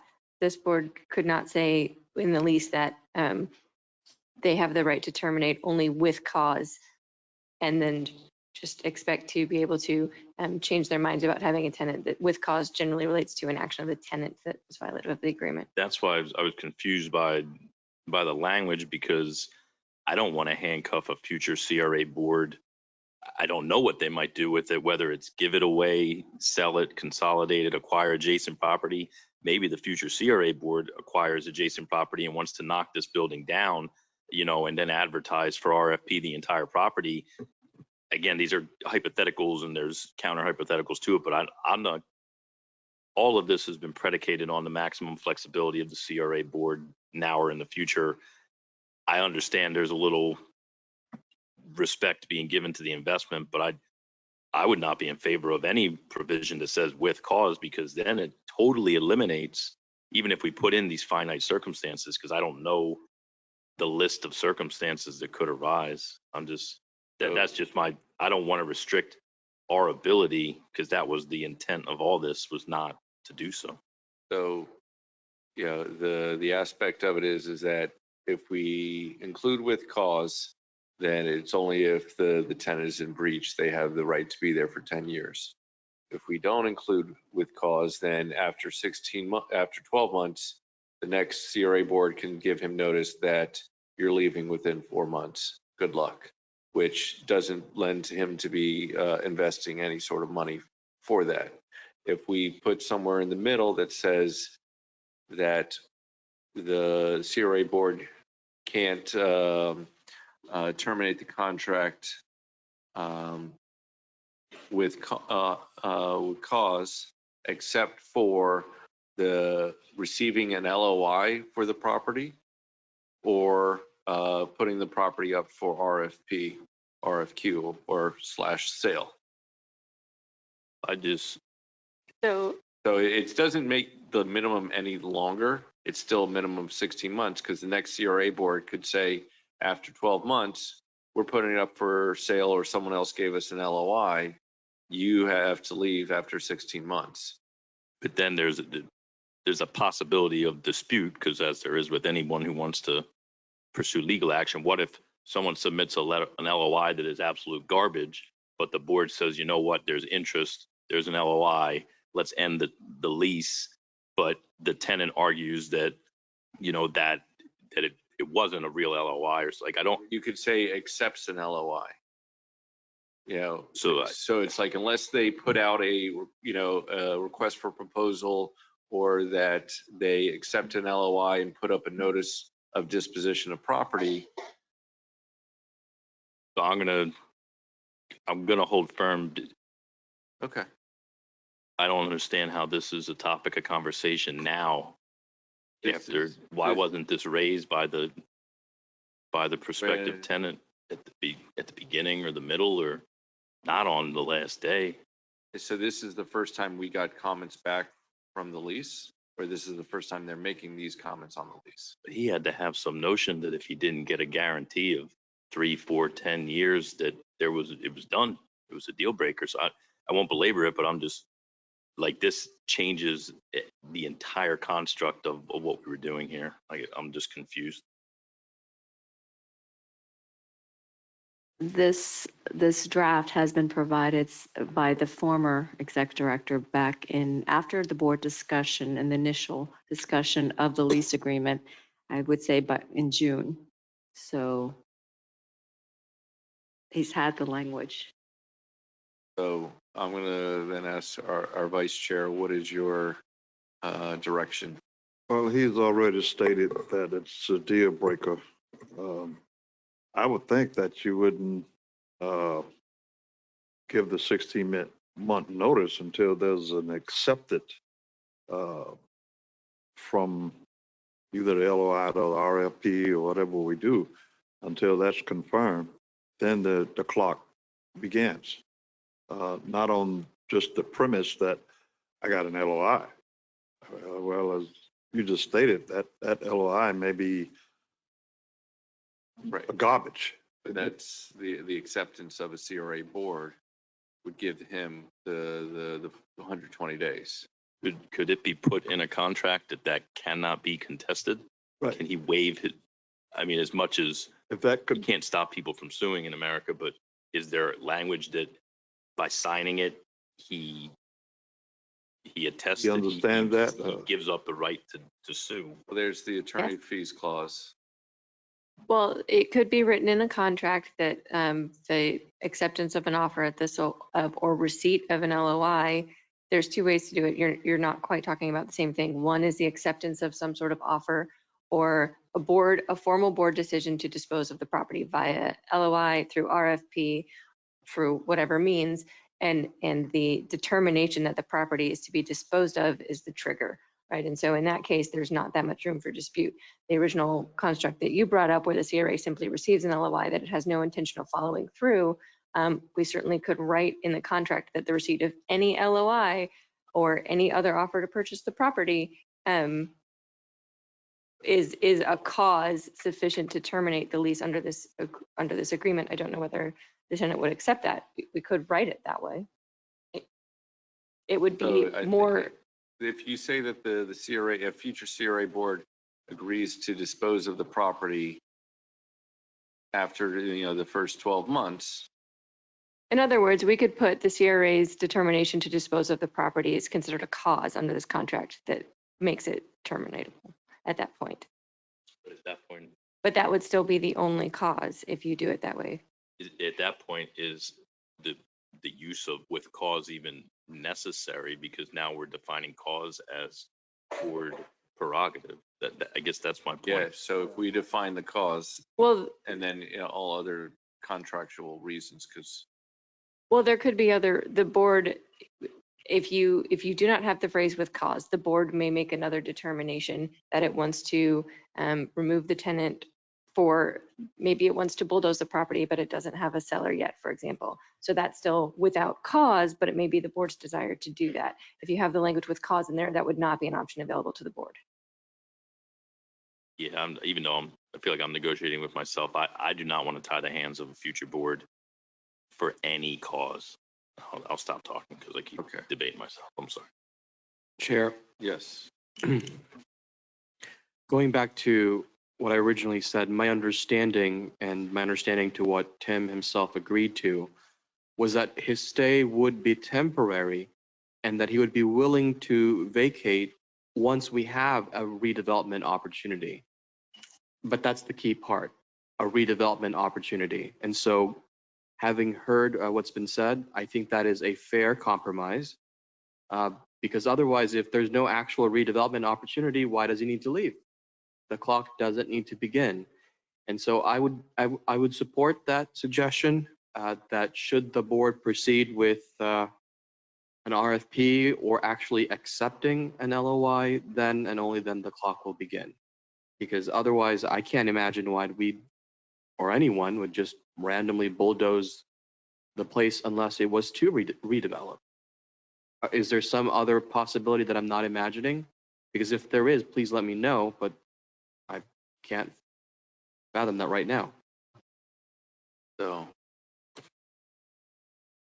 I'm going to go open up the, allow Tim to speak with the new option of with cause of what was it? With the sole cause of the CRA disposing of the property. Well, and to be clear, and other breach of contract. Another breach of contract, yes. So Tim, I unmuted you. You're able to speak now if you'd like. Tim, you're currently self-muted. Yeah. Sorry, I didn't see the button to unmute. So yeah, the one thing I want to make abundantly clear is I put this LOI together the way I did in order to give you guys the maximum flexibility. That if somebody did come in and buy the whole block and want to put up a development, that I would be able to get out of the way of that future development. I mean, that's the reason this was all put together that way. But you know, and it just so and that's what I want to make really clear. And you know, the vice mayor, you know, I think hit it pretty close on the head, that the whole without cause thing is more, you know, the buying of all the property and somebody getting, you know, orders to break ground and tear everything down or wanting to tear it all down. I mean, that would be an acceptable cause in my mind. That's me getting out of the way of the development for the city of Boynton Beach. Could you say that one more time, Tim? Did I hear you right? Did you just say, actually, I don't want to speak for you. Could you just repeat what you just said? Yeah, I said that the reason I put this together was that in the favor of the city of Boynton Beach, that if a developer came in and bought the whole block out, wanted to tear everything down, that I put this together in order to get out of the way so I wouldn't be standing in the way of development for the city of Boynton Beach. Okay, the without cause part is that I just don't want you to come in and just send me a letter, you got to be out in 4 months, and without any real reason. So yeah, if there's somebody comes along and buys the property to develop it at all, and they want me to move, that's I consider that to be, you know, an acceptable cause. Are you? Does that make it clearer for anybody? No, that's perfectly fine. And so the question is then is that could happen, you know, literally as soon as, you know, after month 12, we could give you a 4. Okay.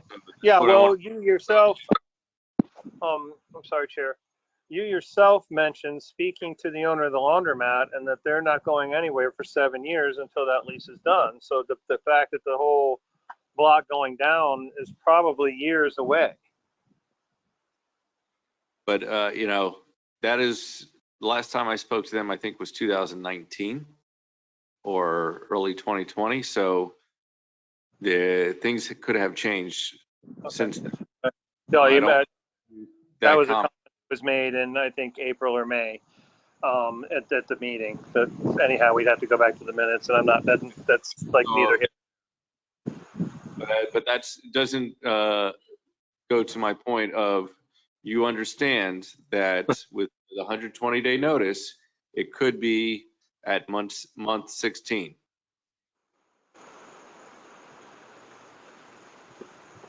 And that's what we want to make sure that you're accepting that as part of the deal.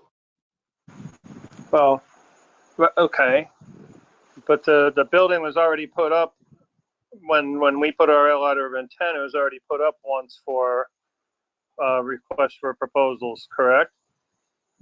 You're not answering my question. My question was, do you understand that if the future CRA board is planning on selling the property, you will have 120 days notice to vacate?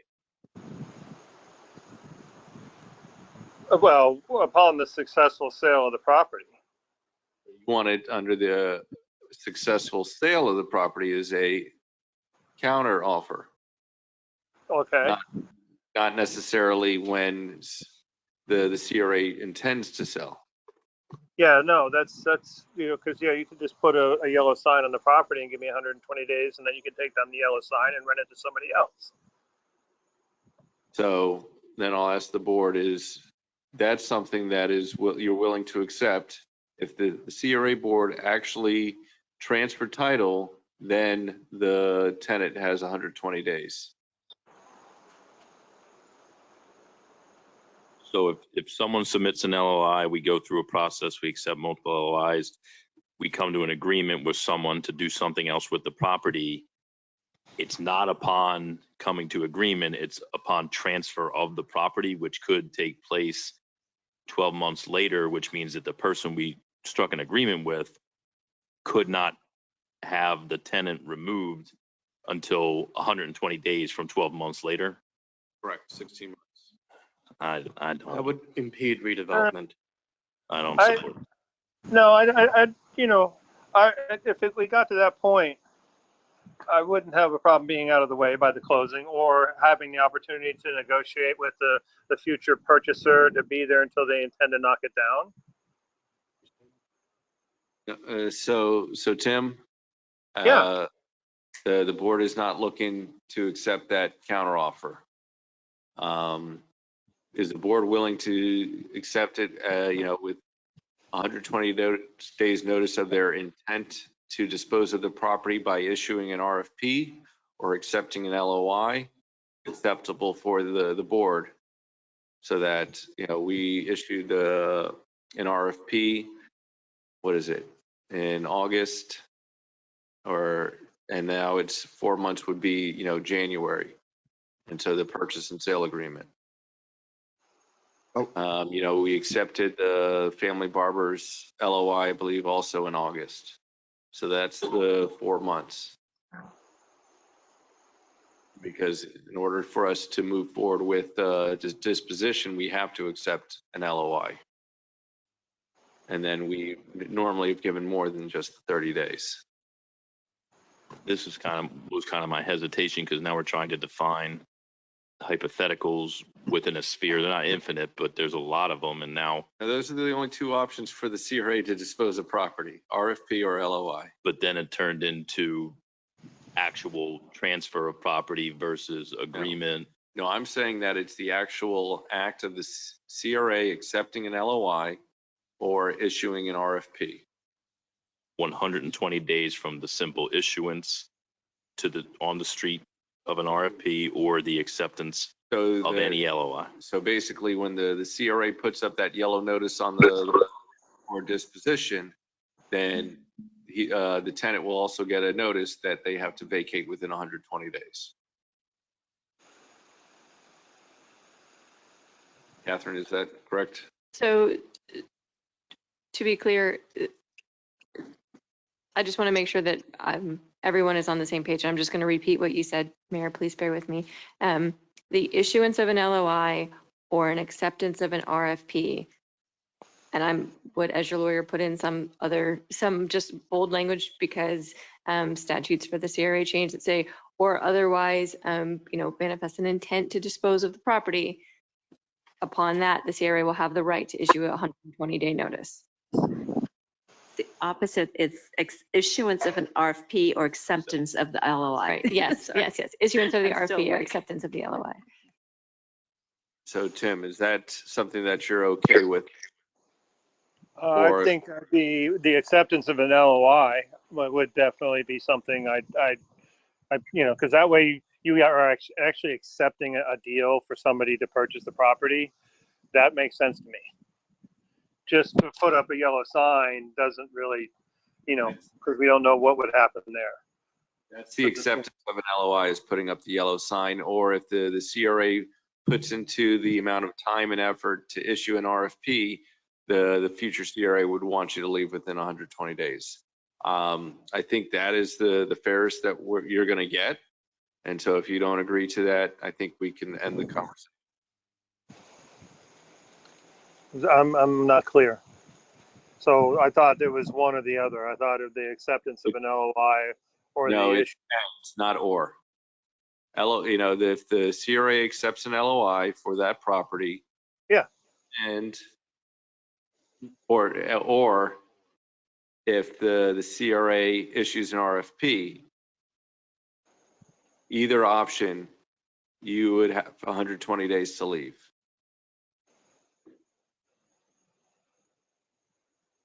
And Okay. that's They're pretty. if the board at that time asked you to, if that future board accepts an LOI, but they anticipate 12 months to get to fruition with an agreement, it's saying they have the right within 4 months to have you leave, not that they will immediately put you on a 120-day clock. They have the option to do that. So it's not automatic. It's just saying they have that right. This is Board Member Pinsurga. I just want to remind you that is what I said earlier, and this is the only thing that I'll be supporting. Which is that?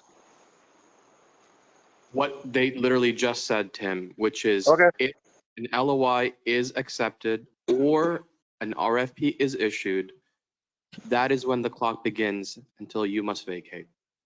Okay. This All right, way, okay. the notice is not random. It is not done on a whim. That gives you some business certainty and plenty of time, and only under the circumstance of something serious happening when it comes to redevelopment, something more concrete. So I think this is a fair compromise. Okay. Can we? Okay. So I'm willing to accept that. Now, can we put something in there that this happens and under, say, 3 years, there's some sort of compensation for the amount of money I put in to get a business open and running in there? Or we'd be looking to move me somewhere else close by in the city? I'd have to say no. It is a risk that you are taking. Right. Because 16 months from now, I'm out on the street and I've got $150,000, $200,000 invested. That's just, sorry, it's the chance you took. That is correct. Ending, Tim, has always been that you knew that walking in, and this was only temporary. Right. Yeah, because I put it together that way. Yes. My intention was to give you guys the maximum, So Tim, the answer is yes or no. Do you accept it or not? Yes, I can accept it and we can move forward. As long as it's with the notion that, we're going to be, tenants with you guys for quite some, The aspect of it is that you're going to have to review with what our attorney brings up. Okay. And if you don't accept that, then we will have the opportunity to look at it next month. Okay. Yeah, then we can move on. All right, next item. Landlord cannot unreasonably withhold consent to assign the lease. We reject that. Do you accept that? Or do you agree with us? We will not let you assign the lease. Yeah, I don't have a problem, necessarily have a problem with that. Okay. Yeah, no, I can accept that assignment because I'm not going to be handing this, I'm not going to be cutting a deal with you and handing it over to somebody else next week. The next thing is to sublet the demised properties or premises. You mentioned that if you find a co-tenant in like the surfing museum. Yeah. Yeah, that was the only reason that was even there. Was something that was brought to my attention that might not be a bad idea to partner with somebody like that. And if they wanted to share or give us some money to display their goods, to offset our monthly rent, that'd be great. But I'm okay giving that up. Great. We're moving next. 6B. Within the 30 days of the lease execution, tenant shall apply for the approvals necessary to construct the improvements shown in Exhibit B. Tenant understands, agrees that failure to complete said improvements and obtain a certificate of occupancy shall not extend the rent commencement date. You agree that, you have 60 days from the execution of the lease, or do you want 90 days? I'd like to have 90 days considering how long things have been taking. Board Chair, it was our 30 days is what's in the draft before you. He's proposed changing it to 60. Oh.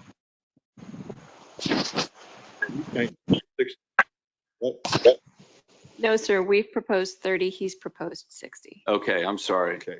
So we are willing to accept your 60 days for the lease Okay. execution. All right.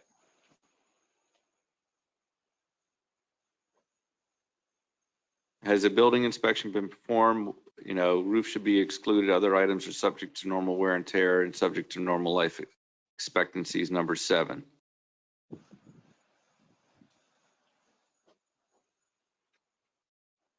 So, Board Chair, if I may, in response to the tenant's question concerning inspection, we'd just like to say it's the tenant's responsibility to do due diligence on the property.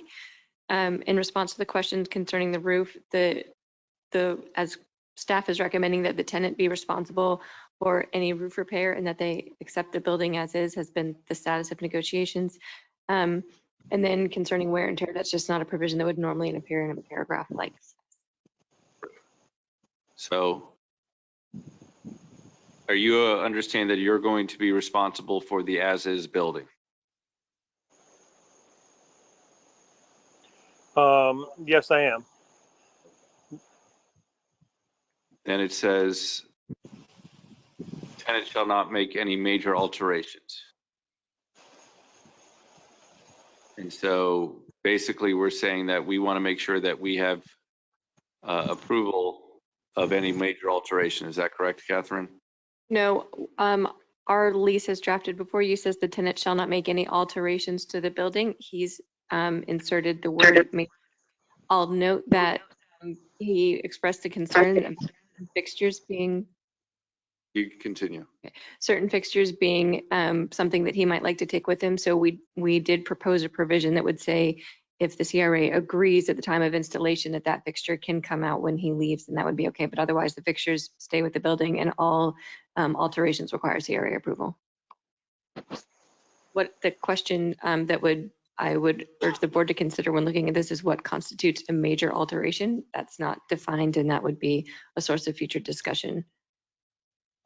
So I agree with what staff says, is that the tenant shall not, so it's not make alterations without informing the CRA is the full paragraph.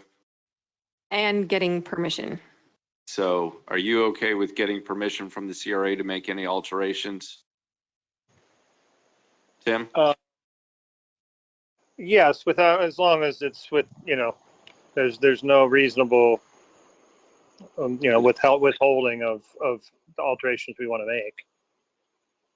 I don't think you get that. And you we only can, the CRA has, meets only once a month. And so if you do want to make an alteration that's not already pre-approved, you only have that one opportunity a month to make it. Okay.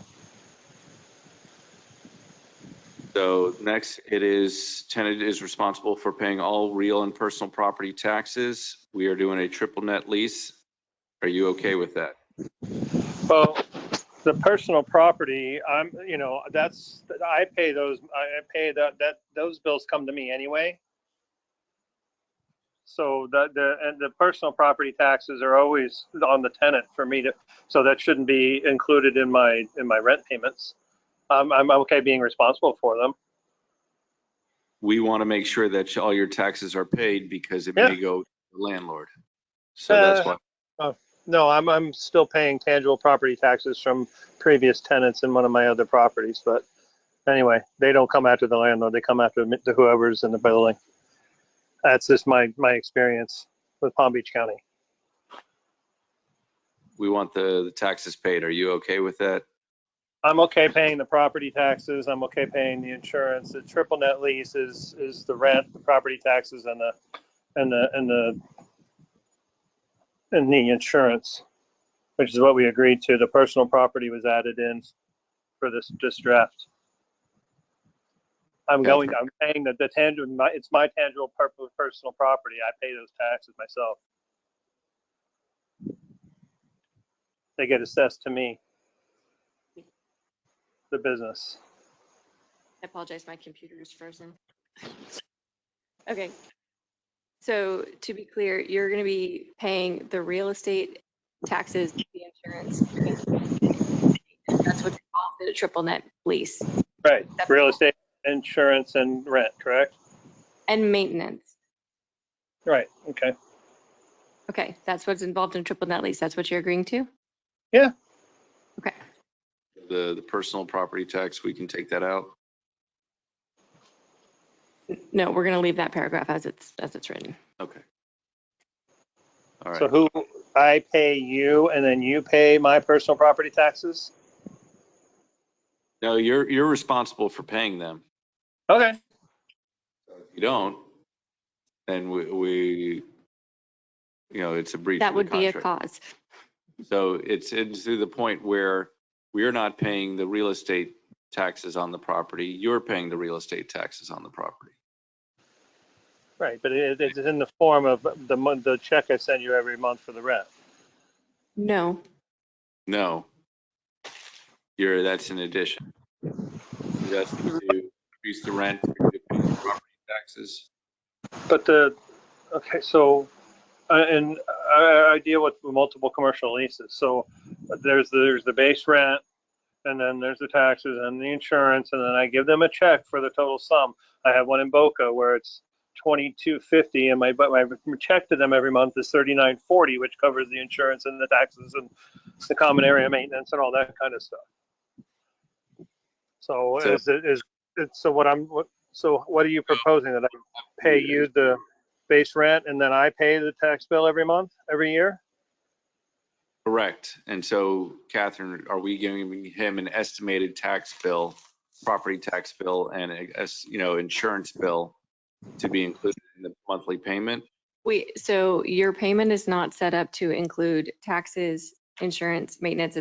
Those are all currently his responsibility. If it's the board's direction, you can certainly go back and look at that, but those are separate he would make outside of the CRA right now. So you would have to, so what our current lease says is different than your other commercial lease. You're going to have to pay the real estate property taxes. And do we want to give them that they have until April 1st of the following year? So I have to pay them in a lump sum every year? Correct. There are sometimes the leases contain provisions that require that if there's a discount to be applied for early paying, then it must be paid by that time. It's the way that it is written. If he were to pay it early, then he would incur the discount, and if he did not pay it early, then he would not achieve the discount. And it's not really the CRA's responsibility to determine how he'd like to do that. This doesn't set a timing requirement for him to pay his taxes. It just requires him to do it. Great. But I'm confused. I don't get the tax bill. You guys get the tax bill. I don't think you're understanding. Yeah. You have to pay the property taxes. You have to pay the insurance. Right. We are not collecting the money on your behalf to pay those. But they're your taxes. So I'm giving you the money in order for you to pay your taxes. Nope. They're technically your taxes because that's part of the lease. You're paying the property taxes, you're paying the insurance, and you're paying us the rent.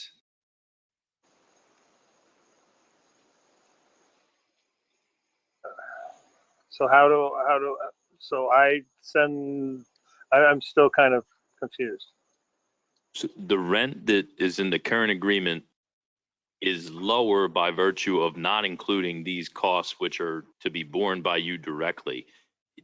I'm not proposing this, but the alternative, if the city were to be responsible for costs, your rent would go up substantially at that time because we would recoup them. So that this is a question of who pays it, not whether it gets paid or not. Yeah. And under the current contract, your rent is just rent, and then you are responsible versus remitting the insurance and remitting the taxes to us inclusive of the rent. They're separate. Right.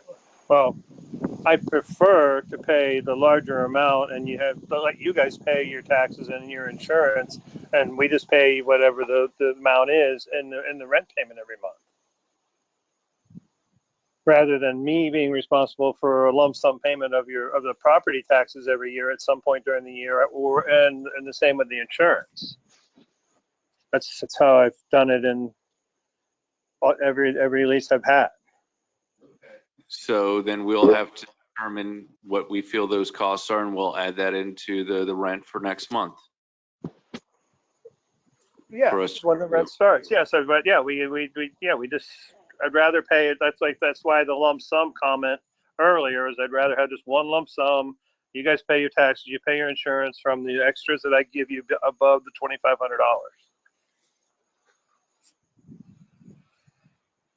What do you, if you start paying that next month, how are we gonna recoup the total amount that's due at the end of the year? We won't have time to receive payments from him. When are the taxes due? At the end of the year, right? Well, okay, so they can be prorated. Yeah. For his entry. I will recommend that if the board wishes for staff to go back and recalculate rent to include taxes and insurance, that you also include a provision in there for maintenance or be very clear that he's responsible for maintenance, but right now it's drafted as a triple net lease. And if we change that, we need to just make sure that we're clear on what you're asking of staff and of the tenant. So Board Member Katz. So I do not support this. I support what has been negotiated and discussed previously. Otherwise, it involves the CRA now becoming the middleman between the property taxes and insurance. And anytime the property taxes go up or the insurance goes up, we have to recalculate the rent every year. I think it is just simpler and leads to the same outcome minus extra work to have this paid as is currently stipulated in the triple support trying to add in and calculate and then readjust on an annual basis. I just think it's complicated for no reason. So Tim, the CRA board states that you will have to make the lump sum payments for insurance and taxes. Is that something you can agree with?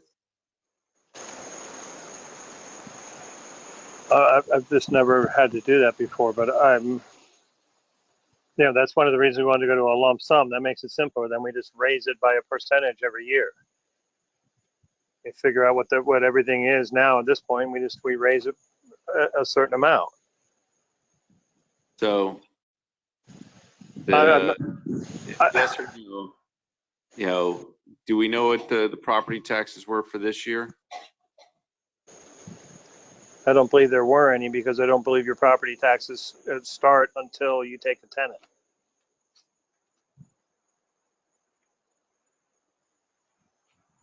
All right. But we know what they were 2 years ago, correct?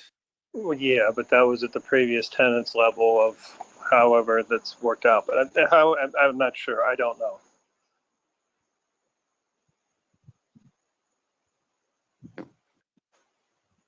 So we don't know what the property, so it goes on January 1st, correct? So if we don't have a tenant on January 1st, there's no property taxes for the year, correct? So basically we're saying to you, and it's a tough thing for us to say, is that we don't feel that there will be property taxes the first year. Okay. So you won't have, because it goes on January 1st is the day that they assess the property valuation. Okay. Yeah, I would not want the board to commit to that. So Yeah. Yeah. the aspect of it is that you're going to have to pay the property taxes on a pro rata basis for 2022. Okay. You're going to have to pay the insurance for 2022 in a lump sum. Okay. And that's the conversation we just had. Thank you. Move on. Next is item 12. It's in regards to the signs. And I feel that the landlord should not be able to, refuse consent of a sign that is within the city sign code. Agreed. So I'll ask the board, is that something that you can agree with? That as long as it fits within the city sign code, it can be there. Sure. What is our existing language? Is that what it is? It just requires your prior written consent. So I would say, it says the landlord may refuse consent to any proposed signage that is landlord's opinion too large, unattractive, or otherwise inconsistent with or inappropriate to the demised premises. I believe we can take that sentence out, what he says, which should not be unreasonably withheld. Board Chair, you're asking for changes beyond what he's asked for? That's what he asked for, is all of that. No, he's asked for the addition of the language, which shall not be held. Everything read is directly from. I'm okay with his change. Reasonably withhold his aspect of a sign that. And is that the only change you are asking about at this moment? I'm saying that we're accepting his language. So for item 12, we accepted your language. Thank you.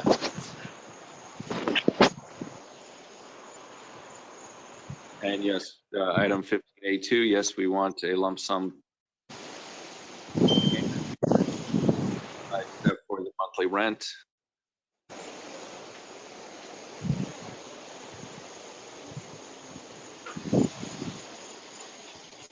Next is saying that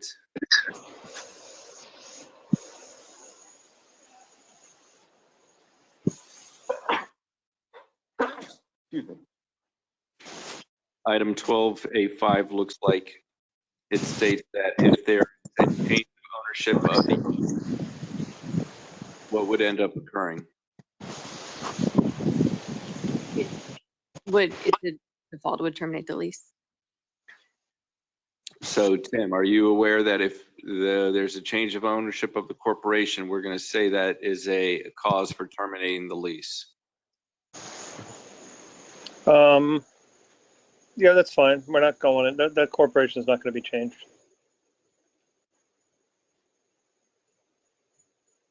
Then item 12B.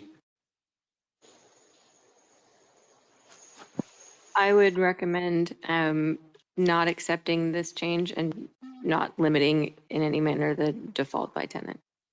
And so how much time does the tenant have to cure a default?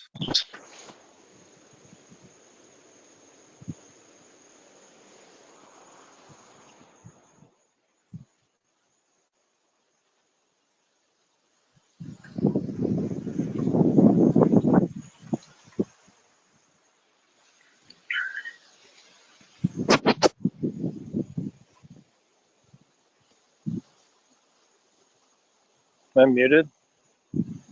No, we hear you, Tim. We're just trying Oh, to. no. Yeah, no, everything went silent. I apologize. It's okay.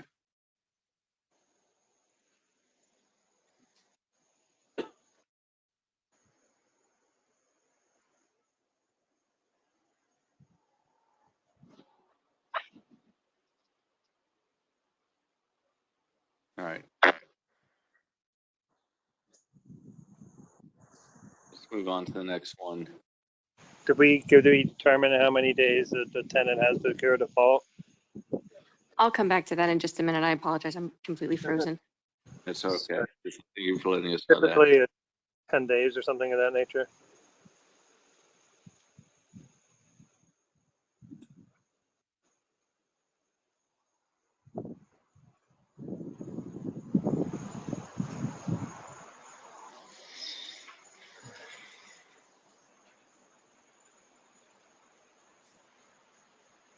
So basically, it's saying that if we state that you're in default and that you do not cure the default, he has to leave the property and pay the remaining year's rent. Or 12B4.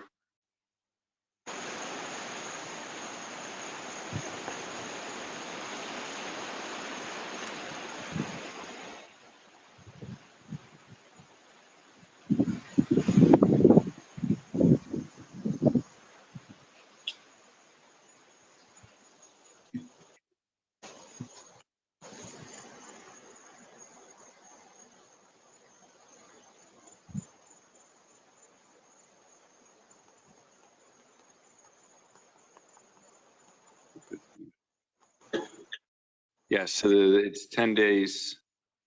Failure to pay rent and due as such failure continues for a period of 10 days from its due days default.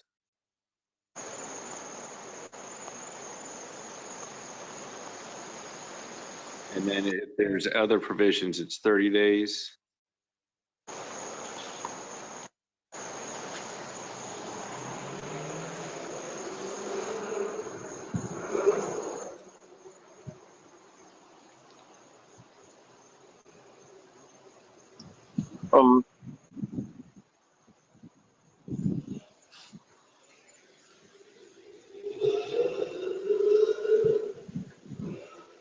So we made a change in item 12B. Tenant occurs to subject to Article 15A above, landlord may at landlord's sole option and discretion. Not limiting it to item 15A only.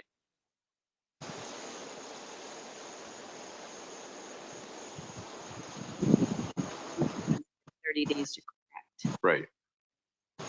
For items that are including for the non-payment of rent.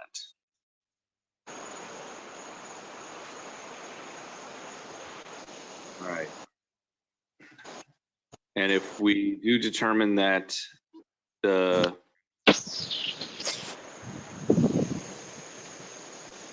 issue is that if a default occurs and we give them notice, do we have to wait 30 days or is it any time after the 30 days?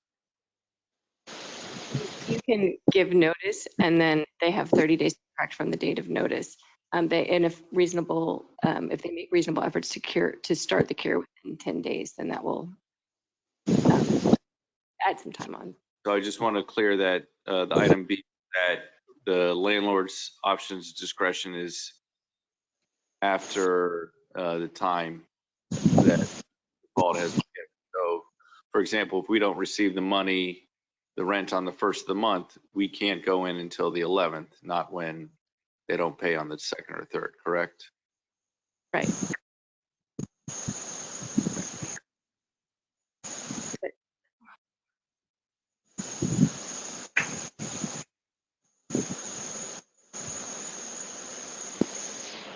Say, what is this? We're on 12B4.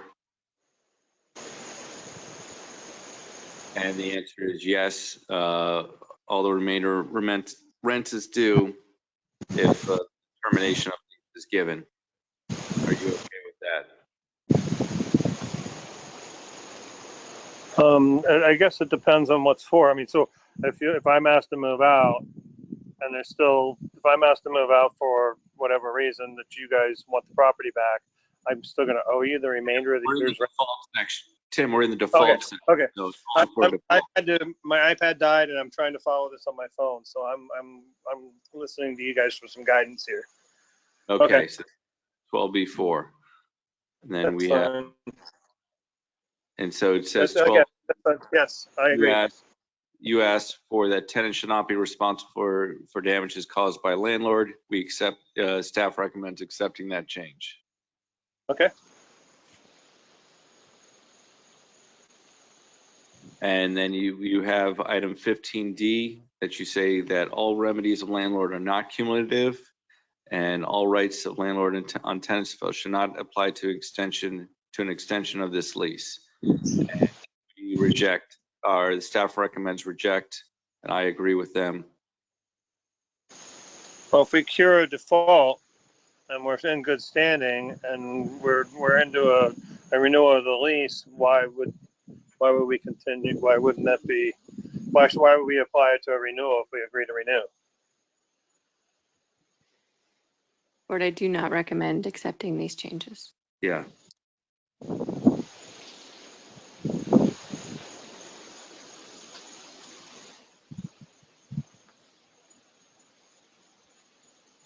Basically, we're saying that all these rights of a landlord tenants do apply to an extension of the lease. And you're saying they shouldn't apply to an extension of the lease. That has the aspect of us giving you an extension of the lease or not, if you cure a default, we can still give you an extension of the lease. Okay.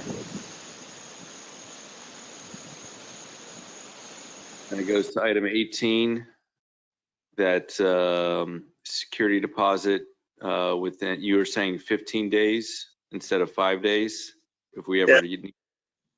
Okay. I'm okay with the aspect of 15 days versus 5 days if we use the security deposit. Okay. Board okay with that? What was the rationale for changing to, oh, he's asking. He's asking for 15, and one of the reasons is to provide the funding of Replace deposit. which would be the 2,500, which is which is the last month's rent, which acts as security deposit. So we would always want to have a minimum of 2,500 in security deposit, and if we have to spend it, then he has 15 days to cure it. And then you ask, we're okay with everything until the signature line, where you just request Lucinda McGraw to sign as president of Sea Life Seafood. Yeah, instead of like individually, like personally individually. Because that kind of takes out the whole aspects of having, being a corporation. So we're not asking for a personal guarantee on this lease, is that correct? No, we are asking for a personal guarantee. He's requesting that we not. We are asking for Lucinda McGraw and Tim Collins, both as individuals, to act as guarantors for this lease for Sea Life Seafood. Do we have language that's stated as guarantors? There's guarantor language in the contract, yes. Okay. So what I would suggest is that we have Lucinda McGraw sign as president, and then they took out individually for both of them. And so I kind of agree with the attorney that we want to have a personal guarantee, not just the entity that you created. I would direct the board to paragraph 28 if they would like to see the guarantee language. So Tim. If we're signing a guarantee, why do we have to sign the lease individually? That's what came up and what popped in my head as we were discussing this. We don't need you to sign it as we need you to sign it all as both the president and individually, because are you saying that only Lucinda is going to be the guarantor and you're not going to be a guarantor? No, but we're signing a guarantee anyhow. I didn't understand why we needed to sign the lease as the president of the corporation and individually as well. Our attorney is going to explain what a personal guarantee is. No, I know what a personal guarantee is. I'm clear on that. Okay, well, then Mr. Collins, I would just direct you to paragraph 28, in which the guarantors for this contract have responsibility. So that's why those guarantors need to be identified. Okay. But this is under the signature. This is under, Where the Correct. guarantors are identified, yes, they are identified under the signature block as the guarantors. okay.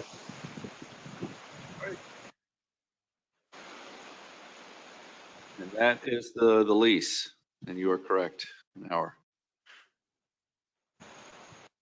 So, Tim, we were able to go through with it. I believe our attorney's going to spend some time to make sure that we have a final draft copy for you.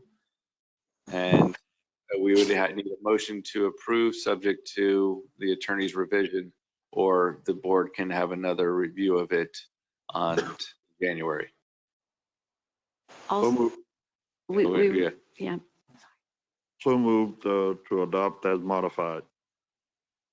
We would like the paperwork for if he's self-funding this. Again, it was, at first, the discussion was it was $150,000 for the parking lot and the building.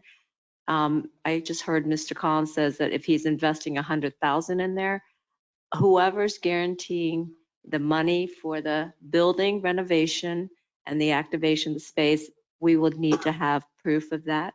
So, Proof of funds? yes. Okay. And Board Member Katz?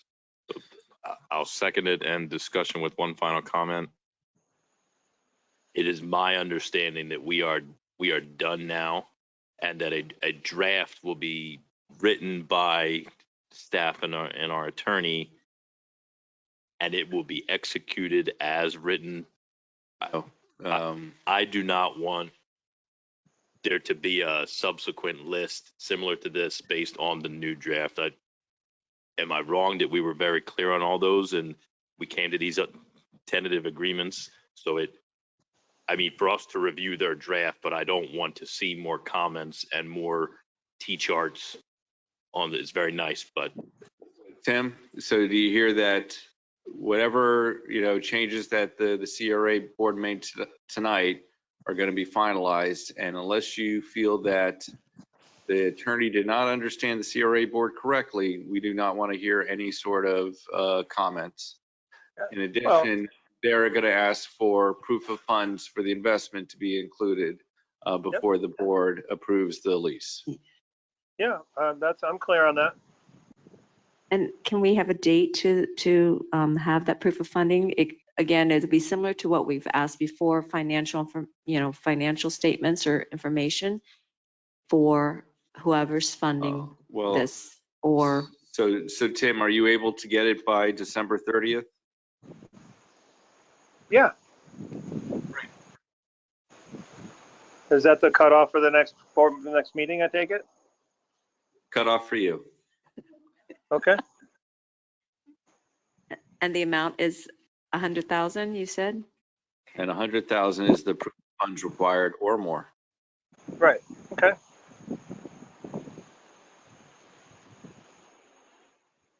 All right. So we have a motion and a second for our attorney to make adjustments to the lease, to have a deadline of December 30th for proof of funds. And is there any other comments from the board before I call a vote? To bring back to the board in January. Yes, and to bring back in board in January. All those in favor state so by saying aye. Aye. Aye. All those opposed? Hearing none, motion passes unanimously. Thank you, Tim. We look forward to seeing you next month. Thank you so much.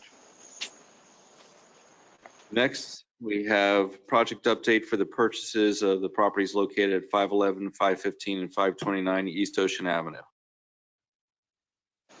We are proceeding forward, and the closing is anticipated for both the loan and the property this Thursday. Great. Look forward to signing. And at that time, if any of the tenants want to have a discussion with us after signature, we may have that discussion in January. Is the board okay with that? All right, thank you. New business, item 17A, consideration of a contract award for the request for proposal for the insurance broker of record for property and casualty insurance program. Evening, Board Chair, Board, Vicky Hill, Finance Director. So we issued an RFP for the insurance broker of record for our property and casualty insurance. And we only had one person who he was here earlier, Brendan Lynch, the president, he was here earlier. Okay. Just in case you had any questions, but he's the only one who responded. And we would ask that the board, let's see, let me read it, approve the award of the contract with Plastridge as the broker of record for the CRA's property and casualty insurance program, and direct staff commence negotiations with Plastridge on a contract with a fee schedule, terms, and conditions, and authorize the chair to execute the contract subject to final legal approval. Okay, so it will not come back to the CRA board for numbers. That's correct. That's fine with me. Motion to approve. Second. All those in favor state so by saying aye. Aye. Aye. All those opposed? Hearing none, motion passes unanimously.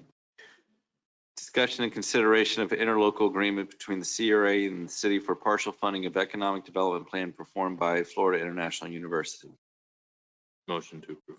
How much money is the city asking? 5,000 is the CRA's share, and then 75,000 is what the city had approved with FIU to do the study or the plan, the economic development plan. And so is that something we already have, or is that something that will be done? It's something that will be done. Okay. We have a motion. Do I have a second? I have a second. Any discussion? Seeing none. All those in favor state so by saying aye. Aye. Aye. All those opposed? Hearing none, motion passes unanimously. Consideration of the revised CRA Human Resources Policies and Procedures Manual. Hi, Vicky Hill again. We just needed to clear up some language with the legal counsel, and we have done that, and we would like for you to approve those changes that you should have seen already. Please. Yes. May I have a motion? To approve. Second. Discussion from the board. Seeing none. All those in favor state so by saying aye. Aye. Aye. Any opposed? Hearing none, motion passes unanimously. Thank you so much. See you You're- guys next year. Happy holidays. Happy holidays, Merry Christmas. And so we have future agenda item where the consideration discussion of the extension of time for Christ Daycare Center. Yes, the board had requested that bring back, and their agreement would expire then. It's the notice, it's a commencement of construction, and they will be bringing back some justification and language for a year's extension. Okay, and so that's, do they have, and they'll explain why they have a permit or don't have a permit, correct? They submitted some progress drawings, but they don't seem to look like their permit drawings. I believe they also need to have some planning and zoning and site plan approval for a daycare in the residential district. So hopefully they will show more progress than those plans that they submitted. Okay. The next is a project update for the Boynton Beach Boulevard Complete Street Project. Yes, so this month, the TPA is looking to restore funding based on the revised cross-sections that they were working with Nick Urin, FTPA, and yourself in terms of trying to accommodate maximum sidewalk at, within that overall 13 feet or so. So it was, So you want it back in the project? we would like to bring it back to the, well, that was for the interchange project, but we're at 30% in design, completion of design for the complete street project. So we thought it'd be good to report back to the board because it's been a year, more than a year since we've done that. And Tim is helping, Tim is the reviewer for that with his background. He's able to identify some, some comments and things, but we'd like to report back to you. If you don't want to hear it and want to wait a little later, that's okay too. We thought it's time. Well, we only have so many more months, so whenever you're ready. And then project update for the East Boynton Beach Boulevard Extension Streetscape and Parking Improvement Project. Yes, and that's, the city's handling that, and they're proposing to go through the bidding phase this spring. So we'd like to report that as well, because the board has allocated 500,000 towards that project. And we'll get an update from the city once the Sarah Sims amphitheater is constructed. Yes. All right. Motion to adjourn. So moved with the second. Thank you to the chair for a long meeting to chair. Thank you. And I'd like to thank the board for being here and moving things along. And I hope everyone has a wonderful Christmas and New Year and enjoys some time off with family and friends. Ditto. Meeting is adjourned.